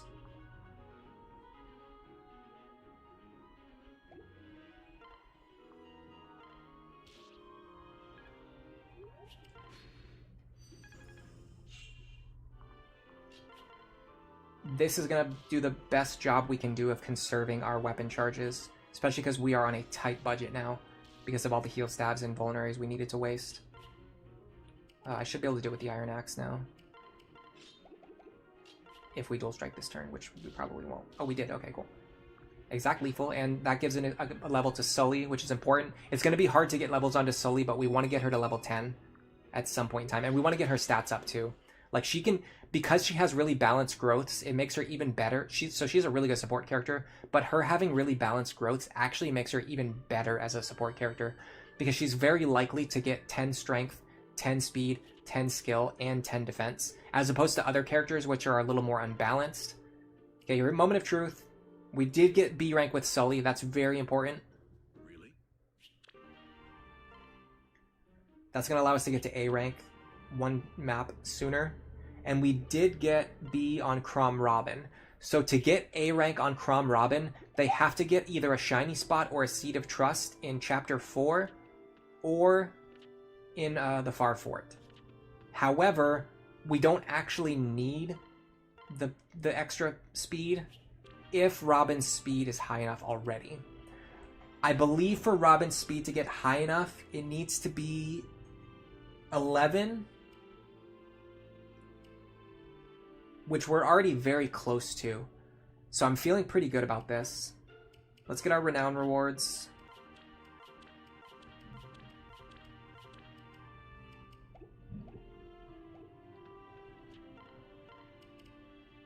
I'm going to deposit everyone's inventory just to save a little bit of time on management. Okay, I need a heal staff. Waste of money. I almost want to buy a vulnerary because I used so many earlier, but I'm gonna wait. I need a wind tome. And I'm going to super forge it now. This is a big change from my other run, where I was mostly using advantage of the power of the Flux Tome. Now here's the thing about Flux. Flux is better for general encounters. Wind is better for dealing with the Wyverns, and the Wyverns are really the biggest problem. So a Wind Tome is worth 450. A Flux Tome is worth 540. Forging costs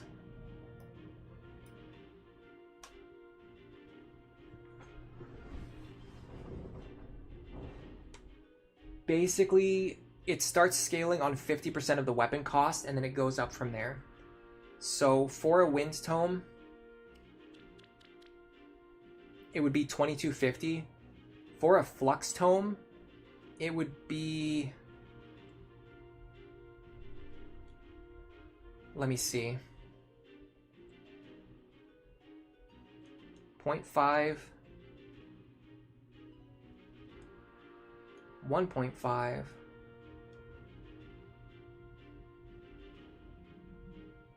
3,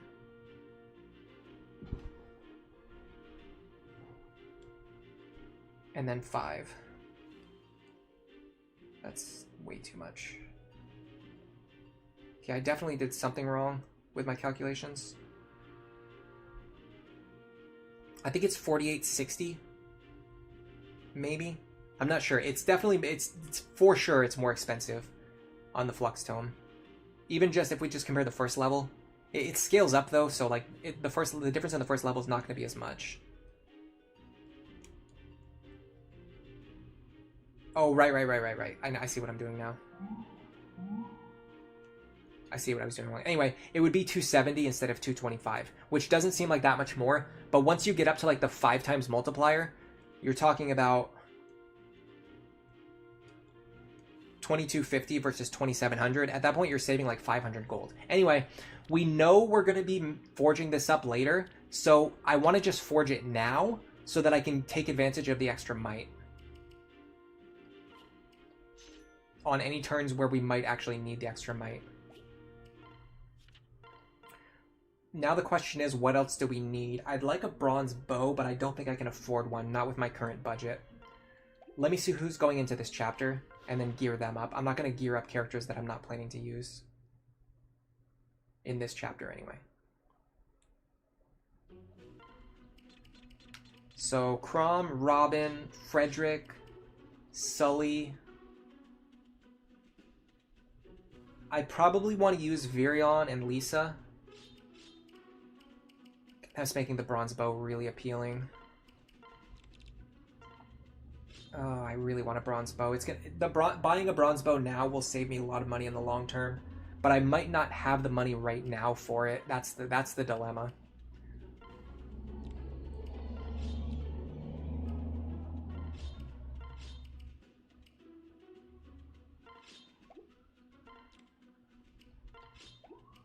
Frederick wants...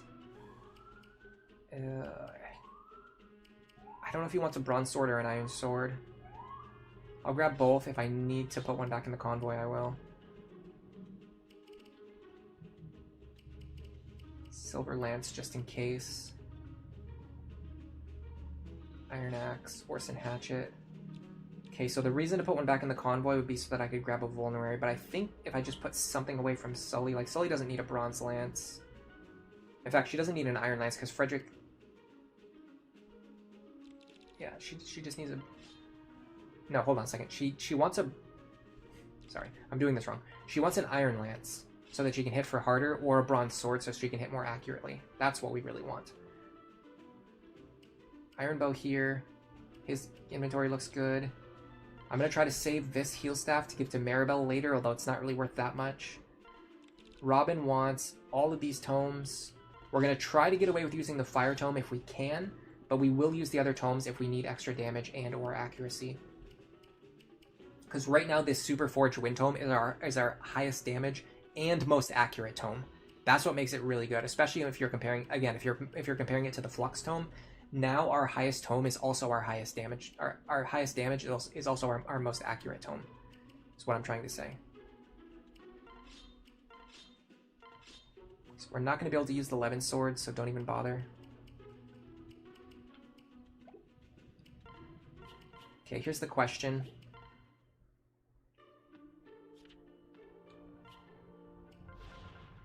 If we have to forge this Wind Tome again, it's going to cost 900. That's actually not that much. Hold on a second. I can definitely afford a bronze bow. Yeah, bronze bow's only 350. This is worth it. This is going to save me a lot of money in the long run. This will allow me to take more accurate shots and save money every single time that I don't need the power of the iron bow. And if I want to forge the iron bow later, it's going to have more charges left. Okay, I feel pretty good about this. Let's check the enemy skills. Awesome. I love what I'm seeing. Alright, so we want Robin on the right side. Frederick on the left. Sully pair up. Could I... I'll check damage ranges after we get into the chapter. I don't need to pre-calc them. Yeah, the bronze bow is really good. Could you get a Seed of Trust from Renown Words? Yeah, I think I grabbed it. By the way, how welcome back, TVP. How's the run going? Honestly, chapter 2 was extremely frustrating. Yeah, I believe I have this. I think I grabbed the Seed of Trust. Yeah, I did. I grabbed it. It's just I don't want to use it if I don't have to, because if I don't have to use it, then I can use it for something else later. All right, so 12 speed. I think we double. 16. I think we double with the Sully pair up. If true, unfathomably base. Okay, we don't. But we do 2-shot, right? 19 times 2 is 38. We actually 2-shot. Okay, so we're going to take... we'll use extra Orson Hatchet charges, though, if we do it this way. I'm going to try to do it without using the Orson Hatchet, just because I can save more charges.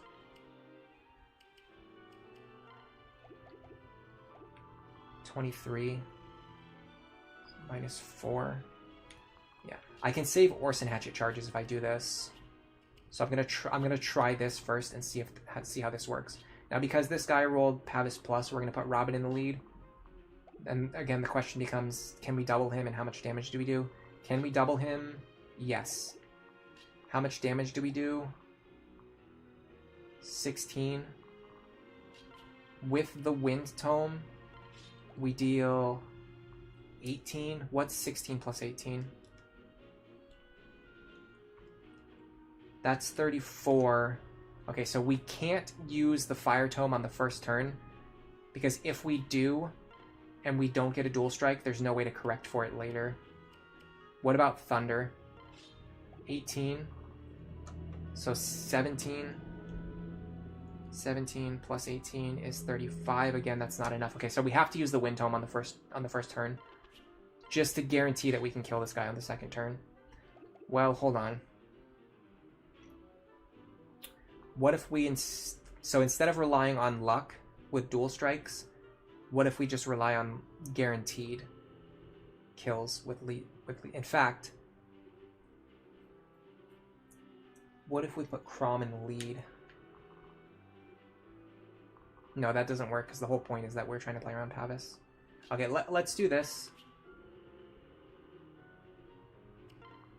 Wind Tome here. Falchion. Is the Falchion even going to do enough damage to matter? Yeah, I just need to do any amount of damage and it matters.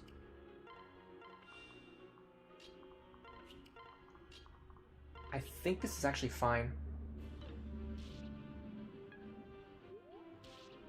Oh my god, we took so much. Oh, we do double. Oh, no, I said we were going to double. I don't know what I'm thinking. Okay. So I'd like to stay out of his range while eliminating him. Can we do it in such a way to preserve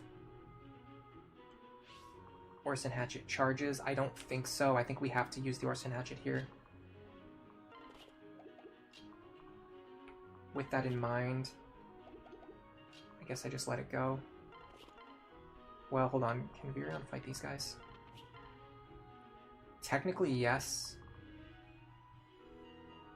If I can minimize their crit chance. Okay, hold on then.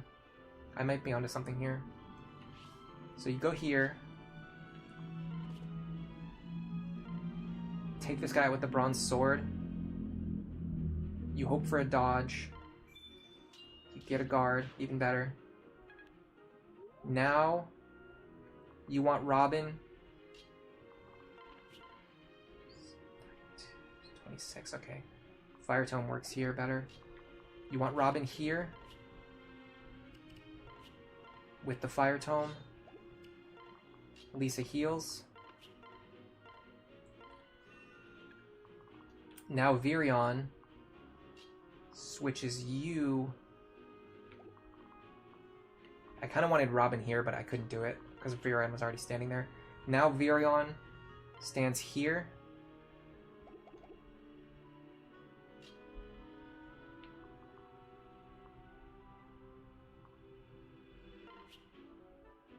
The question is,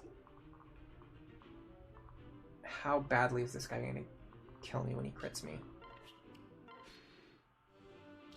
Okay. That's kind of fine, honestly. The dual strike there is crucial. I mean, honestly, we'd probably be fine without it, but it's definitely very happy that it happened. Okay. Now Robin can take out this guy, which is good, because he'll be a problem in a few turns. Do I want to heal first? Let me first see what's going on with this guy here. This guy's not a huge problem, honestly.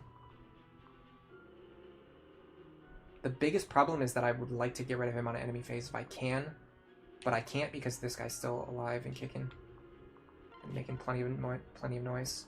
I also can't one-shot him in any way, shape, or form.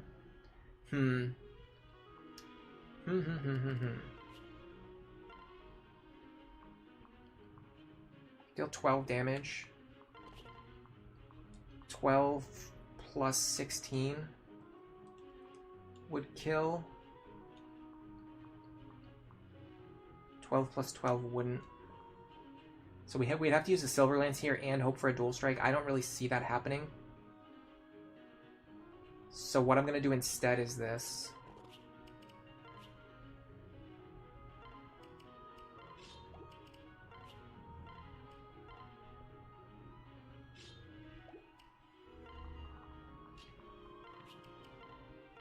By the way, like, so many of my characters should be holding vulneraries right now, and none of them are.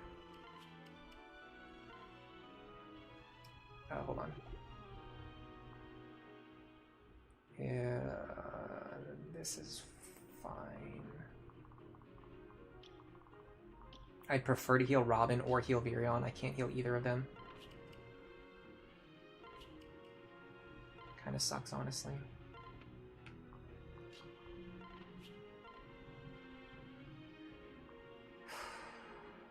Okay, we actually don't get this kill here no matter what. With that in mind, I say Fire Tome, and then we fish for Rapier Strikes. Got it? Okay, this might be salvageable. I don't think we're in like a terrible position, honestly, and a speed level up's good. Although we might have enough speed already, and at that point, I kind of come to the realization that once you have enough speed, gaining any amount of extra speed just doesn't matter. Okay, unfortunately, these guys are overlapping in a way that kind of screws me. But maybe I do it this way. This might work. Okay, you can reach here. By the way, he should be holding the hammer. Again, it's not super important, but it's not that big of a deal. Can I hit for 30? Yes, I can. I think it's worth a Silver Lance charge here. Now, this guy's going to hit me for 28 minus 19. He's going to hit me for 9. It's actually going to be less because I'm about to trade over to the axe. Iron Axe. Wait here. Now Robin can fight this guy.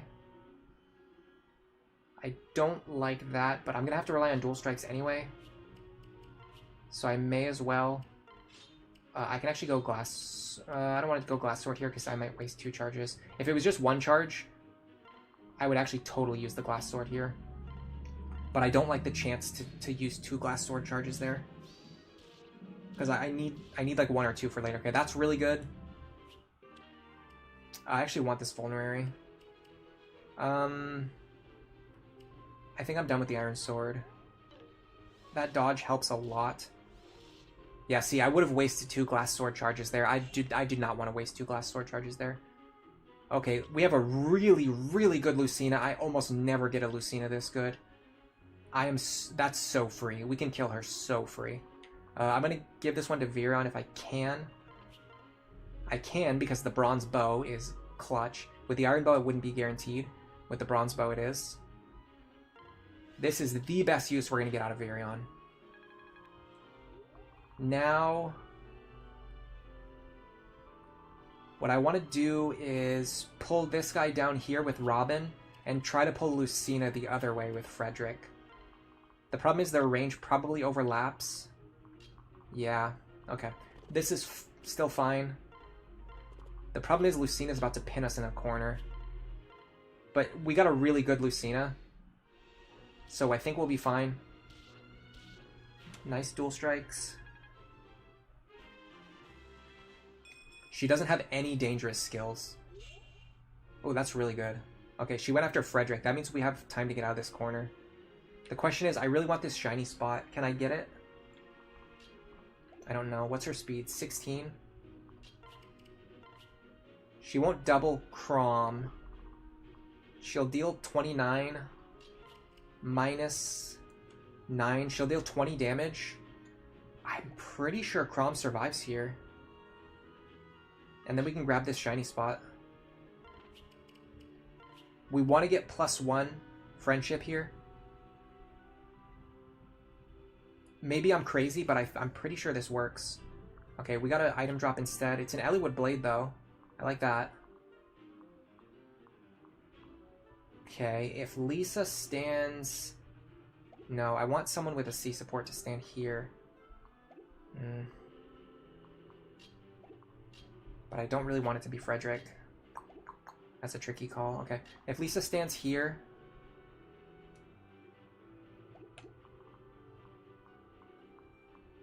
If Lisa stands here, that should remove the crit chance.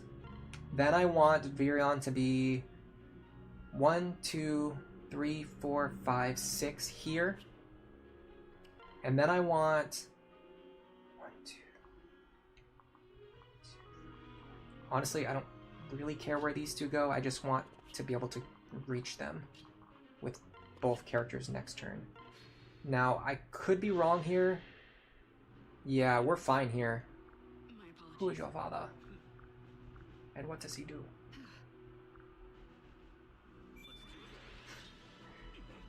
Dual guard. Epic. We would have been guaranteed to survive anyway. Oh, here comes the lag. Crazy lag. Okay, that went really well.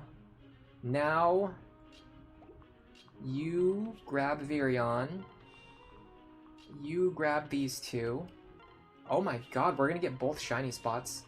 Dude, when you get a good Lucina, everything just comes together.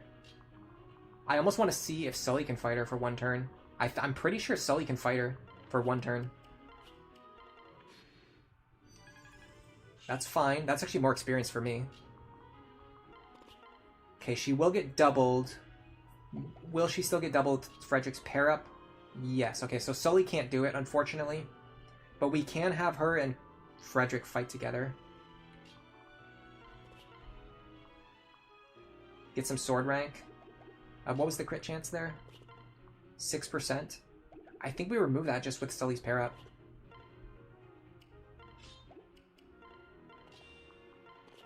Yeah, this is just free sword rank on both of these characters. I'm going to do it this way. I want to keep Lucina as far in the corner as I can. In fact, let's do it this way.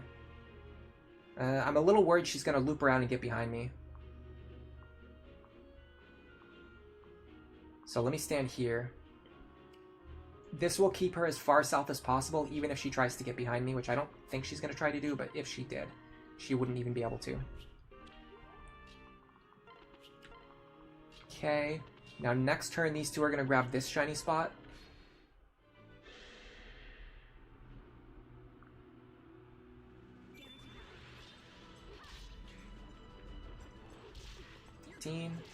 Three. That's free experience for Sully right there. Okay, we can hit for 18, so we won't kill no matter what.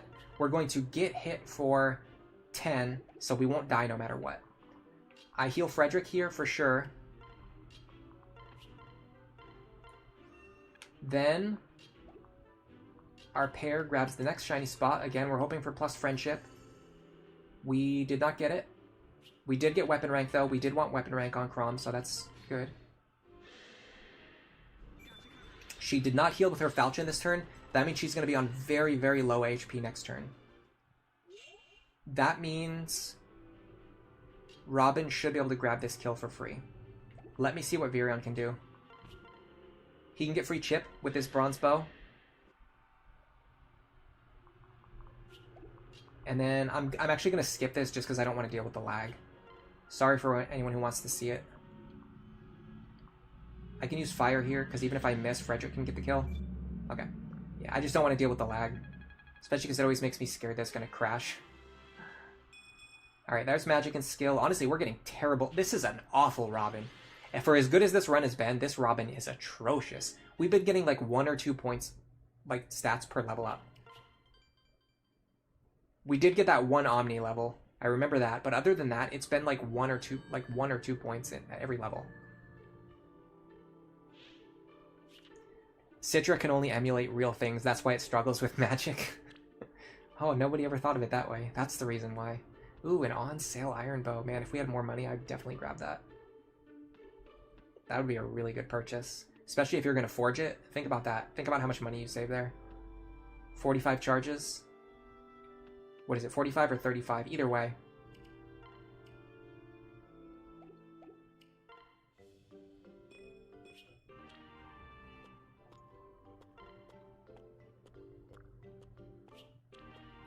We could potentially get Robin plus Chrom here. We didn't, but this would have been another way to hit the A support. I don't think we need to though. We already have enough speed, so we don't need to like sit here and like try to find out how we're gonna get the A support.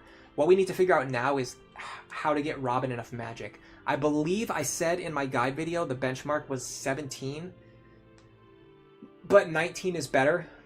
So we do need a few more levels in order to pump our magic stat a little bit more. Should we change classes? I think I'm going to wait. I think I'm not going to change classes. What I will do is switch over to Mage if I need to get extra magic that way. I think that's a very intelligent thing to do. Because we just have that in our pocket. We just have that option. We can just switch to Mage if we need to. Or we can just get stats right now. So my goal here... Train Virion, train Robin, train Chrom. Frederick, I think, is already good enough. I think Frederick already has everything that he needs. 1 extra level, I would not complain. If I can get him up to level 6, I won't complain. But we really just need to train Virion, Chrom, Robin, maybe Sully. Because we're still trying to get like 10 strength, 10 skill, 10 speed, 10 defense on her. She's really close to all of those benchmarks. Hello Dylan, welcome to the stream. You're asking what class path Robin is going for. So we're actually keeping our options open. We're going to stay in Tactician as long as possible, and then we're either going to switch to Dark Mage or Mage, depending on how things go. If we switch to Dark Mage, we're going to pair up with Maribel, so that we don't have skill redundancy with Saria. Because Dark Mage Robin would have Hex and Anathema, and then Saria would also have Hex and Anathema. That would be redundancy. If we go into Mage, then I'm probably going to get... I'm probably going to pair Robin up with Saria. That way we can benefit from her Hex and Anathema, while Robin will be bringing Magic +2 and Tome Fair. Am I going to train Donald? Hell no. I'm going to sacrifice Donald.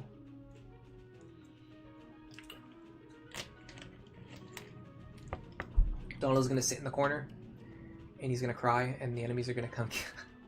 That's honestly making it sound worse than I'm intending. Donald is going to sit in the corner, and he's going to pull enemies away from the rest of my team. That's Donald's #1 contribution in this map. That is the best way to make use of him. Alright, first let's see how Robin fares against this guy. 18, 17, 34. I can double. I might need to use a more powerful tome to guarantee the kill, or I can just fish for dual strikes. The question is, who else do I want to bring with me? Long 2 for speed.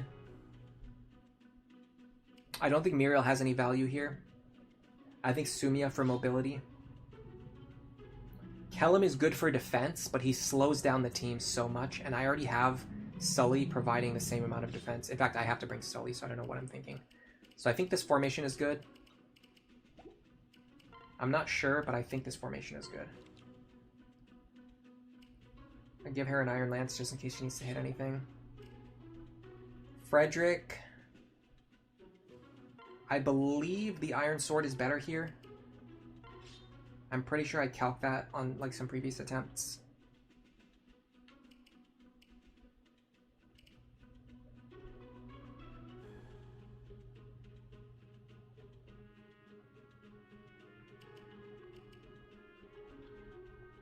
We have a bronze sword in her inventory anyway, so we can pass that around if we need to.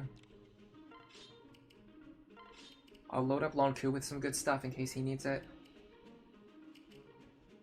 Give him the Yellowwood Blade too. It's a C-rank sword. In fact, if he has the Yellowwood Blade... If he has the Yellowwood Blade...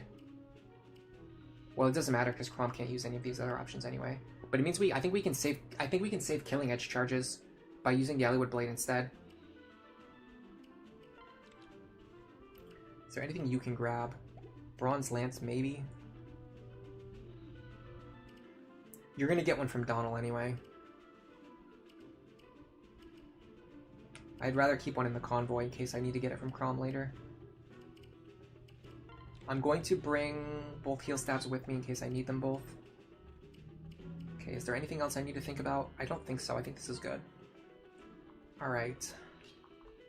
So I'm not 100% sure yet exactly where I'm going and what I'm doing. It's going to depend on a couple things. Again, like because I'm using a different team configuration than normal, I'm not yet totally sure exactly what I'm trying to do here. I'm not even sure Sumia's doing anything. Vake with Lonzu, that's actually a really good idea. If we end up not needing Sumia, I might do Vake with Lonzu. However, I think I need Sumia to get Frederick over here fast enough. So I don't think that'll work. It's an interesting idea though. I might try it out if our current plan doesn't work. Okay, so the idea is we either fish for a dual strike here or we get a guaranteed with the Wind Tome. I'm gonna go for the dual strike. Hold on.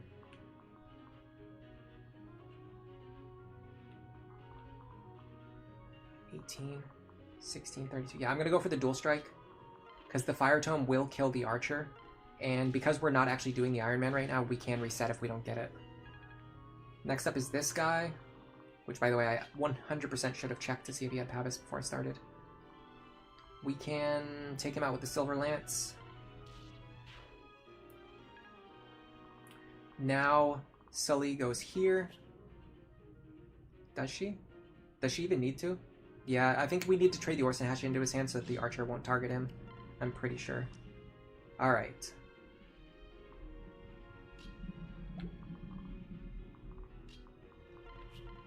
Because this guy will one-shot me. I think the Killing Edge is better here anyway, because we actually want to crit this guy if we can. We could use Virion's pair up though. We don't need to use Sully. So you go like this. 1, 2, 3, 4, 5. We want Lonzu to be standing here with the Killing Edge. That should give me a guaranteed survival if I minimize his crit chance, which I can, and a 31% chance to remove him by standing here. Next up, we put Lisa here.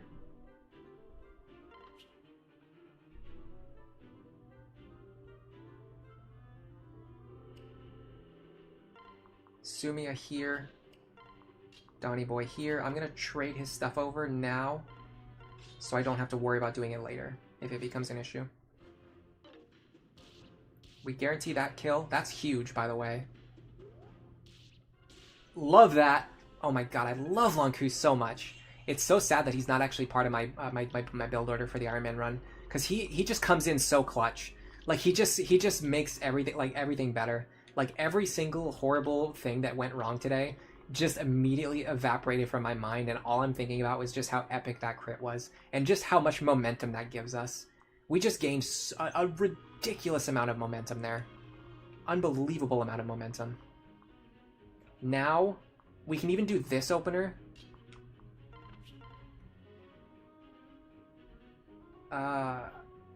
This is fine.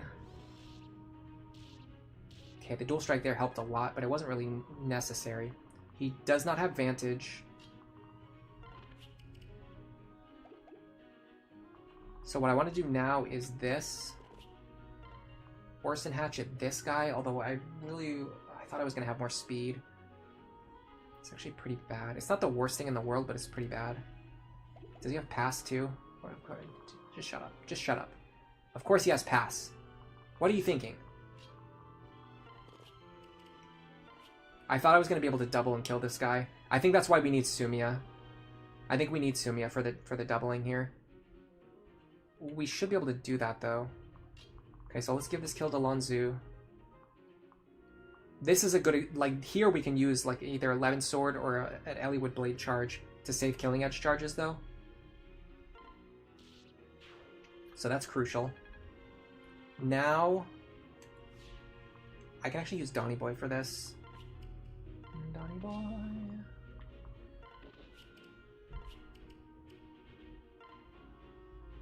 I'd actually prefer for them to be here. I'm assuming that I'm going to be completely fine here.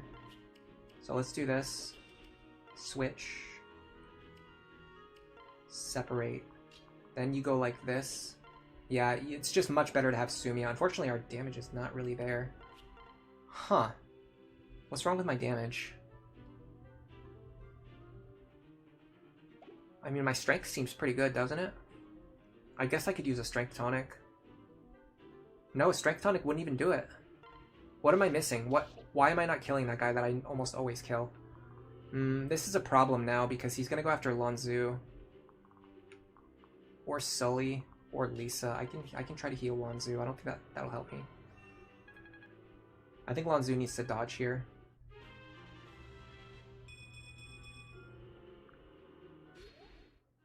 No, he goes after Frederick anyway. That's really fascinating. Why did he do that? He has pass. He absolutely could have gone after Lanzu, Lisa, or even Robin there. He didn't know that he had Luna Plus though. That's one thing. He didn't know that he had Luna Plus, so maybe he didn't have exact lethal on them, and he thought that his chance of hitting Frederick. Oh my god, that is a god level up. That's a Frederick. If you've never seen Frederick before, that is a Frederick. My god, that was epic. Dude, okay, so hold on. This chapter, I'm starting to feel really happy about how this chapter's playing out. We can even get a kill with Virion here. Look at that. Boom. Yeah, I don't know why he went after Frederick. I'm guessing he had like 22 damage on Lisa, like 25 against Robin, and like maybe lethal. Yeah, he definitely had lethal on Lanku. I know that he had lethal on Lanku. However, I think he thought that he would, if he tried to hit Lanku, he would miss Lanku, so he'd rather aim at Frederick. I think that's what happened. Because they definitely do that sometimes. If Lanku's evasion is high enough, they'll go after like Frederick instead. I think his chance to hit Lanku was so low that he preferred to go after Frederick there. That kind of explains what happened. I think that has to be it. I think that's it. Either way, that was that was just awesome. Alright, let's check on these guys over here. Luna, I don't care about. Pavis, I don't care about. Okay, so we have a really good configuration here. We can run down there super fast. We might even be able to find a way. I doubt it, but we might be able to find a way to get Sully paired back up with him. 1, 2, 3, 4, 5, 6. If Frederick's here,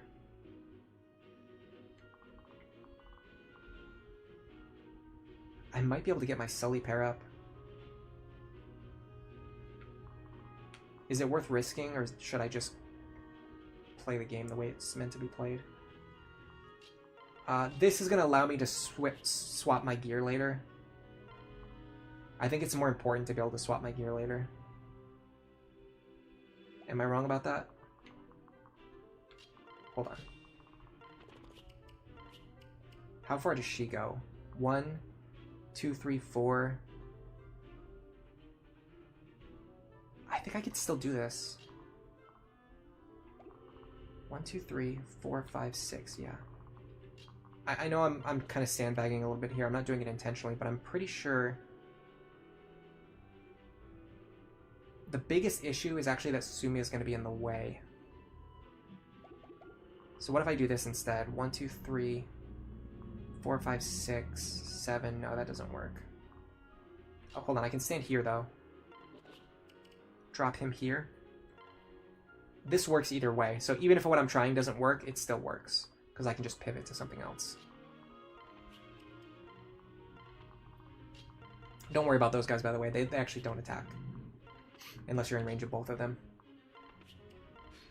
Okay, so we have a ton of momentum on our hands. I feel like this whole thing of like getting an extra level onto Frederick, getting extra lance rank onto Frederick really snowballs out of control. Keep in mind, we beat Chapter 3 on our first try. We beat Chapter 4 on our first try. We're going to beat Side Story 1 on our first try. Almost certainly we're going to beat it at this point. Okay, so the idea is...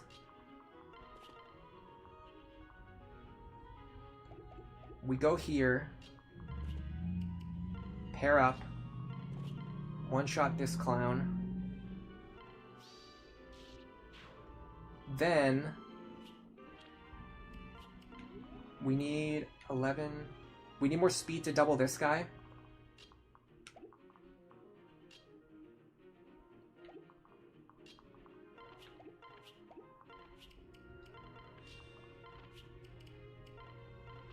So now we go like this. We trade the Iron Sword back into his hands. We transfer Sumia over for the speed, and then Sully goes to the right for the movement. So our other characters on the right can start moving. We could also pull this guy over with like Robin or someone, if we could get him into position fast enough. That's an idea. I don't want to do it though. What I actually would rather do is just do this.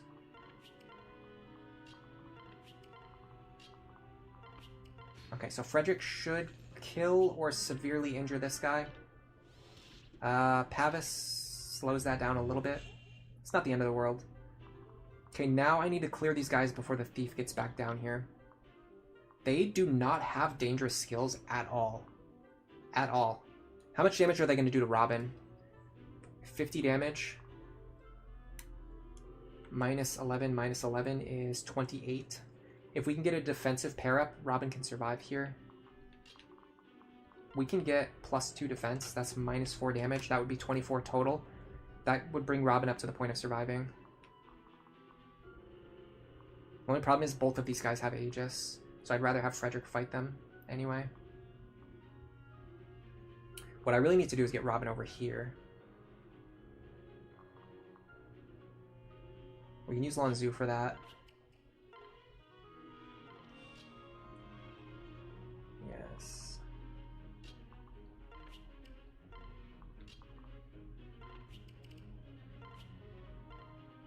$17. Plus potential for Lanzu.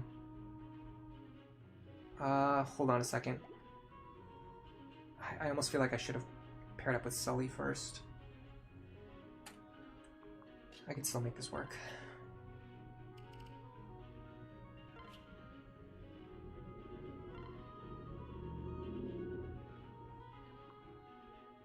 I don't want to use the Wind Tome, so I'm going to do this.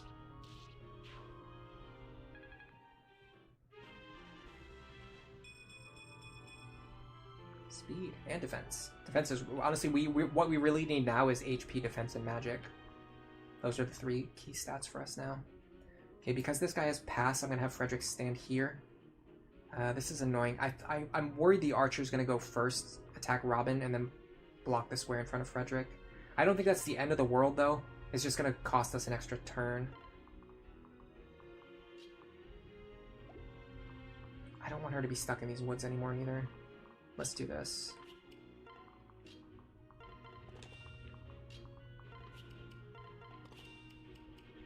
This will give us more options next turn. Okay, that's good. Now what does the archer like to do? Robin, okay, fine. Mildly annoying, but I can work with it. Oh, that thief is way out of position. Okay, hold on. We gained so much momentum. Honestly, that thief is not even a concern.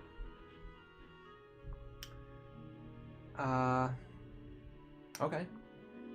Well. I can't kill this guy with the Fire Tome. I could break the Fire Tome.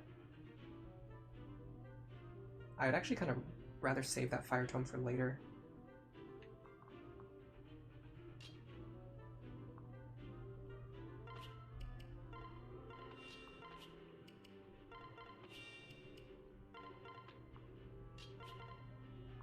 Yeah, let me use the Thunder Tome here.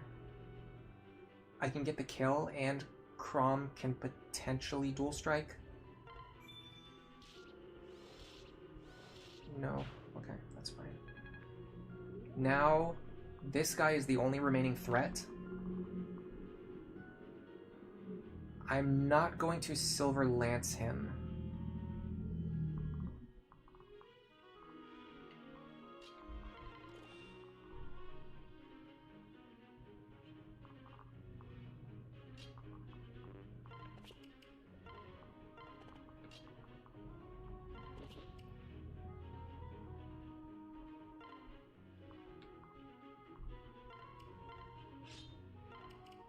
I'd rather use the Iron Lance so that someone else can get more experience next turn. So because we're not in a rush to kill this guy, we can actually attack him multiple times and get more experience. Oh, he doesn't want to attack me, okay. That's still fine. I'm just a little worried about getting my other units into position fast enough now.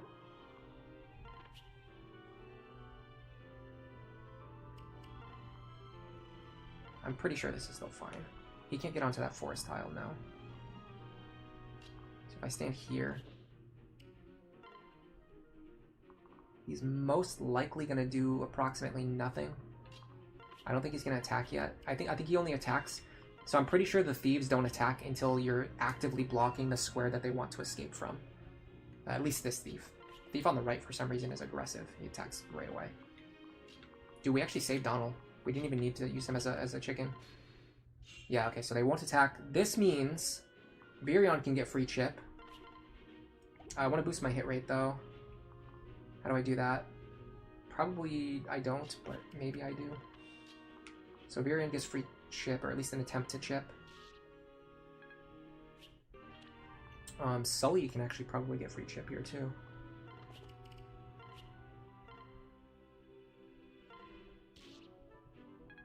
Now Frederick can either get the kill, or I might even just give it to Robin, or even Chrom. Chrom would be really good here if he can get it.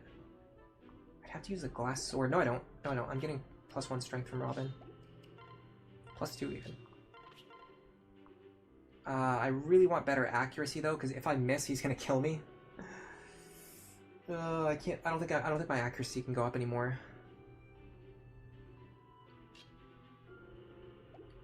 Not enough to make me feel comfortable with that.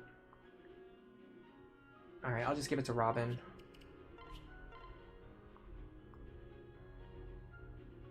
That's terrible accuracy.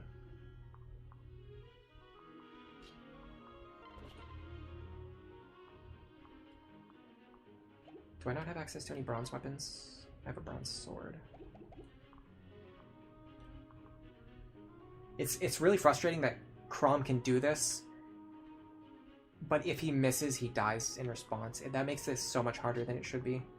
Let me see what happens if Donnie is standing there. That gives me up to 94. I'm honestly willing to go for 94. Yeah, 94 is worth it for me personally. That put one extra character standing next to Chrom, which boosted his support rank by 1. Which I guess pushed him up to the threshold for plus accuracy. Alright, let's think about how we're going to set up for this next group.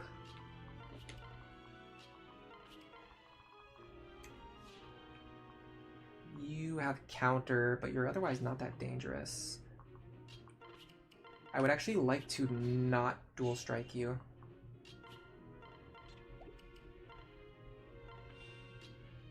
I also don't want to crit, but I only have crit tomes now.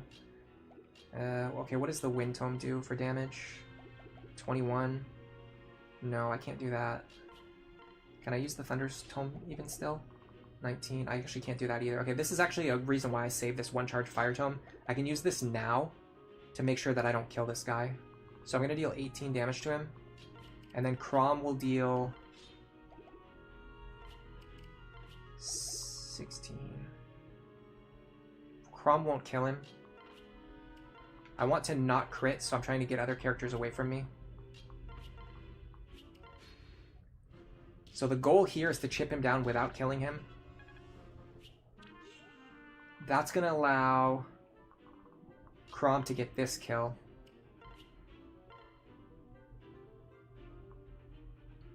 $97.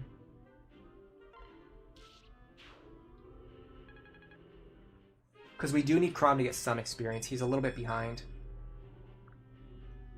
Okay, how much is he going to deal to Chrom? 22. He doesn't have pass. He doesn't have pass, so I can actually trap this guy now. Once he comes up here, I can trap him. So let me get into position as if I'm planning to trap him, which is what I am planning to do.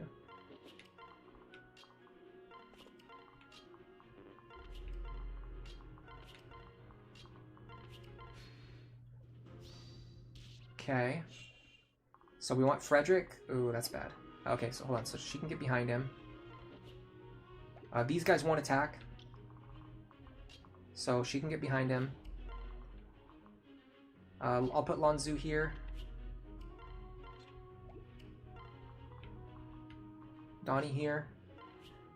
Now, I want to train Chrom, but I don't want him to kill himself with counter damage. I actually want to train Sully too. I want to train her Lance rank. Who has the Bronze Lance? Seriously, who has the Bronze Lance? Oh, Varian has it. That's perfect. I can trade that over at no cost. Okay, she can hit for 7. If I move Robin away, she won't crit.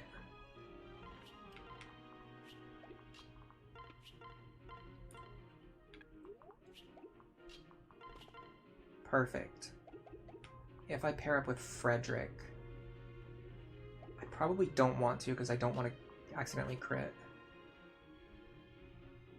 I mean, if I do, it wouldn't be the end of the world.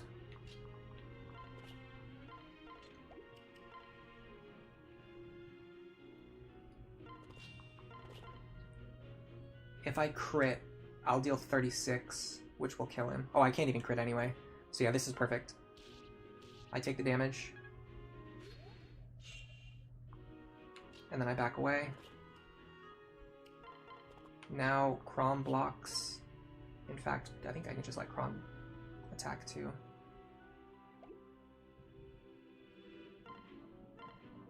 I didn't want to crit there. I did not want to crit there. Sometimes Solidarity actually works against you. It's fine. Really didn't want to crit there. We just gave up like 40 experience. That crit was horrible.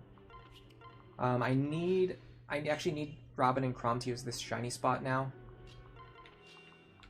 And I want them to get +1 friendship. Still didn't get it. Okay, we got one more chance to get +1 friendship, and then we're gonna have to use the Seed of Trust. It's not a huge deal if we have to, but I really don't want to. I'd rather save it for later.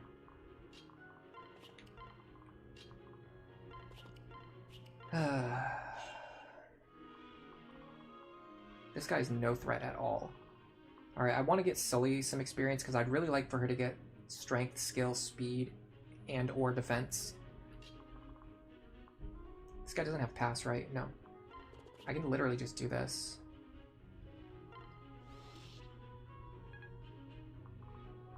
I'm going to put Frederick next to her just for supports.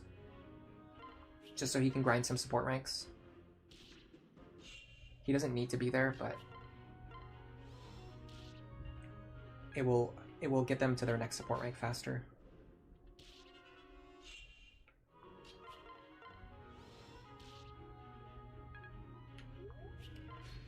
Does plus magic Robin and minus strength affect their speed or their skill?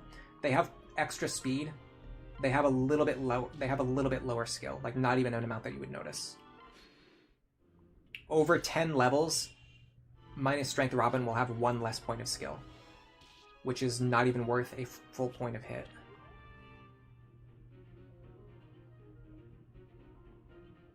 Is that true?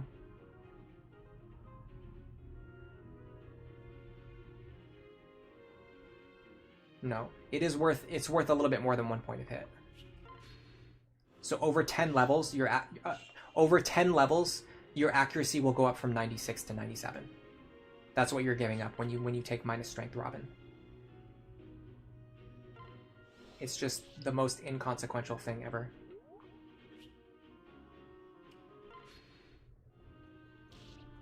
I have to be careful. Frederick can't take any more attacks. Okay, speed, strength. Okay, strength and skill, I'm fine with that. We still want speed and defense, but strength and skill is good. That gets us 1 point closer to 10 strength.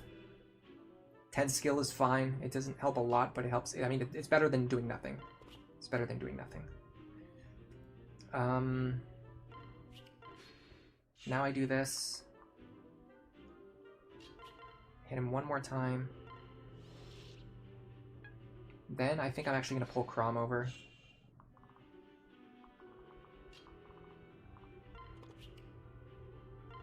Because I do still actually need to make sure that Chrom and Robin fight together enough times. Oh, can Chrom not reach him? I mean, he can reach him. Alright, let's do this. Maximize my chance to dodge.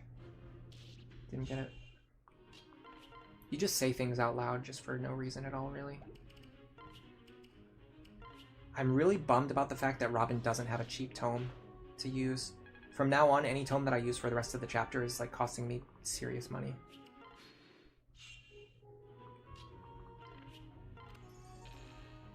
And we already have budget problems this run.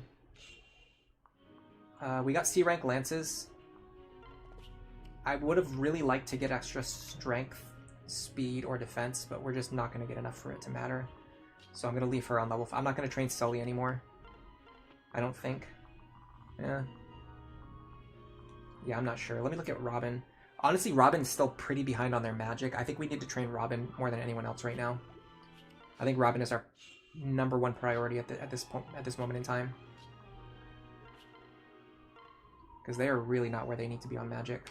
Alright, let's see what these guys have. Counter Luna, perfect. Luna. Okay, Luna Aegis even, so that's going to make him impossible to get rid of. What do we do with this information? I have no idea. There's nothing I can do anymore. I'm basically screwed. Both of these guys have Luna. There's no way to draw them out safely. This guy doesn't have counter.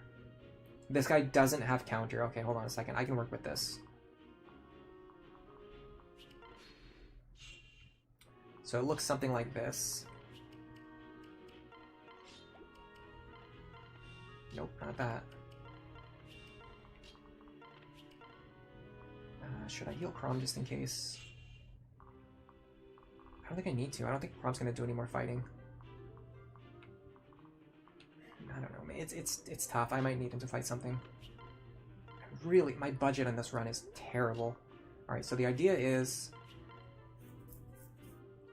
Robin kills this guy. Guaranteed. Then the other guy attacks me on enemy phase. He's going to hit me for 28 minus 6. I will survive. The annoying thing is I actually would prefer to keep the Thunder Tome equipped here. But I would really need to dual strike.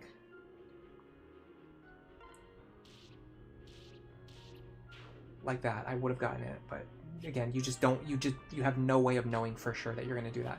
The good thing is I can just do this. Switch back over to the Thunder Tome now. And this should be fine. We could even dodge this. Yeah, but even if we didn't dodge that, it would have been fine. Well, this is really good. That's an extra point of experience.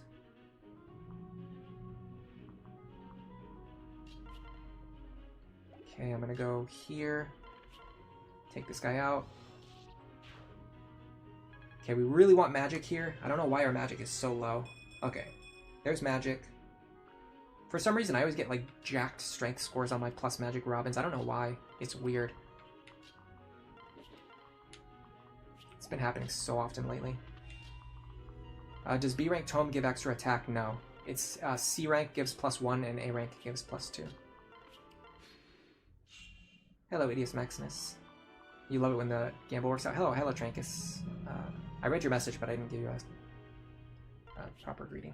Alright, we really want +1 friendship here.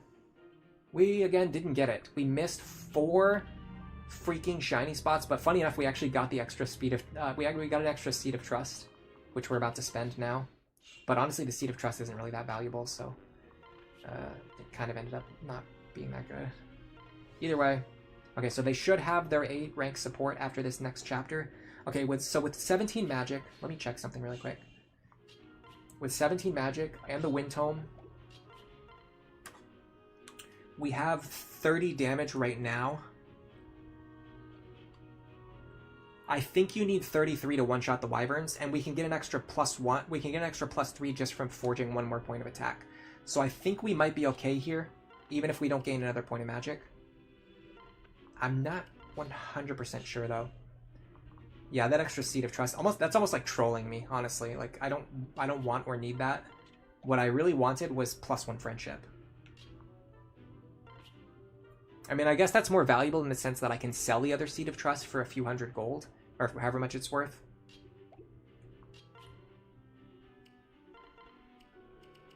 I'm actually going to send this to the convoy so I don't accidentally use it. Alright, what does he do to Chrom? 28. -9. We definitely survive.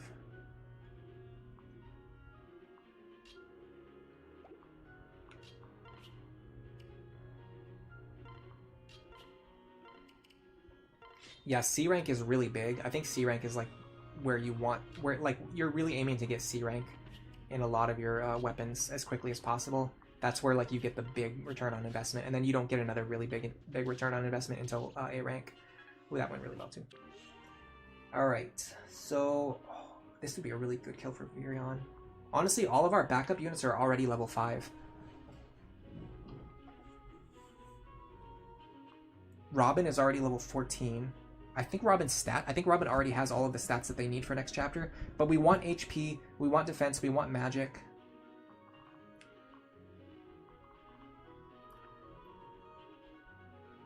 I think I'm going to go Virion here because we're not going to have as many chances to train him later. So getting him experience now is really good. It's going to help keep him up with the rest of the curve. Alright, for this one,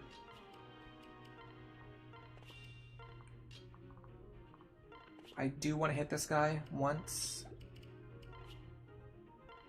I don't want to use this. We're going to try to trap this guy now. Ugh. Okay, I can't hit him again because I will destroy him.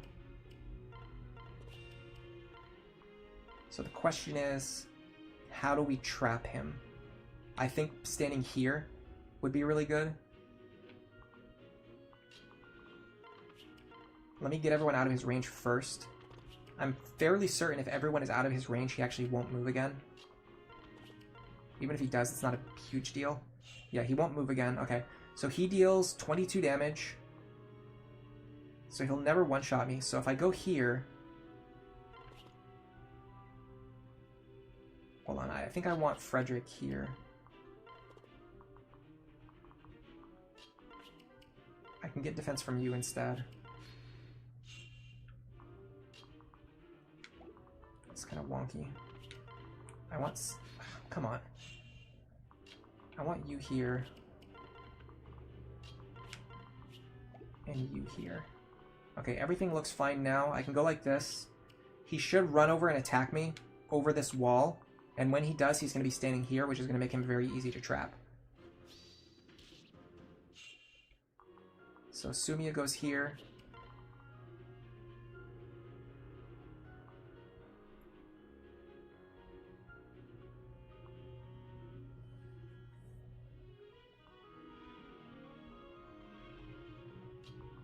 Sully here. Let's work on our sword rank. Oh, we're actually not going to be able to hit him very many times. It's fine. It's still a worthwhile trap. He has pass. I'm a complete idiot. He has pass. Okay. Well, Virion gets the kill. And I'm actually fine with that. I'm totally fine with Virion getting that kill.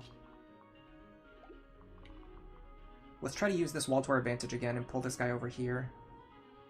I mean, does that really help me in any way? I don't think so. Does Virion survive a round of combat against these guys?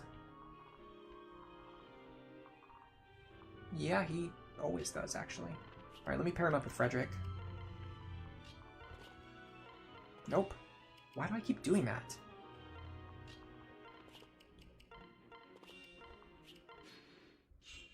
I used that Seed of Trust, yeah. I got one from the shiny spot instead of getting +1 friendship from the shiny spot. So then I just used the Seed of Trust that I picked up. Yeah, that one didn't roll Luna either, so we should be able to just do this then.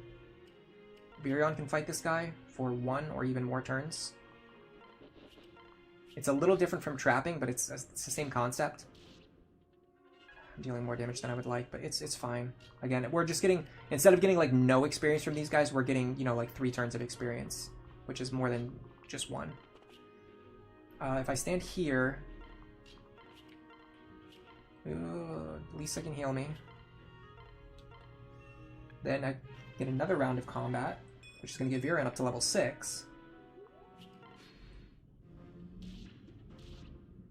Okay.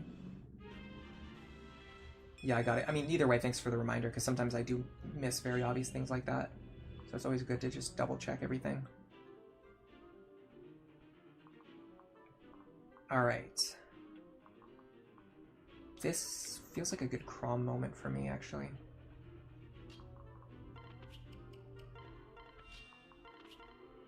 Yeah. Can anyone chip him 1 time before we kill him? Yes. Okay, so let's do this. So this is just free experience that's just hanging there. 10 experience plus sword rank for Sully. And then Chrom was going to get this kill anyway. So then we give it to him. And then we get all the experience that he was going to get. And nothing changed. Other than the fact that we got 10 extra experience. Okay, now we're getting speed level ups where we really want strength.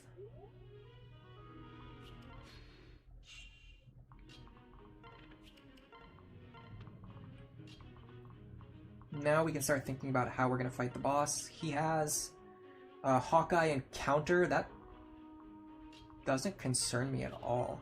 I mean, it does mean that the only one who can fight him really is Robin, unfortunately. Maybe Virion actually can. Virion has gained enough levels, he might be able to fight the boss. It's going to depend on a few factors. So we're looking at 15 speed. We would need to be able to reach 11 speed. We can reach 11 speed. And then attack is not going to be 35.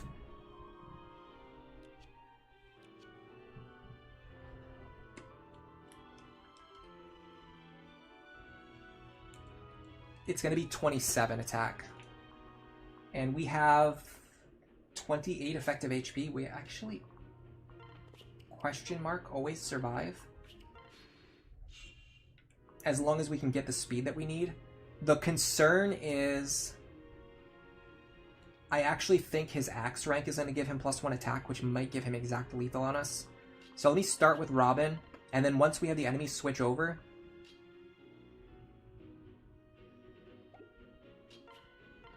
we can see about having potentially Virion fight him for a turn, if he can do it safely. Unfortunately, again, we're stuck with the Thunder Tome, which means there's always a chance that we're going to crit here.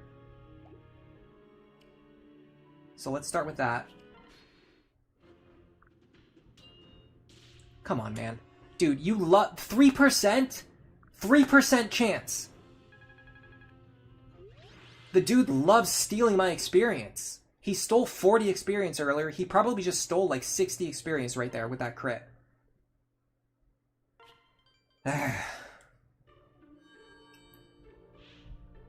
This run is just trolling me to death. But we also beat that chapter first try, though. Ooh, an extra rescue staff. Dude, an early extra rescue? I would actually buy that. There's a very good chance I would buy that. I might not have the money, though. Dude, I can't believe that just happened. I don't know what is going on with this guy. Alright, so we got our A support here. That's extra +1 speed.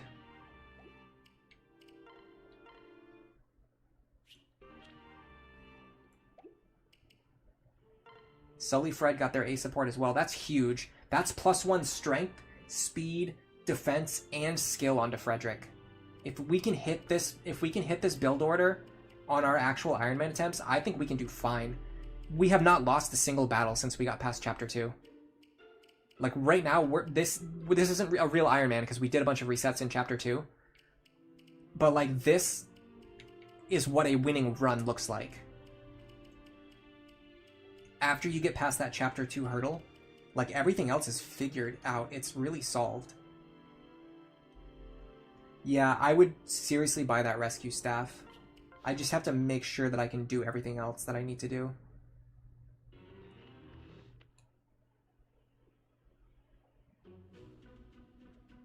Alright, Robin has the Wind Tome equipped, so they'll get +8 attack. To kill the Wyverns... Oh, we need 35 to kill them. Okay, so I was not close. So we're on 30, we need 35, so we actually need 2 more forges. I think we got screwed over on magic levels. I'm pretty sure we got screwed over. Hold on a second. Nah, this doesn't look right to me. Maybe I'm freaking out again. Maybe I'm making a big deal out of nothing again.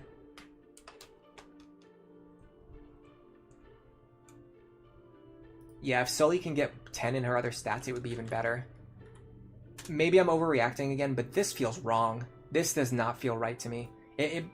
This might just be, like I said, I don't really look at like the numbers too closely until something comes up and I want to specifically check them.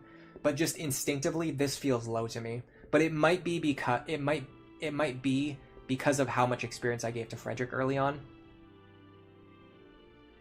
which took away experience from Robin. Like, maybe Robin's level is like a little bit lower than it would normally would be, but I don't think it is. Okay, so we'd start with 5 magic plus 2. So we start with 7 magic. Then we look at our growths. And our growth rate is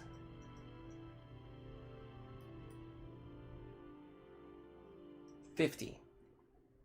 So in 13 levels, we should have gained 6.5 points of magic. That's 13 plus half. That's 13.5. Hold on a second. This feels wrong. This says we should only... I must be calculating this wrong. Oh, I'm not factoring... I'm not looking at...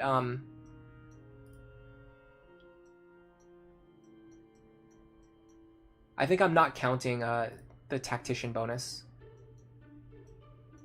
Yeah, I wasn't counting the tactician bonus. Okay, hold on a second. That's way off. That also means my speed calculation was off earlier too, which means I was low on speed. I was lower on speed than I thought. I knew something was off. Okay, so we should have gained 8 points of speed. 7 plus 8 is 15. We're actually still above on magic. Okay, so we're not below on magic. We're actually above on magic. It's just a result of me not gaining as many levels as normal, that my magic is lower than I feel like it should be. My speed is fine. If I go into mage right now, I think I'll lose a point of speed. But I can do that because I got the A support with Chrom. That will give me... I'm not sure how much magic. That's the question.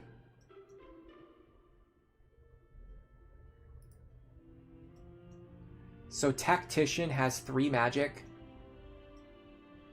Mage has 4. So I'll actually gain 3 points of magic by switching to Mage. That will put me on 33 attack. And then with a +1 forge, that will put me on 36. The problem is I lose...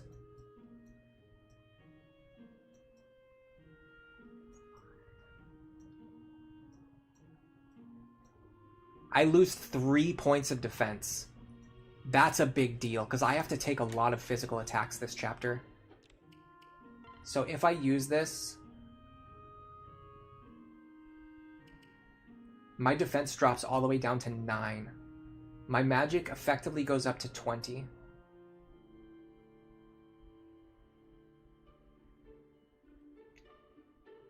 I would have 31 attack with the equipped Wind Tome. No, I would have 33 attack with the equipped Wind Tome. And then I would just need a +1 forge. But I would be taking 3 more damage per attack. And I'm planning to take a ton of attacks. I don't think we can afford this rescue staff. I think between the tonics that we need to buy, we need at least 1 strength tonic and at least 2 defense tonics. Then we also need to forge Robin's tome. I don't think we can even afford to... I don't think we can even... Yeah, we can't even afford this forge without selling things. There's no way we can afford that rescue staff. So let's find out what we're going to sell. Probably this Fin Lance. Maybe, I'm actually not sure yet. Let me put everything in the convoy. And then figure out what I want to sell. What can I fix you with?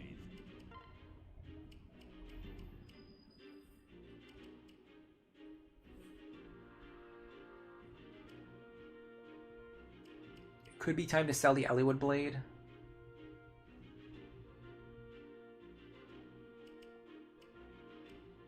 We have a bunch of extra Iron Lances. Definitely sell one of those.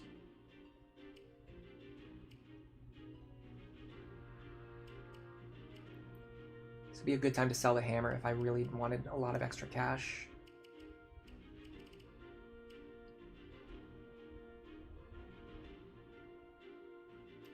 I want an unforged wind tome too.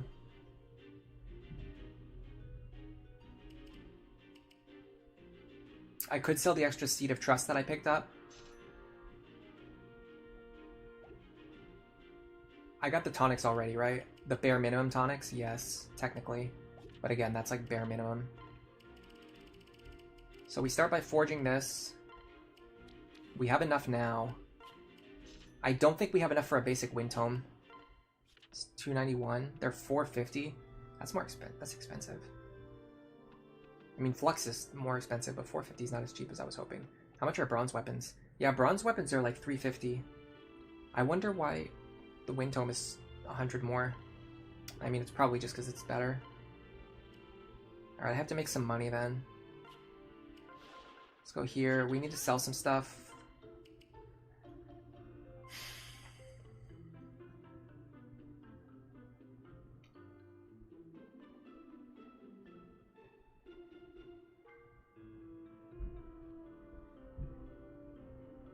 I almost feel motivated to sell this iron sword.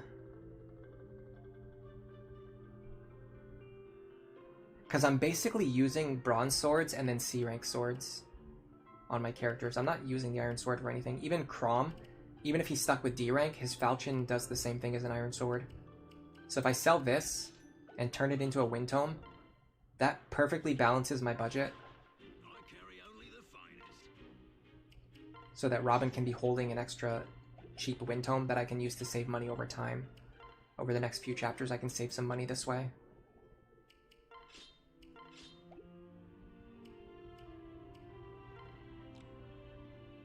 Oh, and Chrom did reach C-rank swords too. Perfect. So we can have him use an Elliewood Blade. Falchion. Rapier. Glass Sword.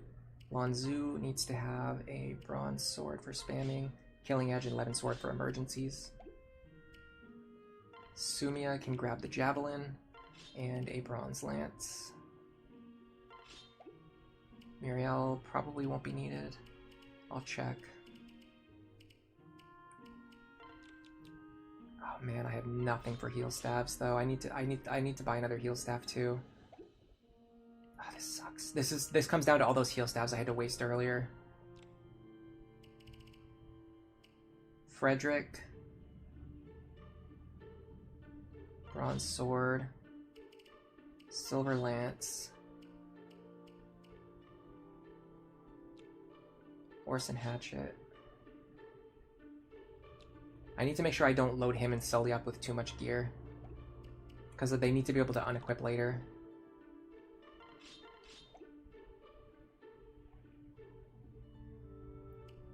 That bronze bow has saved me almost, I think, I almost want to say 300 gold already. I'm not sure. I'll give her the bronze sword. Bronze lance, iron lance, killer lance, thin lance, and then I'll just load Frederick up with whatever else.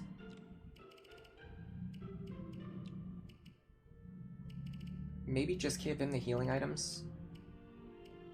And then the Iron Axe. Yeah, I don't like this because his inventory is quite full.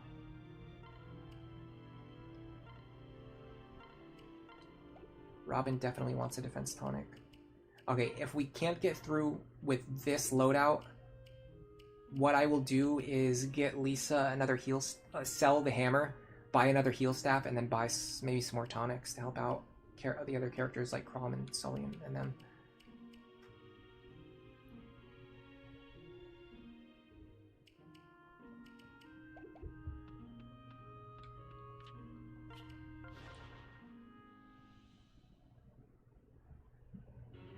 We lost a ton of money on those heal stabs and vulneraries earlier. Browser Jr. heading out. Alright.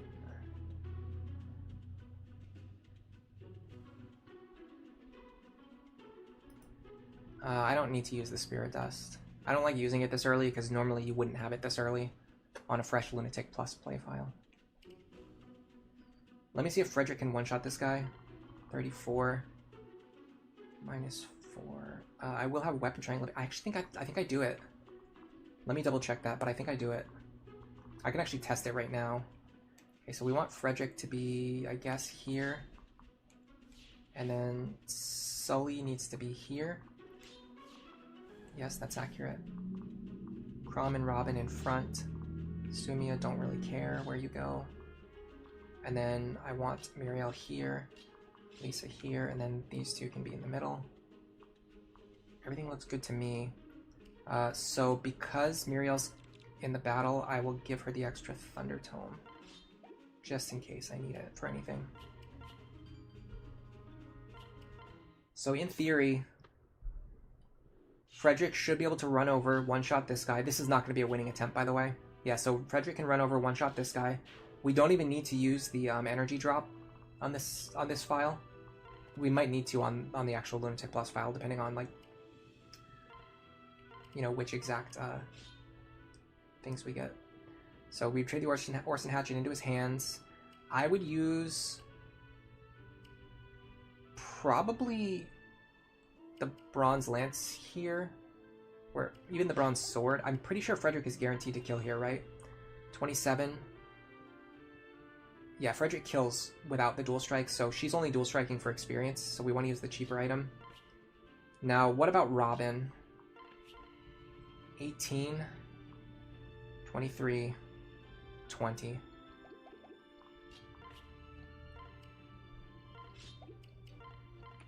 What does Chrom do? Chrom deals 11 or 20, or no, not 20, 16, or yeah, 11 or 16. Okay, so we can make this math work out. So let's see what happens if Chrom is dealing 11 damage. We can deal 20 plus 11 is not enough. 23 plus 16 is enough for a kill. Yes. So what I want to do is Eliwood Blade here, Forged Wind Tome here. So if Chrom dual strikes, we save Forged Wind Tome charges. If he doesn't, then oh well. Now the problem is this guy having counter means we're going to die on this attempt. So I'm not going to run this any further. I would rather use my good luck on actual attempts that have a chance of winning. Is Muriel here for extra rescue range on pair up? Yeah, that's exactly the reason why. Is it worth dancing Olivia to level 40 before second seal, or are the dancer growths bad? So her max level is actually 30, it's not 40, and it's absolutely worth it because you can second seal directly into a promoted class as long as you're level 30 in dancer, and her growths are good enough. Like 30 levels is 30 levels.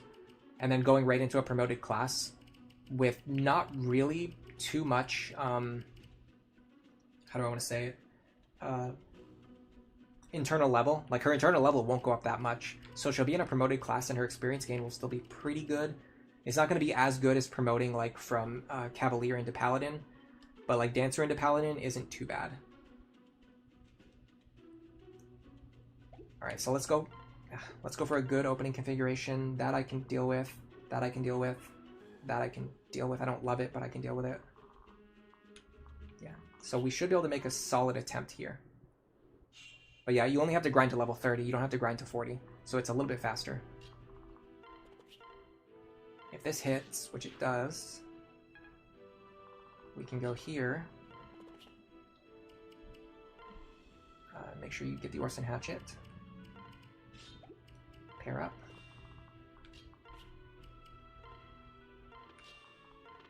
I gotta get this guy because of the forged, because of counter. That dual strike saves me a forged wind tome.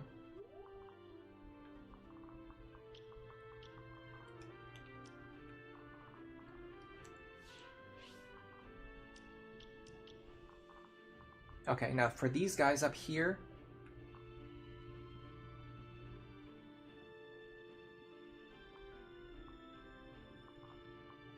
we want Rickon to start chipping this guy.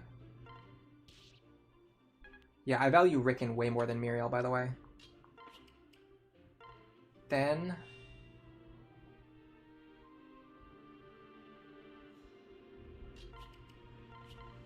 we rescue him.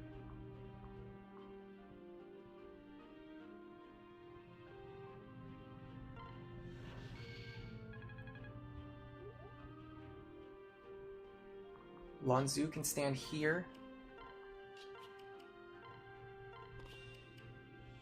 Maribel here. And then Sumia, I think, should be able to 1v1 this guy, at least for one turn. She's going to take 11. She's going to hit back for 6. That's actually really helpful. She's on base stats, by the way. She can do this on base. Ooh, nice dodge. That's really good. That's going to preserve my HP for next turn. Magic. Oh, nice crit. That conserves an Orson Hatchet charge. That's not too mandatory. Okay, here's our next question. This guy has nothing dangerous that I need to worry about at all. So first, we're going to go one-shot this guy. Nice try, my friend. Now, this mage. He is going to hit Frederick for 14 damage. He's going to heal for 7. He's going to be on 35, so he's going to be on 34 HP because it will heal him back to full. Can Frederick do it with the Javelin? The Javelin has 2 attack, plus 2 from A rank lances. So 4. So 4 attack, plus 17 strength, plus 6 bonuses is 27. Minus 5 defense is 22. We're going to get hit twice for 22 damage. We can kill him with the Javelin. I want to use the Javelin if I can.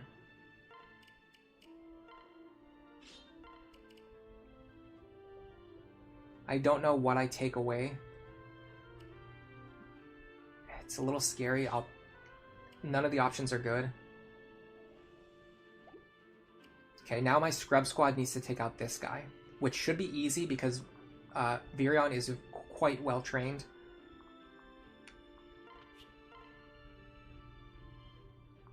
We can hit for 9.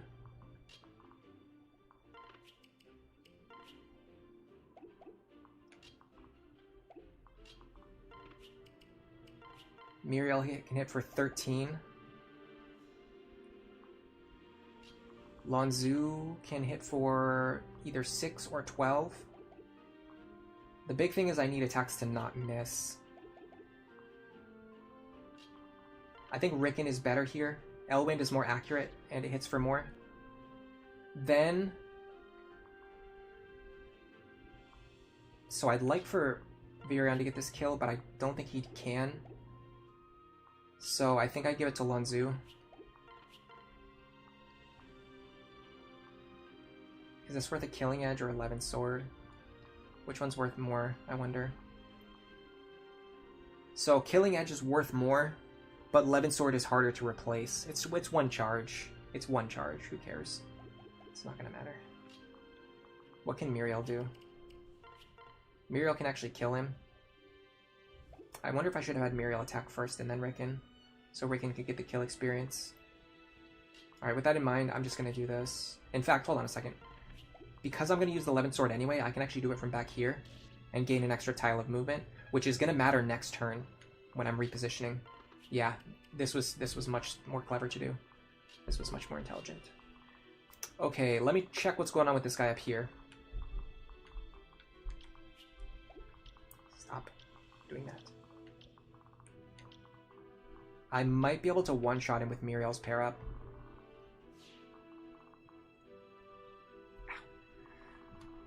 My attack power against him is 25 plus 12. It's 37.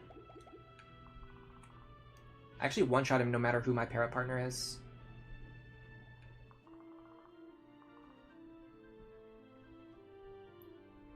I need to keep Chrom though, because I want to be doubling these guys.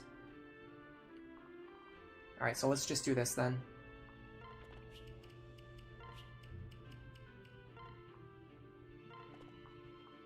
I really want Robin to not get hit here.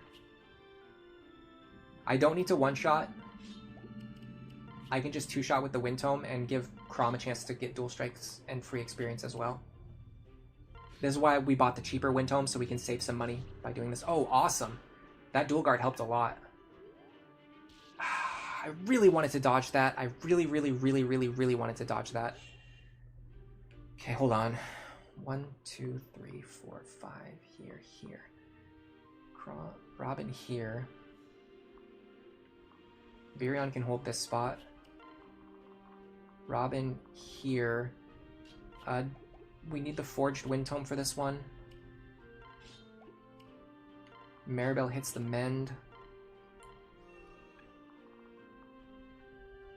Now we consider how much of this Frederick can handle. Let me get my other characters to safety first, and then I'll worry about Frederick.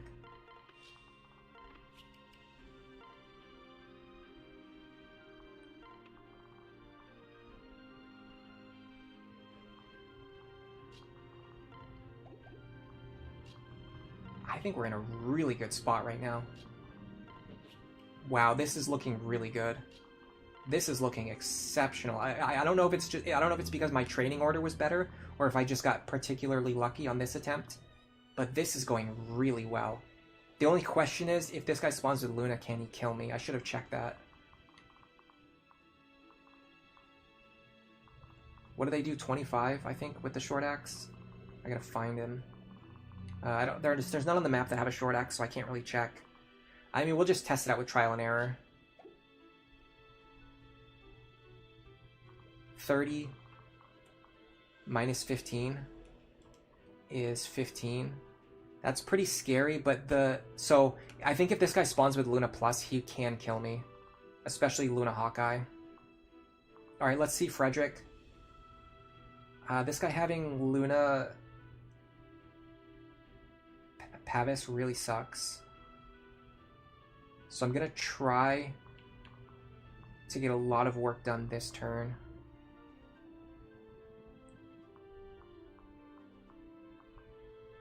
I think I want Frederick here with the Javelin.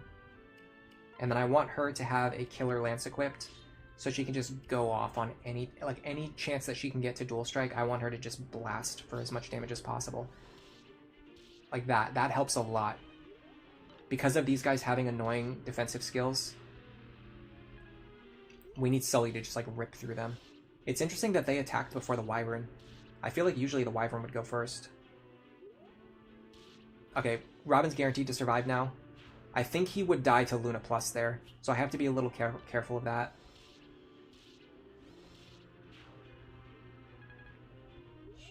What sword does he have equipped? That was the Falchion? It did like no damage. Okay, this turn, the only reinforcements are Wyverns up here, I believe. This is going so well, by the way. This is like one of the best runs I've ever had on this map. We do have a couple of guys with counter coming in. So in order to mitigate them, I want to do something like this. I want Frederick here with the Iron Axe. And then I want... Now this guy's a little bit scary because of Luna Plus. I might just have Robin get rid of him.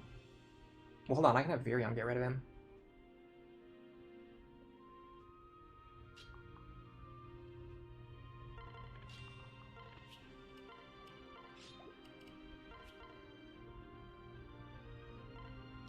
Oh no, I just left Virion in range of the Barbarian. That was really stupid. I mean, he probably won't kill me, right? 28 minus 7. That's exact lethal because my Virion somehow didn't level up HP or defense at all. Hold on a second. That can't be right. What are his base stats? That seems really low for level 6. Virion is usually pretty tanky. Virion's base HP is 19. His base defense is 6. He gained 1 point of defense and 2 points of HP in 5 levels. That seems low. That seems quite low. I mean, nothing I can do about it now. The guy has exact lethal on me, is that right? 28.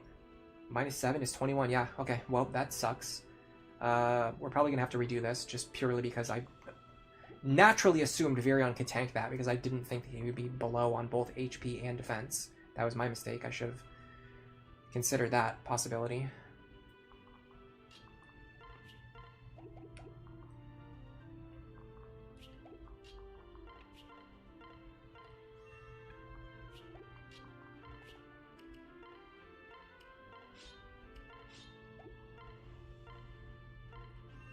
I think we're just going to die here. I don't think there's anything we can do about it. No, I can give a defensive pair up. But I can't do that because I don't have one available. I think I might need to also block this fort, but I'm not sure. Okay, if I was going to switch to a defensive pair up, how would I do it? I have to grab Sully. No, there's no way to do it. Because every character who grabs Sully can't then transfer her. Well... Hold on, Robin might give defense, right? Robin gives +1 defense. That's enough to keep me alive.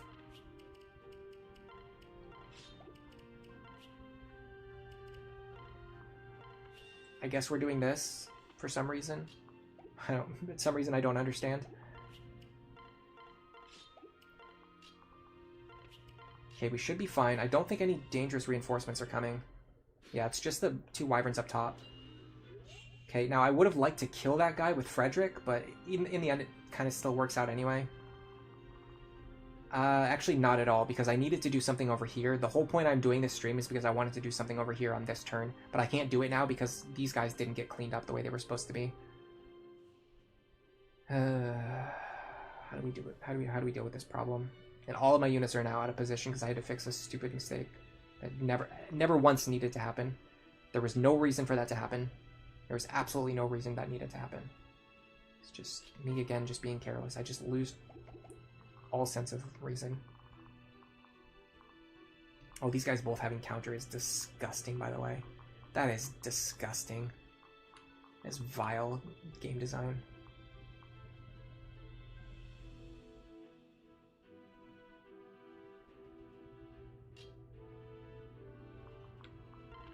Oh, this guy's still alive too. That guy's gonna be a problem next turn. Hold on. I really need to get a lot of work done this turn. Like, I need to do a ridiculous amount of work on these guys. I don't like that has such bad accuracy. I can hit this guy for 16. Yeah, I see what I need to do. I see what I need to do.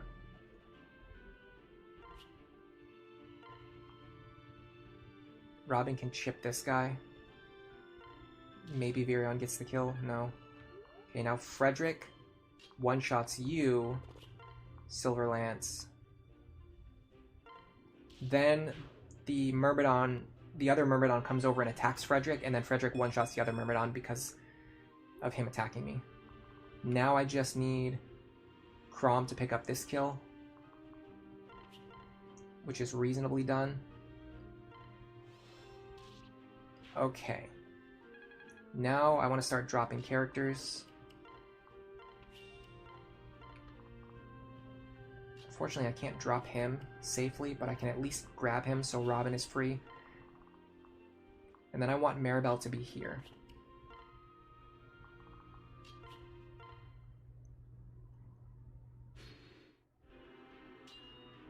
So there was something I wanted to do with this Myrmidon on the left. I might even reset the chapter just to show it off. I don't know if that's worth it. Can Robin get over there? Robin can get over there. That's interesting. Hold on a second. Hold on a second. Am I crazy or is this really good? The issue is I don't want Frederick standing here. But I don't think that will matter because Robin is going to be... this guy's Luna Plus, though. That screws me over, as always. There's always one thing that's going to screw you over. Can Sully take an attack from him?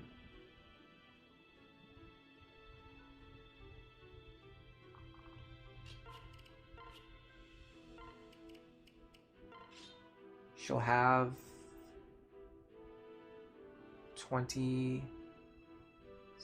31 effective HP. Is 28 attack. She can take the attack. Oh, I can't even get where I wanted to get anyway. It doesn't matter. Fine. Can these guys both reach Robin? They can. Okay, I'm just gonna do that.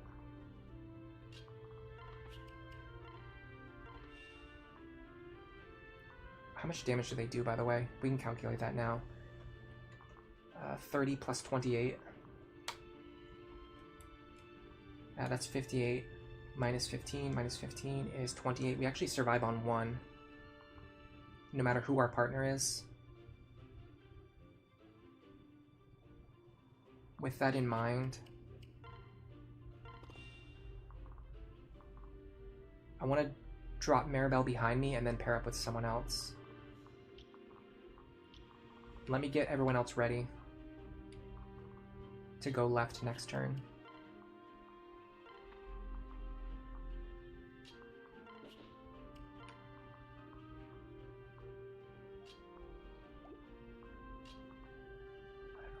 These guys. Okay, I want to drop Maribel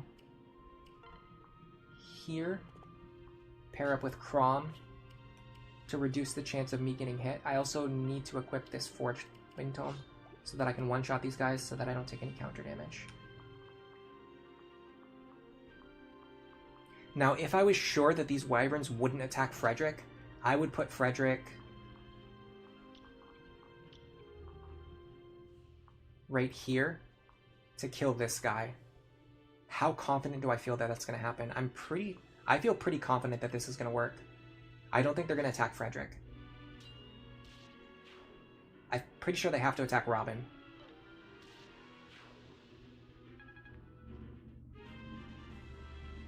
I may end up eating my words. That's a horrible level up. Okay. Oh, this guy flew into a gross spot. Okay, we used Maribel for this reason. The problem is now whoever stands here has to survive a round of combat against this guy. I think that's fine. What does he do to Chrom? Chrom has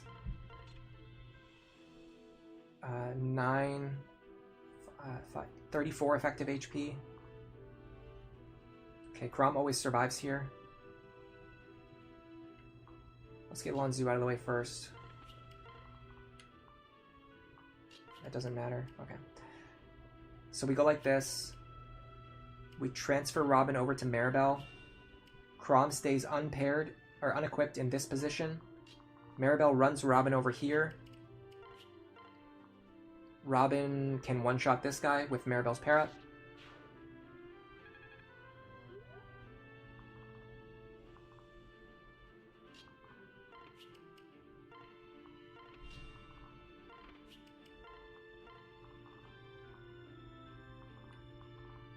Again, if I really want to, I could leave Frederick in range of this guy, but I don't want to because he has counter anyway.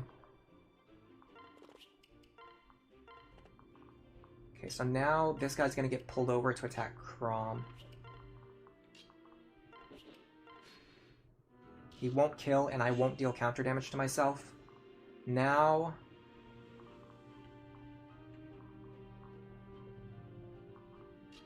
I can blast him pretty hard with an Iron Bow and Rickon's Tome. I might even be able to kill him. 15.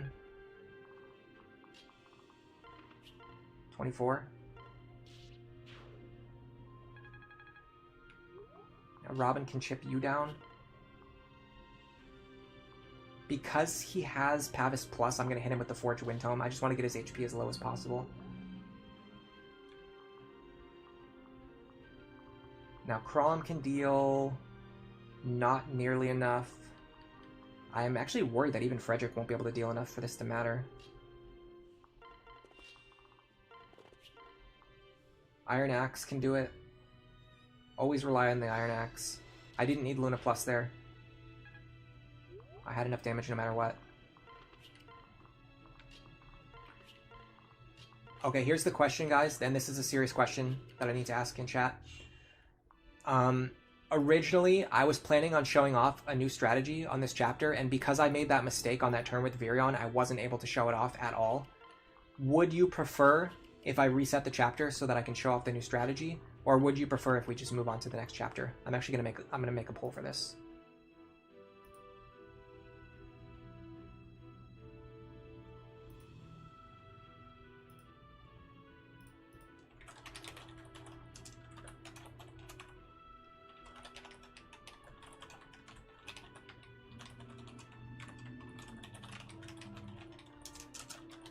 So the idea is we're either going to reset to show off the new strategy, or we're just going to move on to the next chapter just to make progress.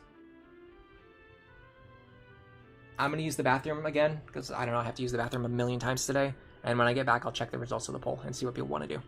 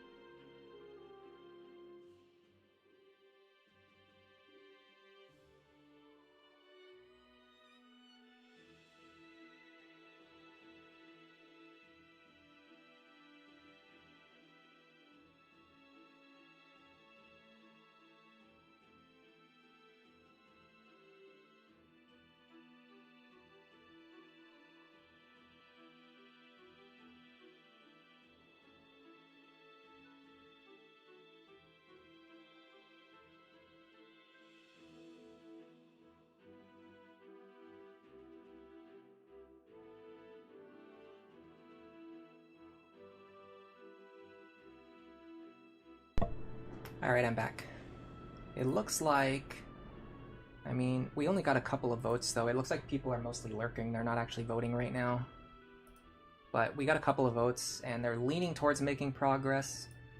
By the way, that reminds me, I want to give away some memberships while I'm doing this too. For those who have been hanging out, lurking for this long. Yeah, so the original poll got 142 votes. So there's been like, over time, we've gotten a lot of votes. But in a short amount of time, I don't usually get that many votes like immediately. Let's see. Monkey11, welcome to the membership. Hope you enjoy the fact that there's nothing to do with it. It's just a pointless membership that does nothing. FE Rallyman, welcome to the membership. Insane, welcome to the membership. Kovacs, welcome to the membership. Insert name here. 4248. Oh, I get to name you? Welcome to the membership. Isn't that great? Yeah, it looks, I mean, it does look like people are generally leaning towards wanting me to make progress anyway, which is fine. I have something to do at 7 today, so I am going to limit my stream based on that information, but I still have a little while, not even just before 7, but even just like before I would need to start getting ready. So we're not really in a rush here. We can for sure do at least one more chapter. So let me start working on my Maribel grind. Because I'm limited on heal stabs, I'm not going to be able to grind her as much in this chapter. It's not the end of the world. I can grind her in chapter, what is it, 9, the desert chapter? I think chapter 9 is the desert chapter. I don't know why I'm blanking on basic information. I'm pretty sure chapter 9 is the desert chapter. I can grind her in that chapter, so it's just not, it's not the end of the world. Alright, let's see. This guy, I'm going to have to one-shot him. This guy, I'm going to have to double him. No, I could... Yeah, I'm going to have to double him. So I'm going to need the Chrom pair up at some point. And then the boss, it doesn't really matter what I do. I'll definitely 1v1 him. Okay. So I need Chrom, Maribel, and Robin on the left. I'll bring Sumia with them just to protect, or just so I can run away if I need to. I want Virion and Lisa ready to support Frederick. And then Rickon as well. And honestly, I think maybe also Lonku. On this side too. Oh man, he's sitting on 98 experience. That is very tempting to find a way to just grab him one more combat or one more kill here. Okay, so the way I think I want to do this, I think I want to start with the Maribel pair up. Will that allow me to one-shot with the basic Wind Tome? I don't think so, no. It's too much power loss. Okay, so I want to have Robin here. Now let's look at this side. Counter Luna. Okay. We're not going to be able to fight this guy. So instead of trying to fight him... Well, hold on a second. I don't normally do this, but it's kind of important. So I'm going to force myself to do it. Let me see what happens if I fight him with a bronze sword equipped.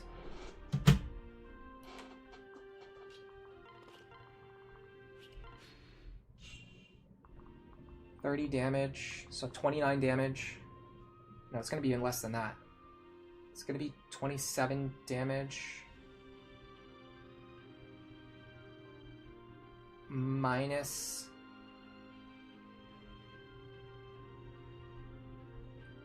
$12 defense. He's going to deal 15 damage to me. Then I'm going to deal 28 minus 10, which is 18 damage to him, and then I'm going to deal 18 damage to myself. That's 33 total. I'm going to be on 2 HP. Then I'm going to hit him for another 18, which will kill him, and then I won't take counter damage on the second attack. This looks absolutely insane. This looks crazy. I think I'm actually going to have Frederick fight this guy with the bronze sword equipped. I think I win. I think I win on 2 HP.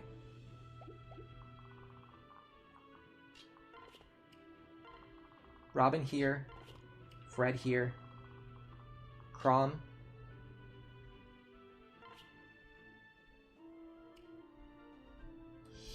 Oh, this...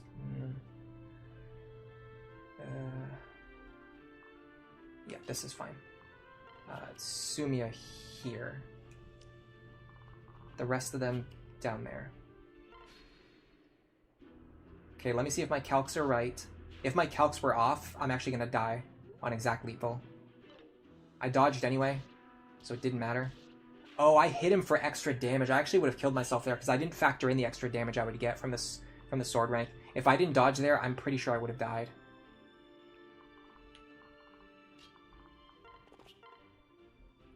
I would have taken 2 plus 12. I would have taken 14. Oh no, I would have survived on 2. I don't know what I'm thinking. I would have survived on 2.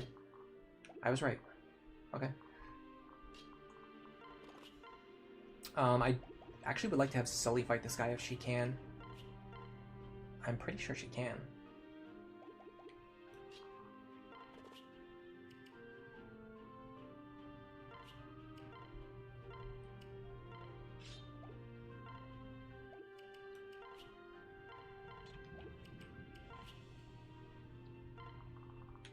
Okay, now this side is going to be a little bit wonky because I wasn't really thinking clearly.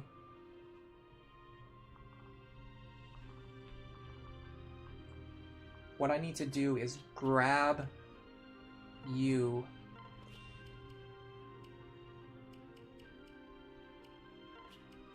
and then drop here.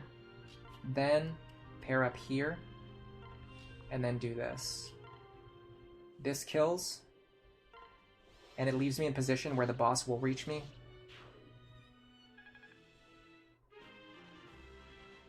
Oh yeah, I could have hit myself with Luna too, you're right. Yeah, that was not worth the risk. The reason I did that, I just wanted to see if my calculations were right. And it looks like I realized far too late that there was a lot of ways that could have gone wrong. So we did get a little bit lucky there. Yeah, not the end of the world.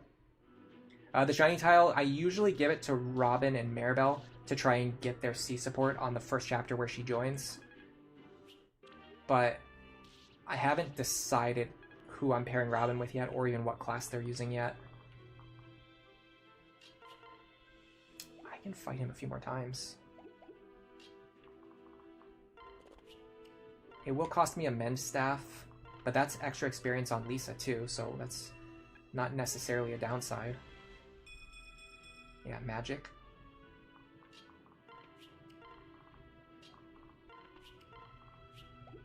So you can even go here.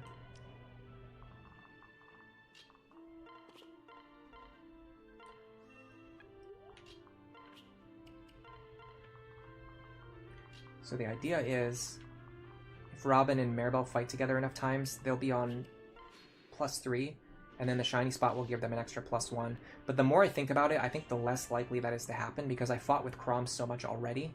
I feel like I'm gonna be getting +3 with him anyway.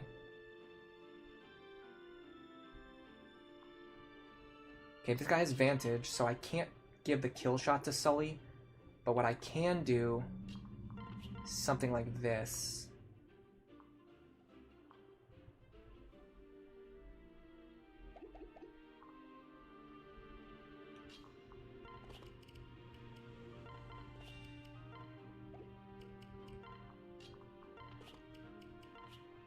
Don't want to dual strike.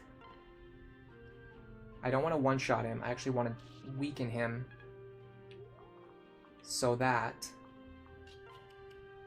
Rickon can get the kill safely. Dude, he hits for 24 with the Elwyn Tome on his join chapter. This child is so underrated. Extra magic. He got speed too. Rickon doesn't normally get speed. That's the reason why he's underrated, and it's definitely a flaw. It's a big flaw. Having bad speed is a really big flaw. But if you use him correctly, you can work around it and make very good use of him.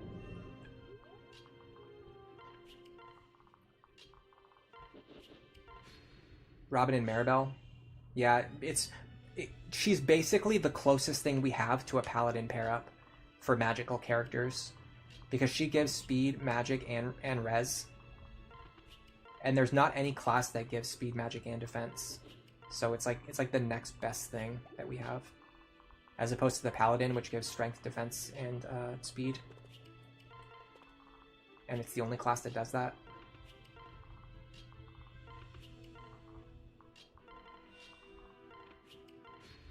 I think. I don't think I'm forgetting something, unless like maybe Tactician? I can't tell because he's giving a bunch of stats based on their like parrot bonuses and other things, and his own stats. It looks like I think Tactician gives like strength, magic, and speed, but I don't think it gives defense. Yeah, he's only giving +1 defense from his own stats. He's not actually like giving defense.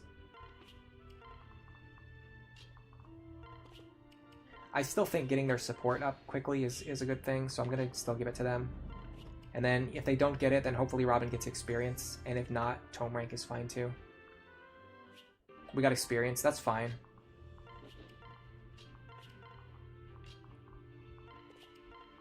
Alright, so normally I would be spamming stabs here to train Maribel, but my god, we have like no money at all.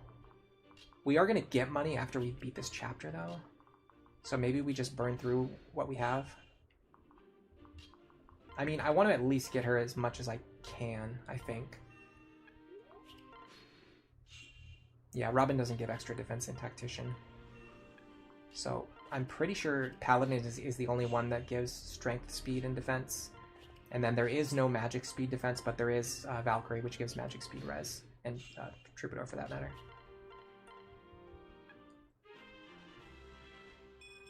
Yeah, I think it's worth it to get these levels onto her.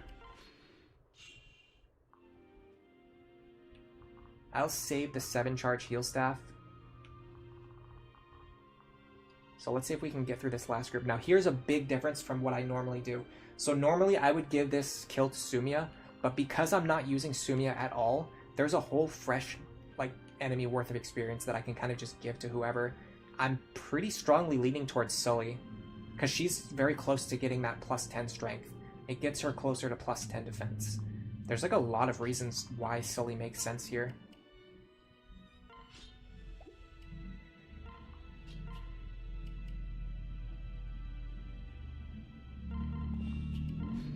And we want her to keep gaining support with Frederick too. 13.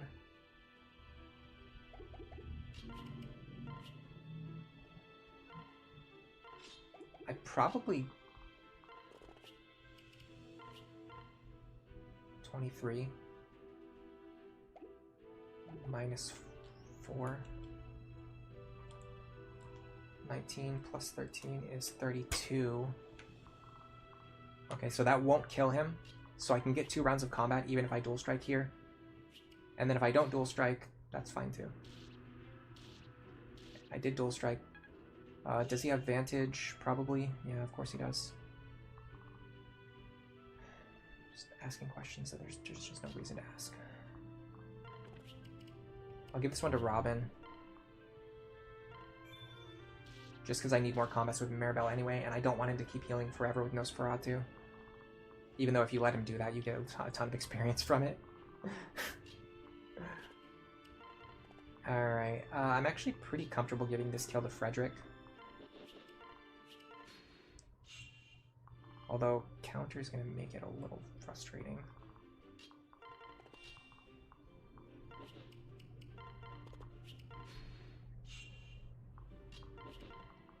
Maybe I put someone else up here too, just to bait the guy over, and then Frederick can kill him. In fact, I'm going to be doing this anyway.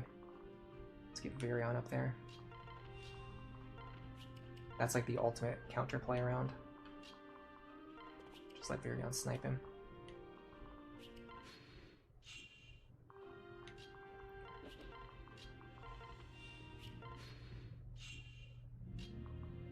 Yeah, I want Sully and Virion to gain levels. I have big plans for them for the future. She's definitely going into Paladin. He's almost certainly going into Bow Knight.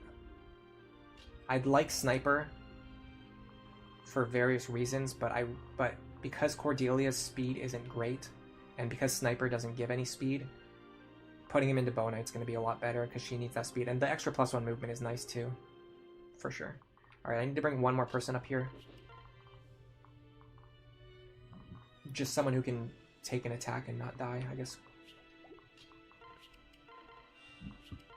Excuse me, Chrom.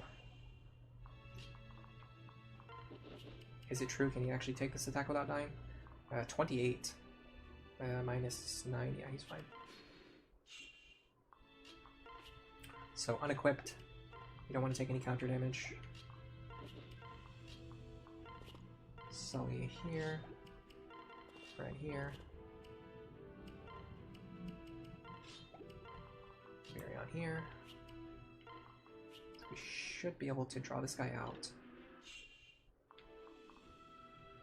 Hit him with Virion. That is not dealing as much as I was hoping. How much is this? How much does this guy do? We actually never die here. Well, I say never, but 28. Yeah, we never die here, even if Luna Plus triggers. Okay, so we can do this now. We can equip this. Go for Dual Strike Man. 36% chance. He gets it. That is going to allow me to pick up this kill with no counter damage, which is even better. Granted, we'd survive anyway, but that's even better. Okay, next up is this guy. Can Sully fight him? The problem is she's likely too slow. Yeah, so she definitely gets doubled by him. 23 attack.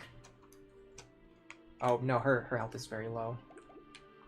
Her health is quite low. Okay, hold on.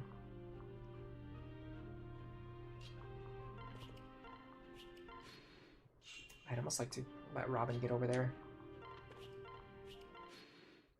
Yeah, Dual Strike Man is awesome.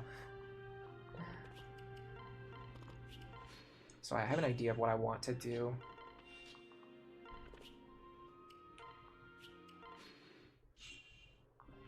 I just need to see if it works. Okay, so the idea is we hit this guy for 12 damage or 10 damage. We can hit this guy for 10 damage. He hits us for 5. We get a shiny spot while we're at it. And then that moves him into a position where my other characters can potentially run in and pick up damage or other things. Another Seed of... Man, this game is trolling the heck out of me. Another Seed of Trust, really? Okay. Sure.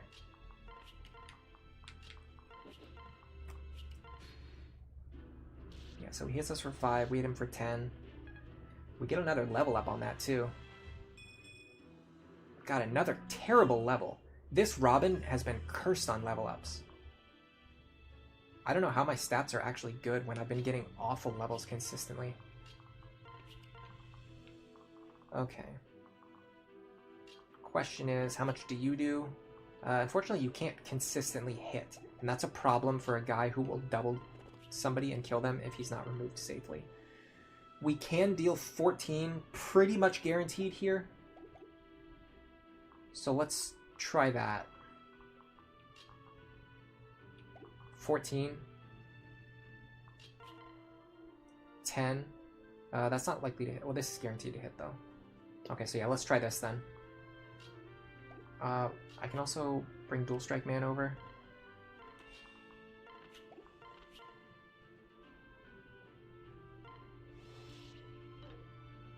That's actually fine. He got weapon rank off that. Okay, so now we want to do this. This will hit for 8 or 9. I'm bad at math. And then Sully comes over, and she picks up the kill and gets to level 6 with really good rollover experience too. And she can't miss, so she can't die. Okay. Yeah, we are going to be doing Virion with Cordelia. I'm going to try to get it as fast as possible. Honestly, that extra Seed of Trust maybe helps. I don't know. I almost feel like I'd rather sell it, though. But it's worth considering, especially because it could get her an extra point of speed on a certain chapter. That might matter.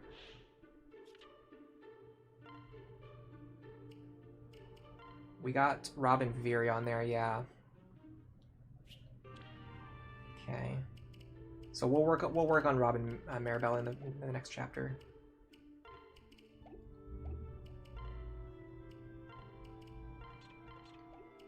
I do have a good amount of gear now. I'd like to use the hand axe in the next chapter if I can get away with it. because then I can save the Orson Hatchet for later. But honestly, it might be better to use the Orson Hatchet now. I can finally sell something that's worth money, which almost makes me want to buy that extra rescue staff. But the thing is, like, I might need that money for, like, super forges later. So I'm very reluctant to do that, especially because I also need to buy multiple heal staves, too. Do I buy a tome for Rickon?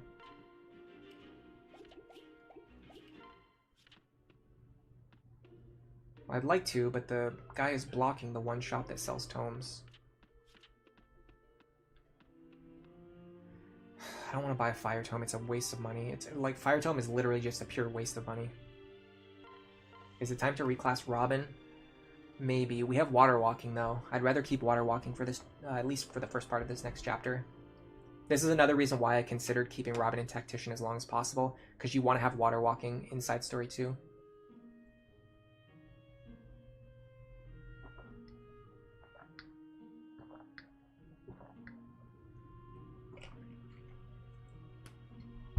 I might reclass over after I get over the river, though.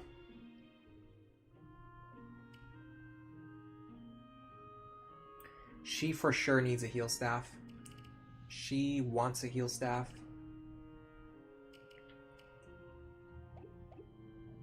Can I even buy those right now? Or are they blocked too? Oh, well, hold on, there's a wind tome here. I'm gonna buy a wind tome for Rickon. Again, it's just one of those money-saving measures. I don't want to be wasting Elwin's charges on enemies that I can kill with a regular wind tome. Especially because a forged Elwyn can be absolutely clutch later. Okay, I can still buy heal staves. I should also buy some strength and defense tonics while I have money. Okay, she wants a heal staff. Now, is there anything else that's super urgent? Robin looks fine. Chrom looks fine. Lisa looks fine. I don't know why she's holding those items, though. Frederick, I think he's fine. I've got a hand axe for him. And an Orson Hatchet if he needs to. Virion's doing good. She's doing good. Lonk is doing good. She's fine. We're not going to use her. He looks good. She looks good. Their gear all looks good. I don't need to spend any other money. Oh, man, this extra rescue staff is so tempting. It's so tempting because it will save me a lot in Chapter 12. But in the short term, though, I'd have to deal with like not having the money that I normally have. I don't know what to do, honestly. I don't know what to do. I think I'm gonna not get it. Which sounds crazy, especially as much as I value rescue staves. If it was on sale, I would absolutely get it, because then in the long term, it would always pay off. But right now, I'm just paying more in the short term money that I don't have and I can't afford. Especially on this run where we have no budget. TVP, you're heading out? Alright, see ya. Yeah, in this run, I just don't have the budget for it. Alright, so we're going to drop Muriel. We're going to pick up Maribel. We're going to put Sumia here. Robin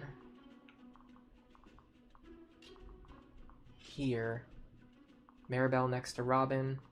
Everything else looks fine.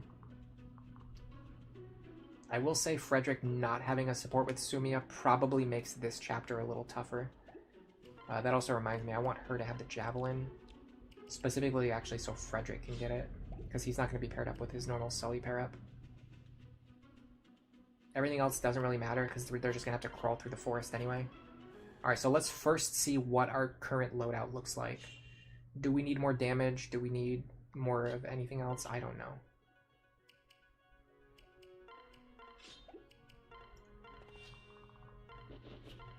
Okay, this is alone is a big problem. With this setup, we would absolutely require a dual strike against that guy, and that is not normal. That is not how it normally goes. Because my Sumia is so underleveled,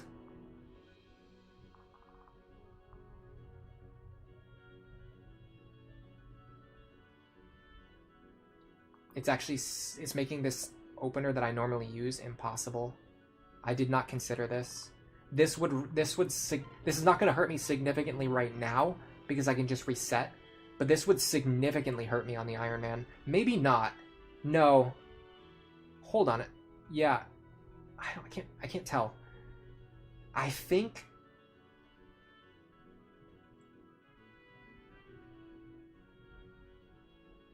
what if I don't attack and then I just let him attack me? Does that work? I don't think so, because then he's left alive and he's going to start attacking my characters who are trying to get over the river. But here's the question. Here's the other question I had.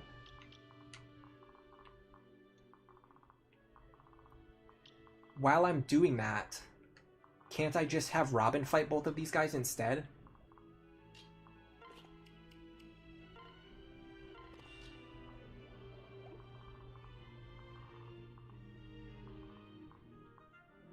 So what if Robin just goes here? 14 speed is not enough, but I can pass Chrom over to him. Well, I can't now because I messed everything up. But I could if I had thought out what I was doing. Okay, so hold on. If we're gonna do that, we have to stay out of range of all of these enemies. Where can we stand? That's the problem. We don't actually have a place where we can stand. We still have to go over here, and then we still get attacked by this guy. Which I guess is fine? Question mark? What happens if we do this? So this is very different from my normal start. I almost want to reset to not get that dual strike, because I want to plan around what happens if we don't get that dual strike, because it's not very likely to happen.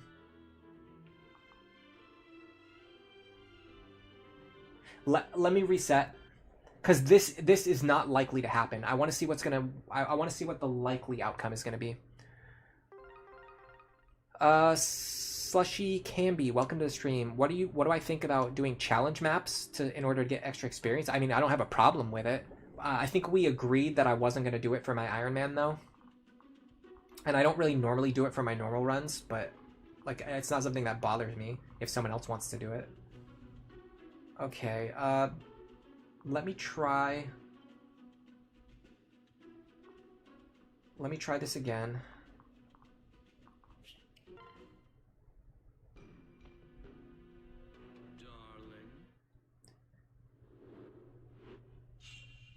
Yeah, the Risen, I mean, they probably intended for you to do the Risen maps. It's either they intended for you to do them, or they intentionally added them so that it would be impossible to grind. It was one of those two things. I can't do it if this guy has Luna. Hold on. It's clearly off topic, but you tried Sacred Stones and you don't get the hype behind it. It's a pretty straightforward Fire Emblem game. Honestly, I played the GBA emblems before I played Awakening or any of that, so I do have a little bit of nostalgia for them, but honestly I don't really have that much fun when I go back and play them now, because like Awakening and Fates just have like so much more depth to them. It's very difficult for me to enjoy playing a game where I'm stuck, like, you just get like a cavalier and then that person is just like a cavalier. That's like the only thing they can ever do. That's the only thing they can ever be. It's just not that fun for me, as compared to a game where you can actually plan out your builds. So that usually holds back my enjoyment a little bit. Okay, so we're gonna not get this dual strike, hopefully this time. I could just unequip Frederick too. That's an option if I want to simulate that. Okay. Oh, that's really bad. If that happens, you basically cannot get the village, which then screws up the entire map. Yeah, that's really, really, really, really bad. I'm still going to have Frederick run up there and just play this out, but I'm pretty sure we just lost, if not the entire map, at least the village. We lost the village for sure. Okay, stay out of range of these guys. So here's my question though. Here's the part that actually matters. What happens on the bottom here?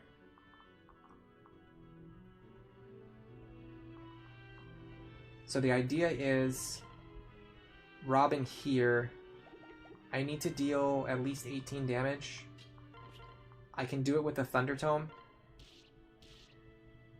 Now I need to take both enemy attacks. I also can't get Chrom onto the water. because these guys are now threatening the water tiles. I mean, it's not unwinnable. I mean, it's not like impossible to do what I'm trying to do here. The big problem is actually the guys up top. That was extremely bad luck up top. You very, very rarely see Anna just immediately get destroyed. Okay, so Robin would destroy these two. So far, this works. I don't have any problems with this. The problem now is we actually can't rescue the village. Yeah, we just literally cannot get there fast enough. So we need to not get, I guess, the worst possible luck up top. If I was doing the actual Ironman, I would be resetting to make sure that these guys up here don't have counter. Should be... Well, it's interesting that she went after the one with counter, too, instead of going after the one that doesn't have counter. That effectively screwed me over completely. That's awful.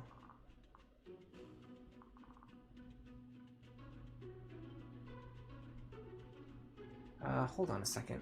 Hold on a second. Hold on a second.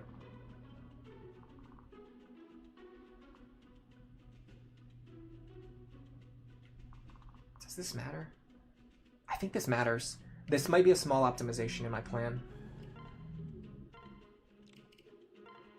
I need him to have the Levin sword for this to work. Okay, here's my idea. Chrom here, Sully here, pass Chrom over. Robin stands on the water. Let's do Forged Windtome. Now Chrom stands on the water. Levin sword. We drop Robin here. Sumia goes here. Equips the javelin. I think she still gets attacked. It wouldn't surprise me if she still gets attacked here. If she doesn't, that's even better. But I just noticed something that I want to test out. Yeah, okay. And then the other... So that guy attacks Chrom. And then the other one should attack Robin. And then we end up clearing these guys a lot faster. Okay, I like that. That's a much better Anna... That's like the typical Anna opener that you would normally get. With that Anna opener, we should be totally fine here. Let me be a little bit wary of the archer. He will attack me if he can.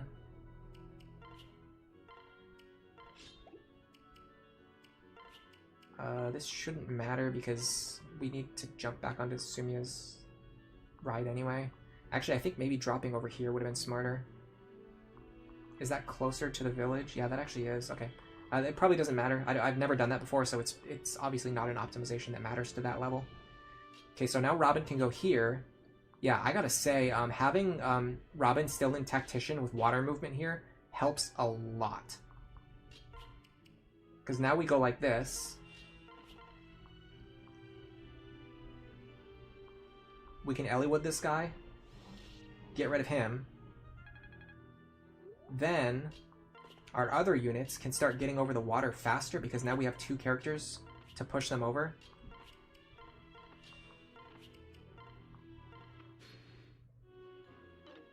Okay, that's fine. That's fine.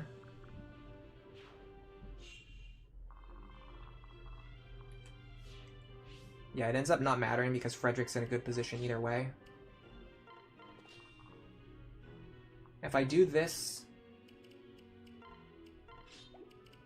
with a hand axe this turn, I believe I can fight both archers this turn. I don't know if I'll kill them, but I can fight them both this turn. Okay, now we start moving units over. I could actually just do this. I think this is more action efficient. And then here, and then here.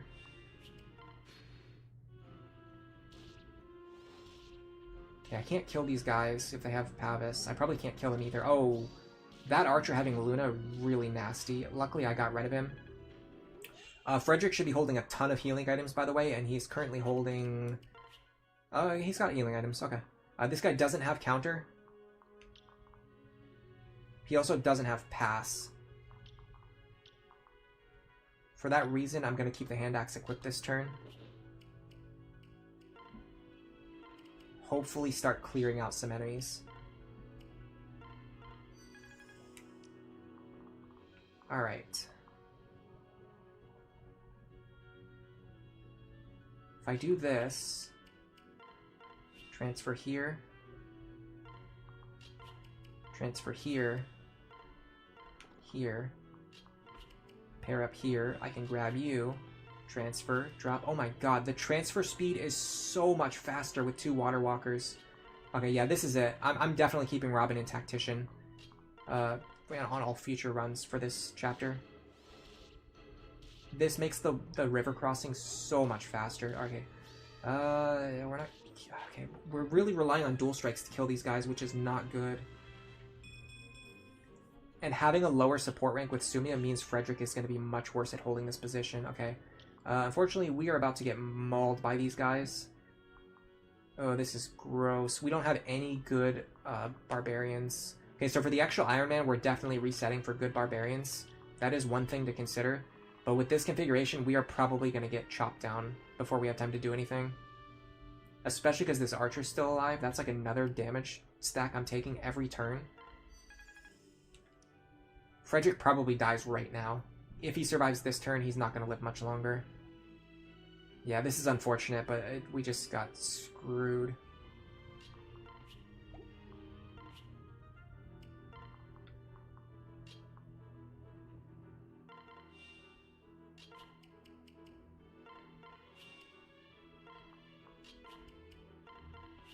And it's sad too because we're getting our characters over the river so fast. Like, we could get up there really quickly if we wanted to or needed to. But we just can't because Frederick's gonna die way faster than he should. I didn't even bother to check for enemy skills. Oh god.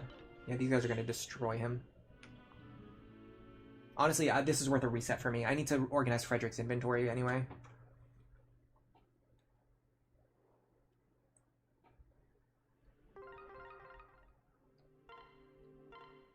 This is good testing because this, I'm seeing, so this party composition has had a lot of strengths up until now, but I am definitely starting to see one of their big weaknesses. You definitely want a defense tonic on Frederick. I don't know why he didn't already have one. That's nonsense. A strength tonic will also make those kill thresholds easier to hit without needing dual strikes from Sumia, because she was dealing 4 damage, right? So an extra 2 strength on Frederick is an extra 4 damage, which means we can get these kills without needing the dual strikes. I'm also loading her up with more vulneraries, so he has more healing without having to waste elixir charges. This I feel good about.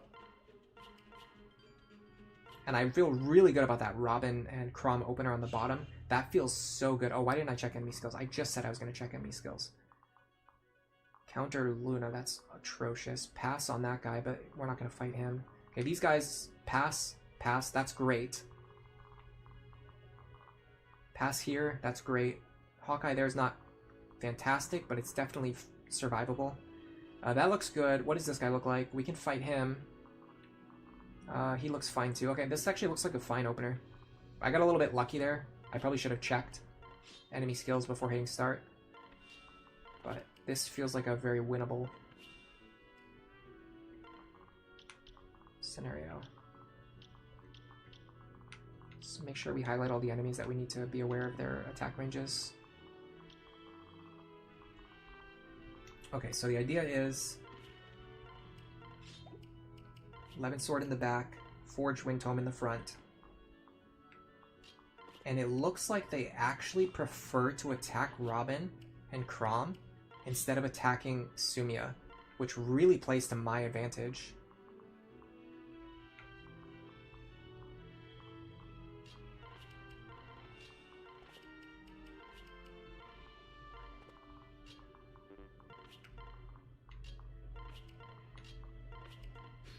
And in fact, because this guy has Aegis, hitting him with the Levin Sword actually works out really well for me too. Okay, that could have gone better, but it certainly could have gone worse. So we might have to delay a turn on our bottom group.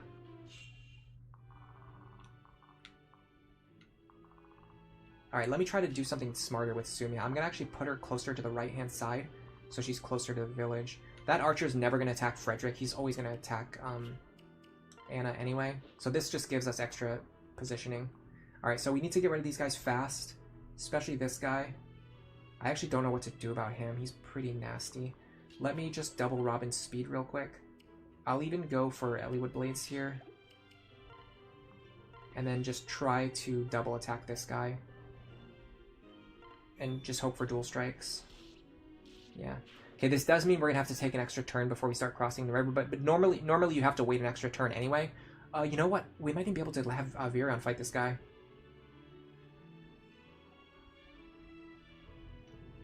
No, he can't reach Virion. Okay, don't worry about it. It's fine. Normally I'm an extra turn behind where I was anyway, and because moving the characters across the river is a lot more efficient with this opener. Oh my god, I could have put Virion in his range. Okay, well that's gonna put me super far behind now. Because now I have to deal with the fact that this... Oh god, come on. Why didn't I see that? It was so obvious too. Get up there. Yeah, well, it's gonna be a long time before we can go bail Frederick out.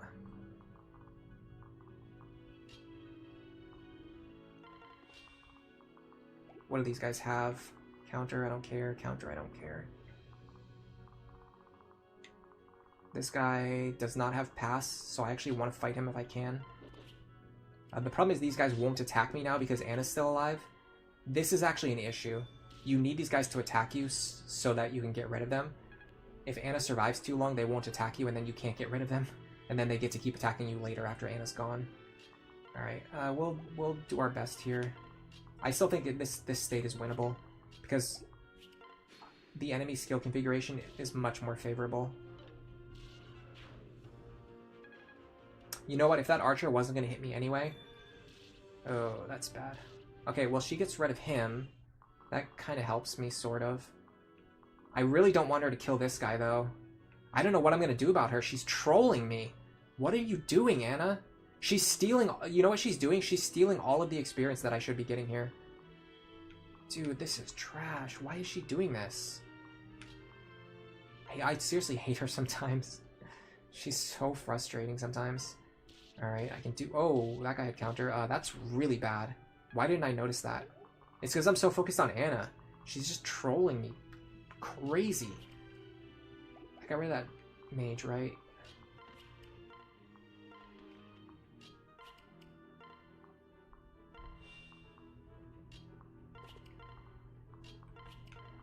Let's try this again.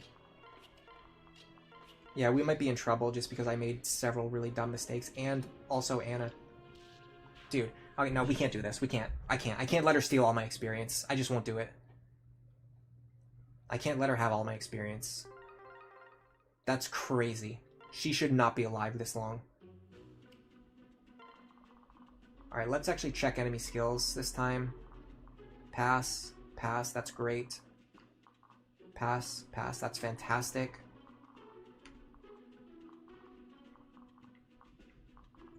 Everything looks really good, actually. This guy is a little bit annoying, but he's going to be annoying no matter what, and we can make better moves this time. This is a good example of how, like, once I develop a new strategy, it takes me a few attempts before I actually master it, which is why when people asked about starting on the going to the right, people asked about going to the right-hand side first on Chapter 3, and the reason why I don't do it is because I don't want to have to play the map a bunch of times in order to learn the strategies needed for that opener. That's kind of what's going on here. I'm having to redo this a bunch of times because I'm learning the different nuances, because there's a bunch of like very small optimizations that you need to make when you have a slightly different team or a slightly different opener. That's kind of what we're seeing right now.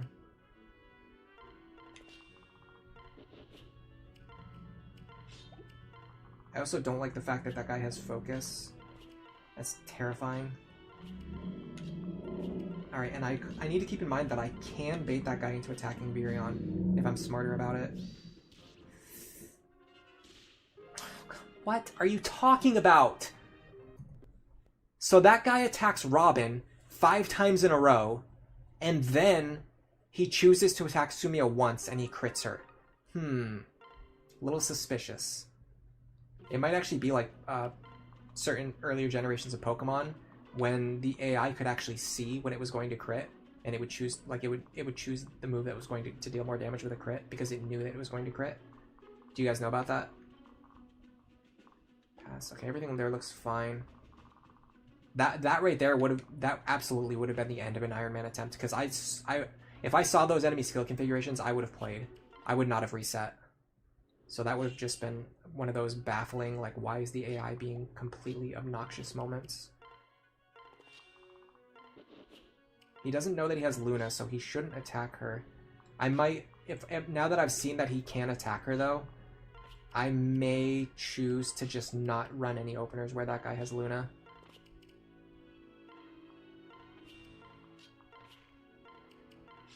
He should absolutely prefer attacking Chrom though.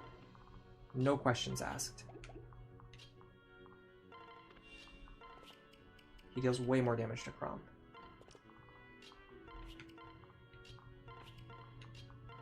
Alright, let's see what he chooses to do this time. If he goes after Sumia... Yeah, see? That's really good. That leaves him on low health.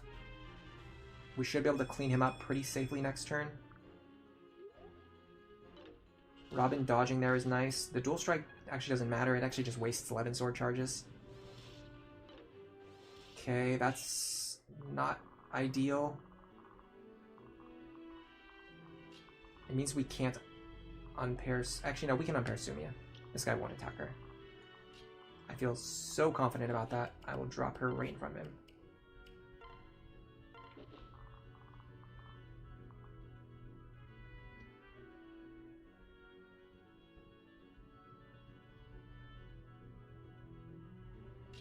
So Robin goes here.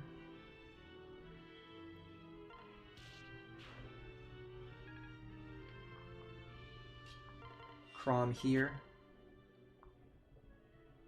Oh, he has Vantage. I should have noticed that. What do you do about that? I guess you just put Virion in front and you just...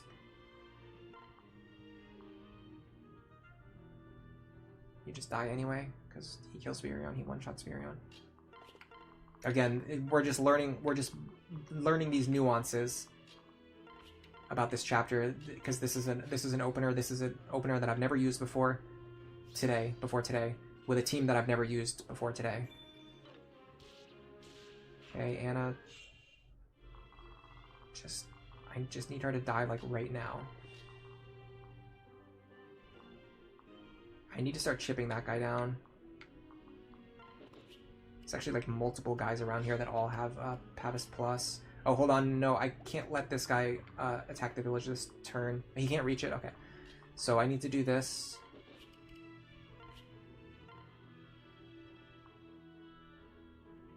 I need to start chipping this guy. Because he has Pavis, it's going to take me multiple turns to get rid of him. Okay. Robin.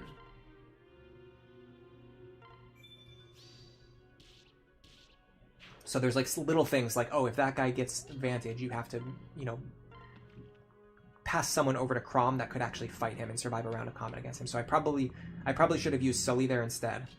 But I didn't know because I've never done that configuration before. I can actually start getting a little bit of preemptive healing here. This formation is really fast to get over the river anyway, so I've got a little bit of leeway to make mistakes. Okay, that's good.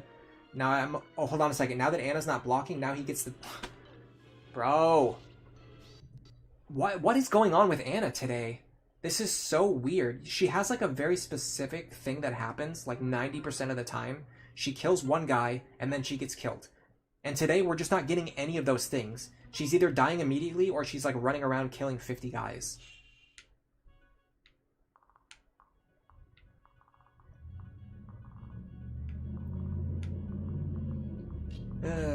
Learning new openers is really stressful, honestly. I don't like doing it. Nope. Transfer. No! Yeah, I honestly really don't like learning new openers. It's really stressful. What if I drop Robin down here? Does it matter?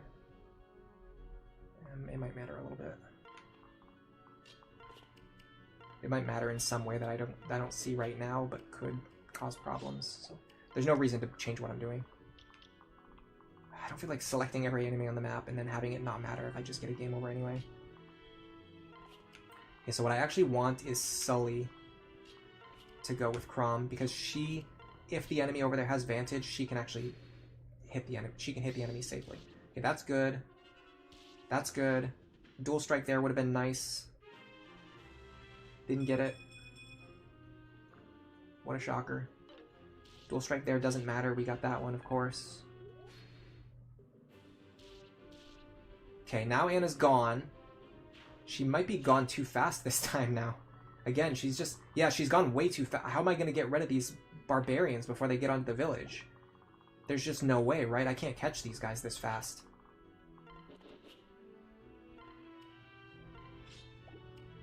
I mean, I can try, but I just don't see it happening.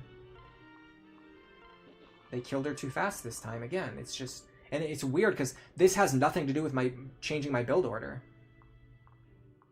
If I changing my build order wouldn't change Anna's behavior. So it's just, she's just like acting like a psycho for no reason.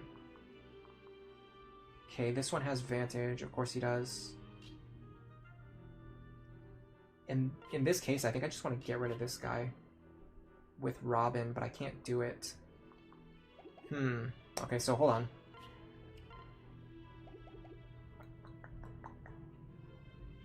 I think I know what I want to do, but it's a little bit wonky. Okay, so I want to go like this. Pair up here. Then I take her. Then I attack here. Which also won't kill because he has... Aegis Plus anyway, okay. Well... In that case, let's just do this. Chrom backs up.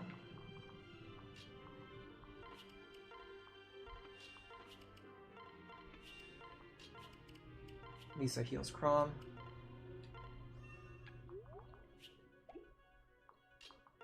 Everyone else, just hang out and just wait.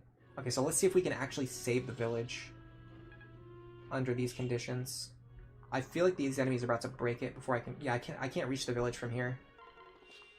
I can't reach it fast enough to stop them. So if they kill Anna super fast, you just instantly lose. The only way to save it now would be to sacrifice Sumia, which I can't do. Even on a team where I'm not using her, you can't sacrifice her like that. Because you still need her for utility. Like what we're doing right now. Okay, well, Anna is just really trolling me today.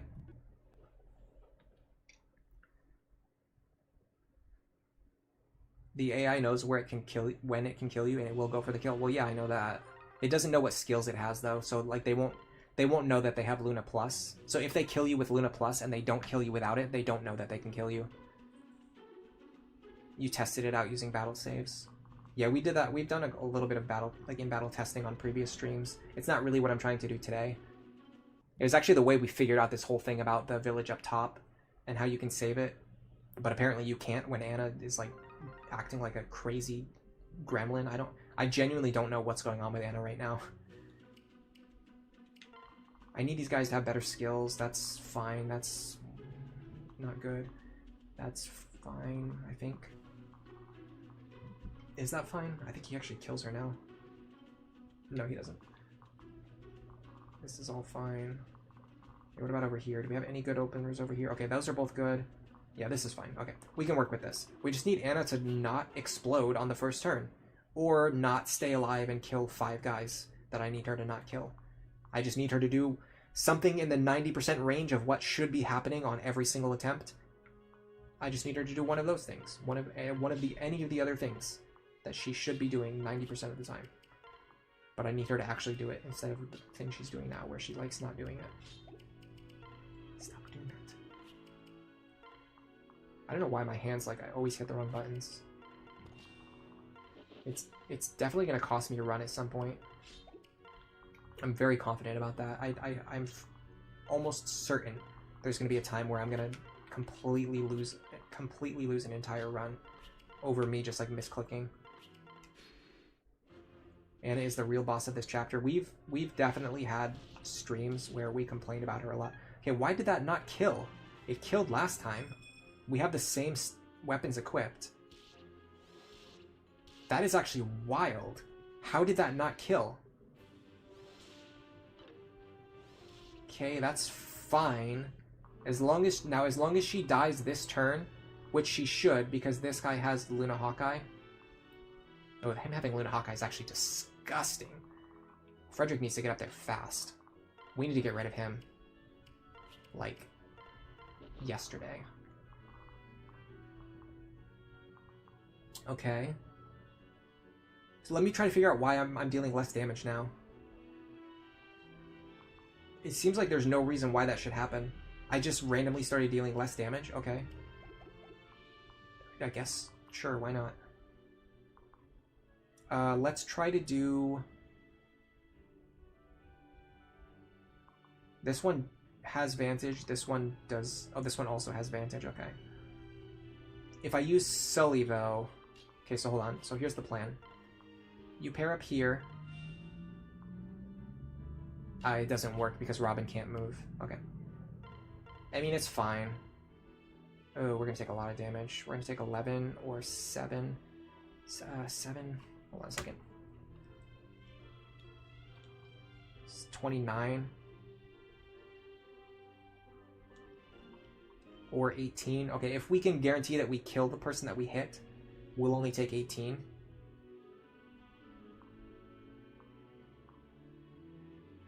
Which means we have to aim at this guy. So we take 11 from him. Then we're going to take 7 from the next guy, but we'll be fine. And then I need to actually be pretty scared because...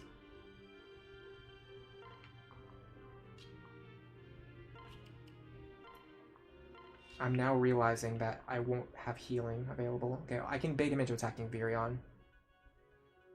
He has 20 attack. Virion has 24 effective HP.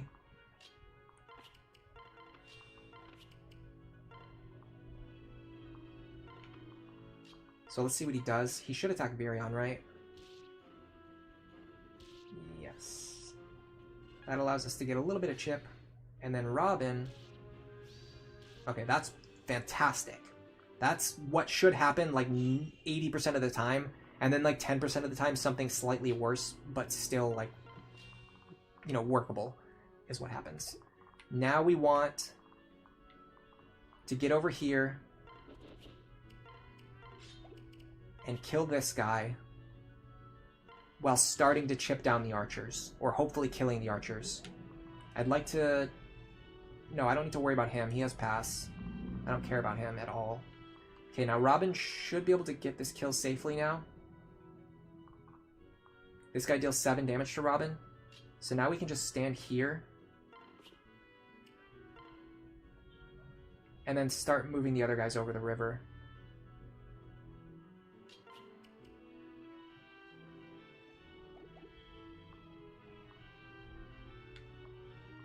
I want to do it this way.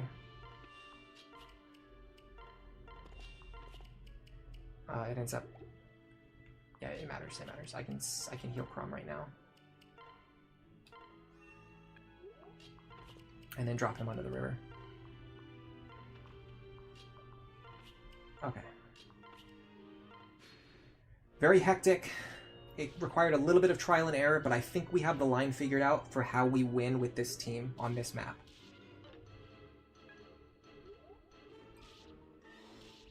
Just barely lethal. He doesn't kill us.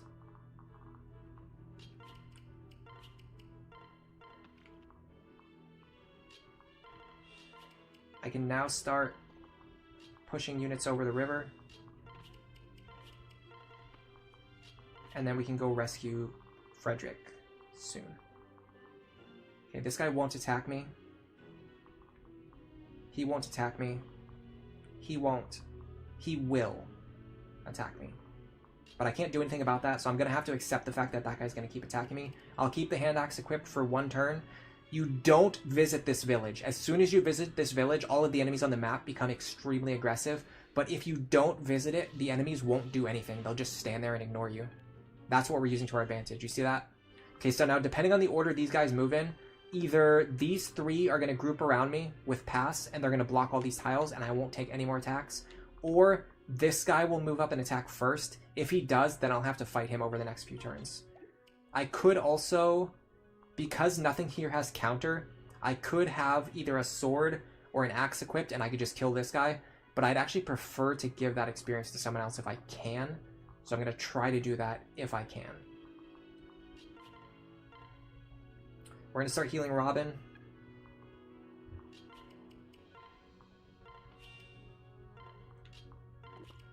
These guys down here won't actually attack me. These guys up here will, so you do have to be scared of them. I can also use Robin to help move units over the river faster, like so. We are probably going to get the whole team over the river this turn. Okay, so that guy did want to move first. Now, unfortunately, he has Hawkeye and Pavis Plus, so it would take me multiple turns to kill him, which means I'm definitely going to kill these guys. No, because they won't attack me. That's the whole point. They won't attack me. So I should be able to just do this.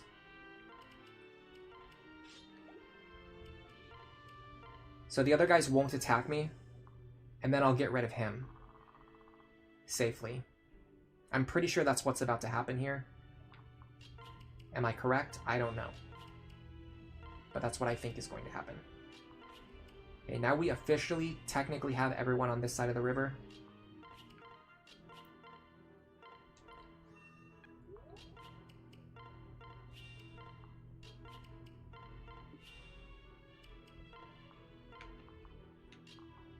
It's so funny that even the boss just stands there and does nothing. Oh my god! Well, it's a good thing I used that vulnerary. What is his crit chance?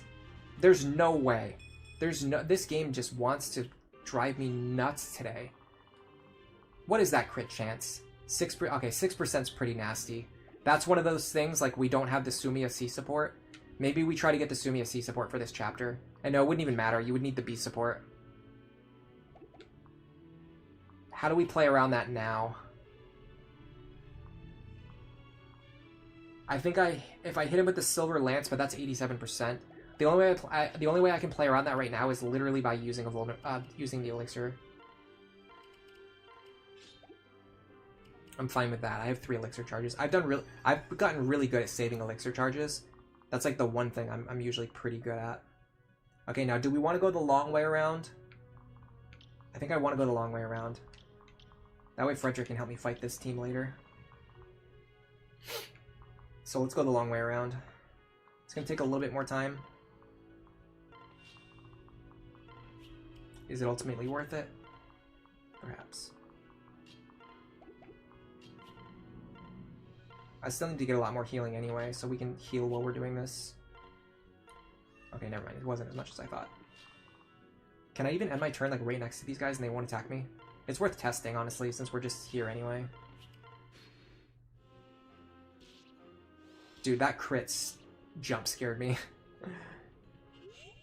I seriously thought I was about to have to reset again. Okay, now we should be fine now. So these guys won't attack because... Okay, so the reason this is happening, because these guys have pass, they think they can move through Frederick. And because they think they can move Frederick, they're going to try to use their turn. They're going to try to move through him and destroy the village. But they can't because the village tile is blocked. So they just end their turn without attacking. And Frederick can just sit on that fort forever. And because he can do that, we can just start moving all of our units over here. And once we get over there, you'll understand why this is even better than it looks. So not only does this look really good, but it's actually even better. It does come with the tedium of slowly transporting these guys over the river, but I think that's a trade-off.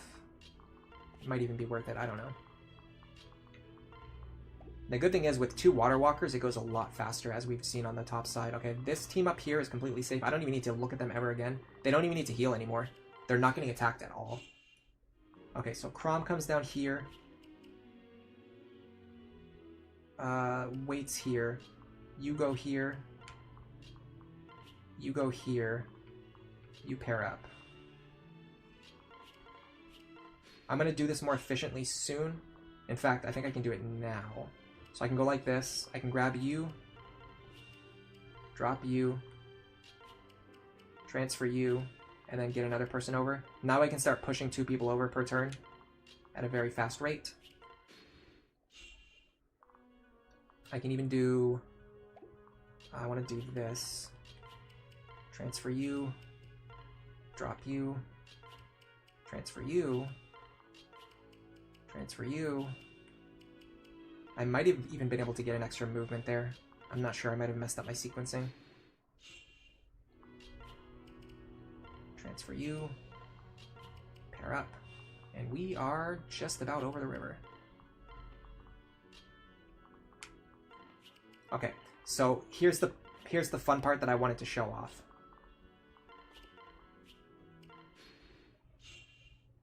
Get ready, because this is fun. I can have my characters stand here, even in range of these enemies.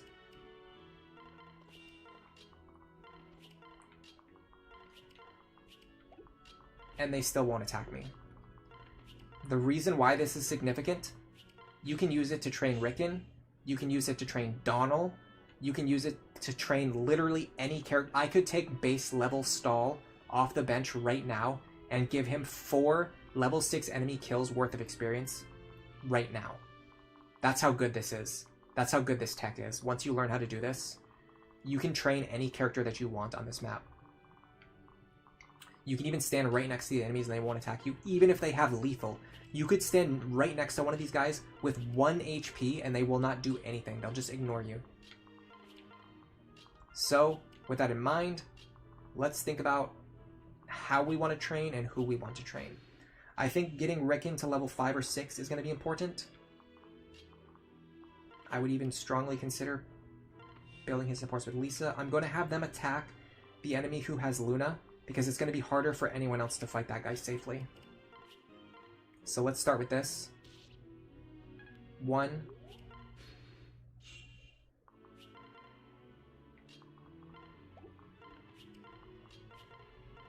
2. Can Virion hit this guy once? For chip. Yes, he can. So Virion gets free chip. Then Rickon grabs the kill. Hello, Raza. Welcome to the stream. You like this tech? Yeah, me too. It's really fun. I love anything like this. Like any kind of like weird tech that is like just predicated on complete nonsense and the game just like being crazy. Okay, so these guys have Pavis Plus. So I'm going to have Virion start attacking these guys, because he can damage them without taking a billion turns. Do they always have Pass in Lunatic Plus? No. So depending on what skills the enemies get, you're going to get a different formation up here.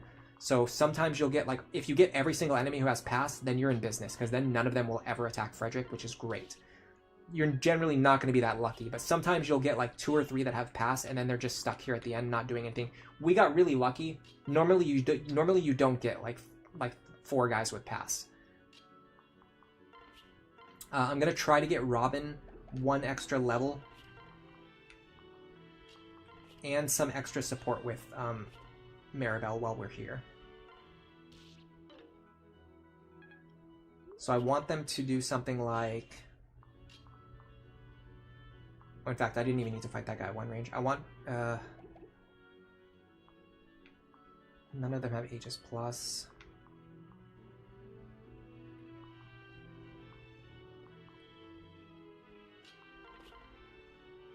I want Robin to get 1 more level before I change his class. I mean, he's going to get experience from fighting the boss. This is not important. This is not important for him. Who does Virion want to build support with? Nobody really, but I guess Sully in the short term. and Frederick, but I can't get Frederick off that position anymore. Actually, I think I can now. I think I can take Frederick off that position and put someone else there if I really wanted to. Alright, we definitely want Rickon to gain a level. So let's let him chip away at this guy now.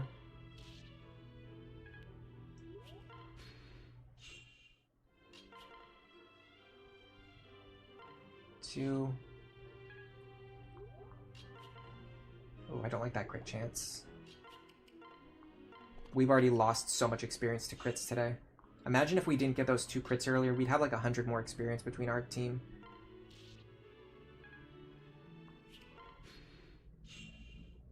Okay, now Rickon should get to level 5 here.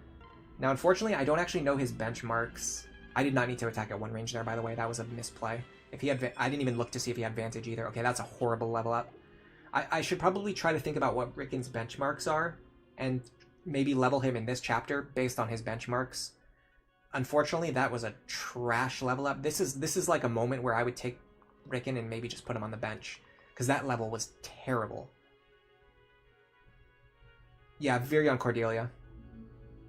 Where am I planning on stopping today? Probably as soon as I finish this chapter, honestly, because I have stuff to do at 7 and it's already almost 6 o'clock and I need to eat first. So I need to end this stream after this chapter and then eat, and then I'll probably have to immediately go to start doing my 7 o'clock thing.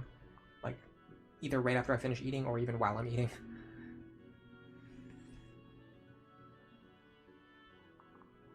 Alright, let's try this. Virion should be able to block this tile. And then Sully and Fred can work on their support. Oh, again, I don't like these crits.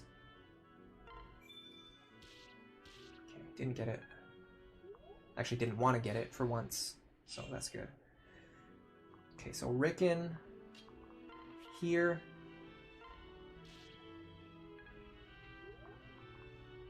Virion here. Nope, I did not want that dual strike. I should have unequipped her. Okay, it's fine. It sucks, but we have to live with it. Alright, now here comes the boss. The boss is going to be really weird. In fact, let me get a magic pair up. Let me try to do some efficient healing if I can. Okay, this is a mend staff moment. Is it? Yeah, just because I'm so low on... Well, hold on a second. 2 heal staves is cheaper than 1 mend staff. We already calculated that before. So we actually just used 2 heals here anyway. It's cheaper and it's more experience. Frozen Helm, you're doing a Lunatic playthrough where you try to Ironman as many chapters as possible. So far you're up to chapter 10 with 2 non-Ironman chapters. Oh, I see. So it's not exactly like a full Ironman, but you're measuring like how many chapters you can beat without resetting. If we did that on this run, we've had to do resets on chapter 2, and we had to do resets on this chapter. But we haven't needed to reset on anything else. We even got through chapter 5 first try, which I was really proud of. Alright, does anyone else need healing? What about Rickon? Did I let him get hit? No, I didn't. Okay. So next up, we need to worry about how we're going to draw this guy out. And then what we're going to do about the other squad members. First, okay, so here's my big concern. Normally, I have Frederick and Sumia with a B support or an A support, which removes this guy's crit chance. I don't think that's going to be an option here. Oh, we didn't even fight this team on the left yet? Oh my, okay, sorry. We have to pull apart this group on the left now. I'm so far behind. Oh, this is going to take a while. I don't know if... I'm going to have to do it fast. I was actually thinking we were ready to go fight the boss now.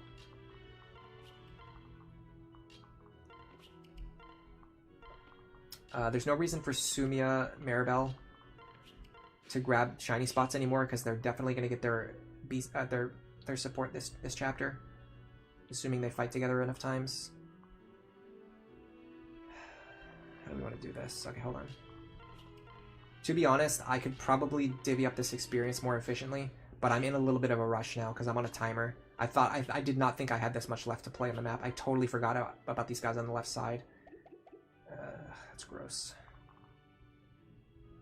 Okay, hold on. I'm gonna pull this guy out first.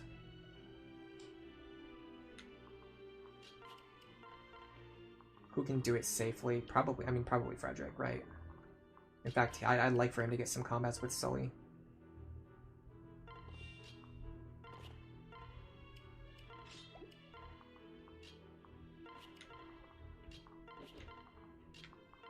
The good thing is our team right now is very strong. I don't think we'll struggle to beat these guys on the left. I just have to do it a little bit fast. Fine. Okay, here we go. So here's the plan. Can Birion grab this kill? I think he can. Yes, if I can get some strength. I can get it from Sully.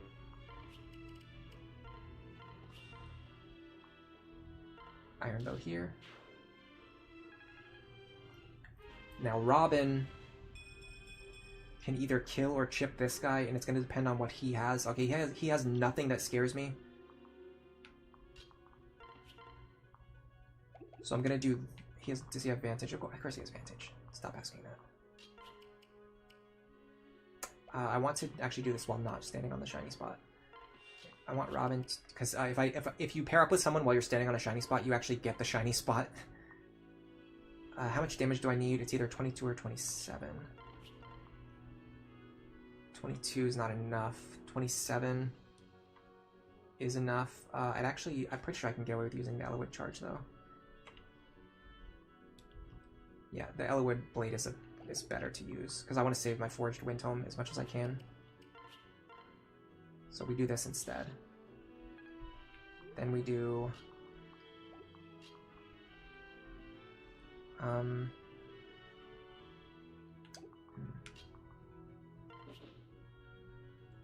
Is there any way I can get Sully over to Frederick? Probably not. What about Rickon then? With the right pair up, he might be able to do this.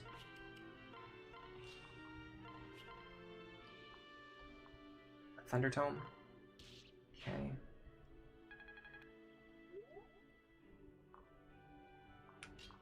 Now I grab Lisa.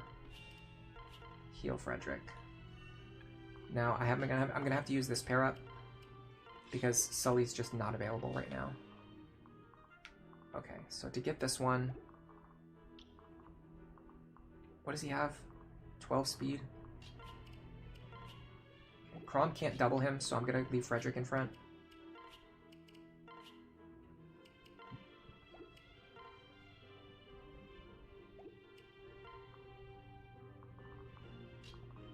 I'm still not sure who I want that shiny spot to go to. Okay, the guy behind him has counter. So what we want to do is... actually, it's really tough to deal with this guy having counter. He has pass, but so does the guy behind him. Actually, all these guys have pass that I don't want to have pass. Okay, let me check.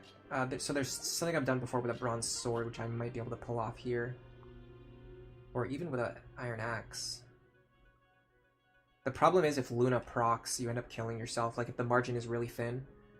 Like in this example, for example, like 23 plus 8 is 31. No, we deal 33 to ourselves if Luna procs, so we're actually fine here. So we're going to do this. In fact... if we get the Sully pair up back... this is weird. Hold on. How do I get Sully over here? You have to go like this. Is the square threatened? I can't tell.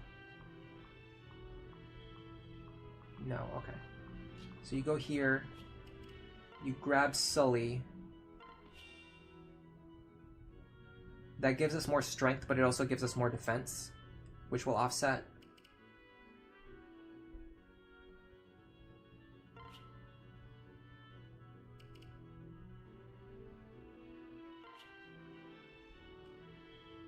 Could I kill him with the bronze sword, I wonder? I can actually check. Without having to do a ton of math.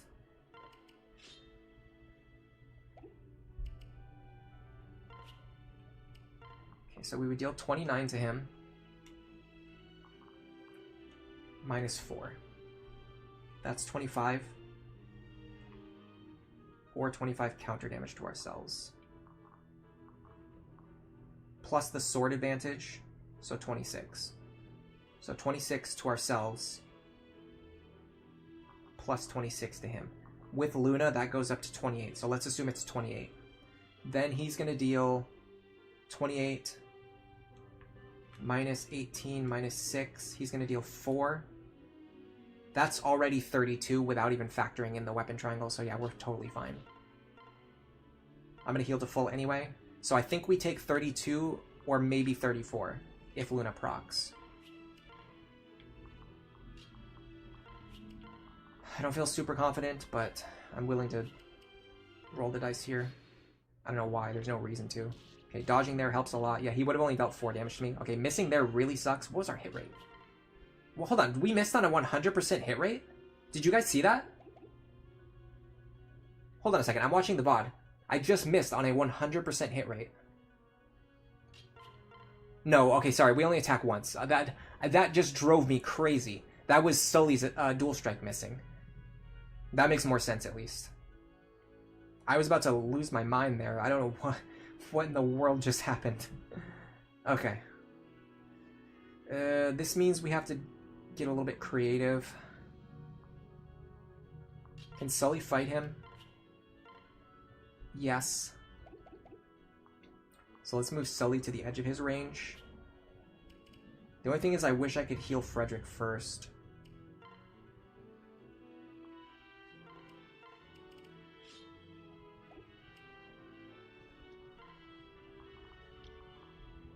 Now our other characters can run away. I mean, I could unpair Frederick and then heal him. But then I'd have to figure out like a different pair-up partner. She does kill him, right? Yeah, she kills him, okay. As long as she kills him, I'm fine with this. Put Lanzu behind her. And then I'll worry about Frederick soon. Be a little careful with the rest of my team. I have to make sure they can actually get away. Looks like they can. Even if just barely. Actually, I can even put Virion here. Okay. So she should have a good combat here. The dual strike there is really nice. It doesn't matter, but it's helpful. Okay, this is good because now this guy's out of position. That means I can pull him away with one fighter. And I probably want that to be Robin. And I probably want a Chrom pair up.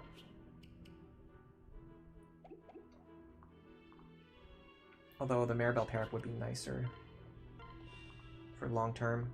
Even though in short term I'm kind of in a hurry here and I can't sit here and like do that, but I can at least, I don't know. I mean, whatever happens happens. I'll make something really quick to eat if I have to.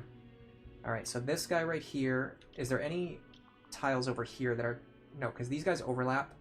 So whoever fights these two needs to be able to fight both of them. And I need to make sure they stay out of range of that mage too, which means they'd have to go over here. And this guy will go 1, 2, 3, 4, 5 and target. And then this guy will go 1, 2, 3, 4 and then target. The question is 1, 2, 3, 4, 5, 6, 5, 6. Okay, I think this tile is safe.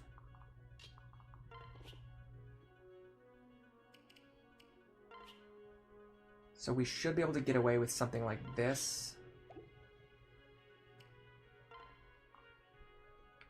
I'm a complete idiot. I just thought I was going to have someone heal him, and there's nobody who is available to heal him. Okay, well, let's see how much damage they're doing. 24. He's dealing 4 damage. Sorry, no. 24 defense. He's dealing 4 damage. He's dealing no damage. Okay, I actually survived, crazy enough. That was a huge blunder. There was no reason why that needed to happen. Again, I'm just constantly making mistakes here. You here. You here. Okay, we should be fine now. Dodge is even better, but he would have only dealt 4 damage to me anyway. And then we get rid of the archer because we use the hand axe. Now this turn we have even less pressure. I could bookmark the chapter and then return to it in the next stream. Technically, yeah, that's true. I'll do that if it like really comes down to the wire, which it kind of is starting to get close, especially if I want to eat. Maybe once we finish clearing out this group, I'll just save the boss for like the next stream or something.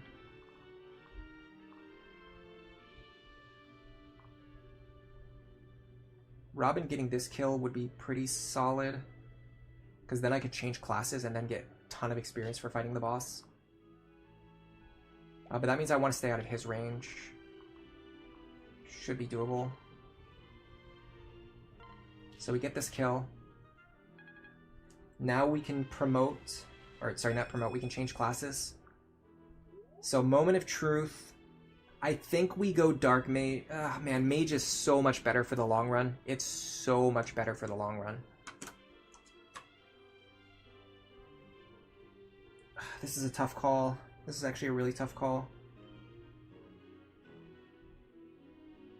I can save it for the next stream. I can make that decision before the next stream. Alright, so these archers can't actually hurt. This one has Luna, so he can actually hurt Frederick. So let's be a little bit careful here. 1, 2, 3, 4, 5. If I stand here, I'm going to be completely safe.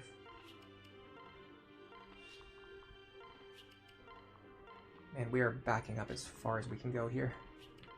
Okay, so Fred. I want him where Sumia is standing. Yeah, right here on the forest tile. Can I get my bronze sword back? Yes, I can.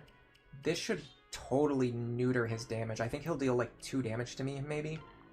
I'll heal anyway, just in case. Especially because apparently these guys can sometimes crit me. But I think he's going to deal roughly 2 damage to me. Or he's just going to miss. How much does he do? 1 damage, no crit chance. Yeah, so he is no threat to me at all. Alright. Now, I don't particularly want Robin to gain any more experience because they're about to use a seal anyway. 10. What does Rickon hit for? Probably enough to finish safely. Bronze bow here. Oh, okay, we just crit anyway. Okay.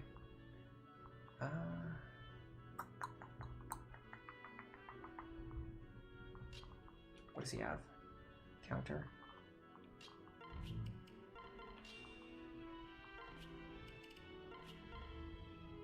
We take 16. No, hold on a second. 23 minus 3. We take 20 damage. We actually survive on 1. Rickon, you mad lad. I'm gonna do it. It's funny. Oh, we survive on 2. Something has been off about my math today. I don't know what it is. I keep missing a bunch of calcs. If we take the bronze sword, we should be able to grab this kill. While also getting sword rank. Yes, please. Is that a level? Oh, that's a level too. Dude, our squad is strong. We have a ton of levels here. Seriously. Okay. So, yeah, given the time and like how much time I have left and all of the things that I want to do, I think I'm going to follow in this suggestion of making a save here, and we can come back to it during the next stream and finish up this chapter next stream. When I do that, I'll probably decide on Robin's path.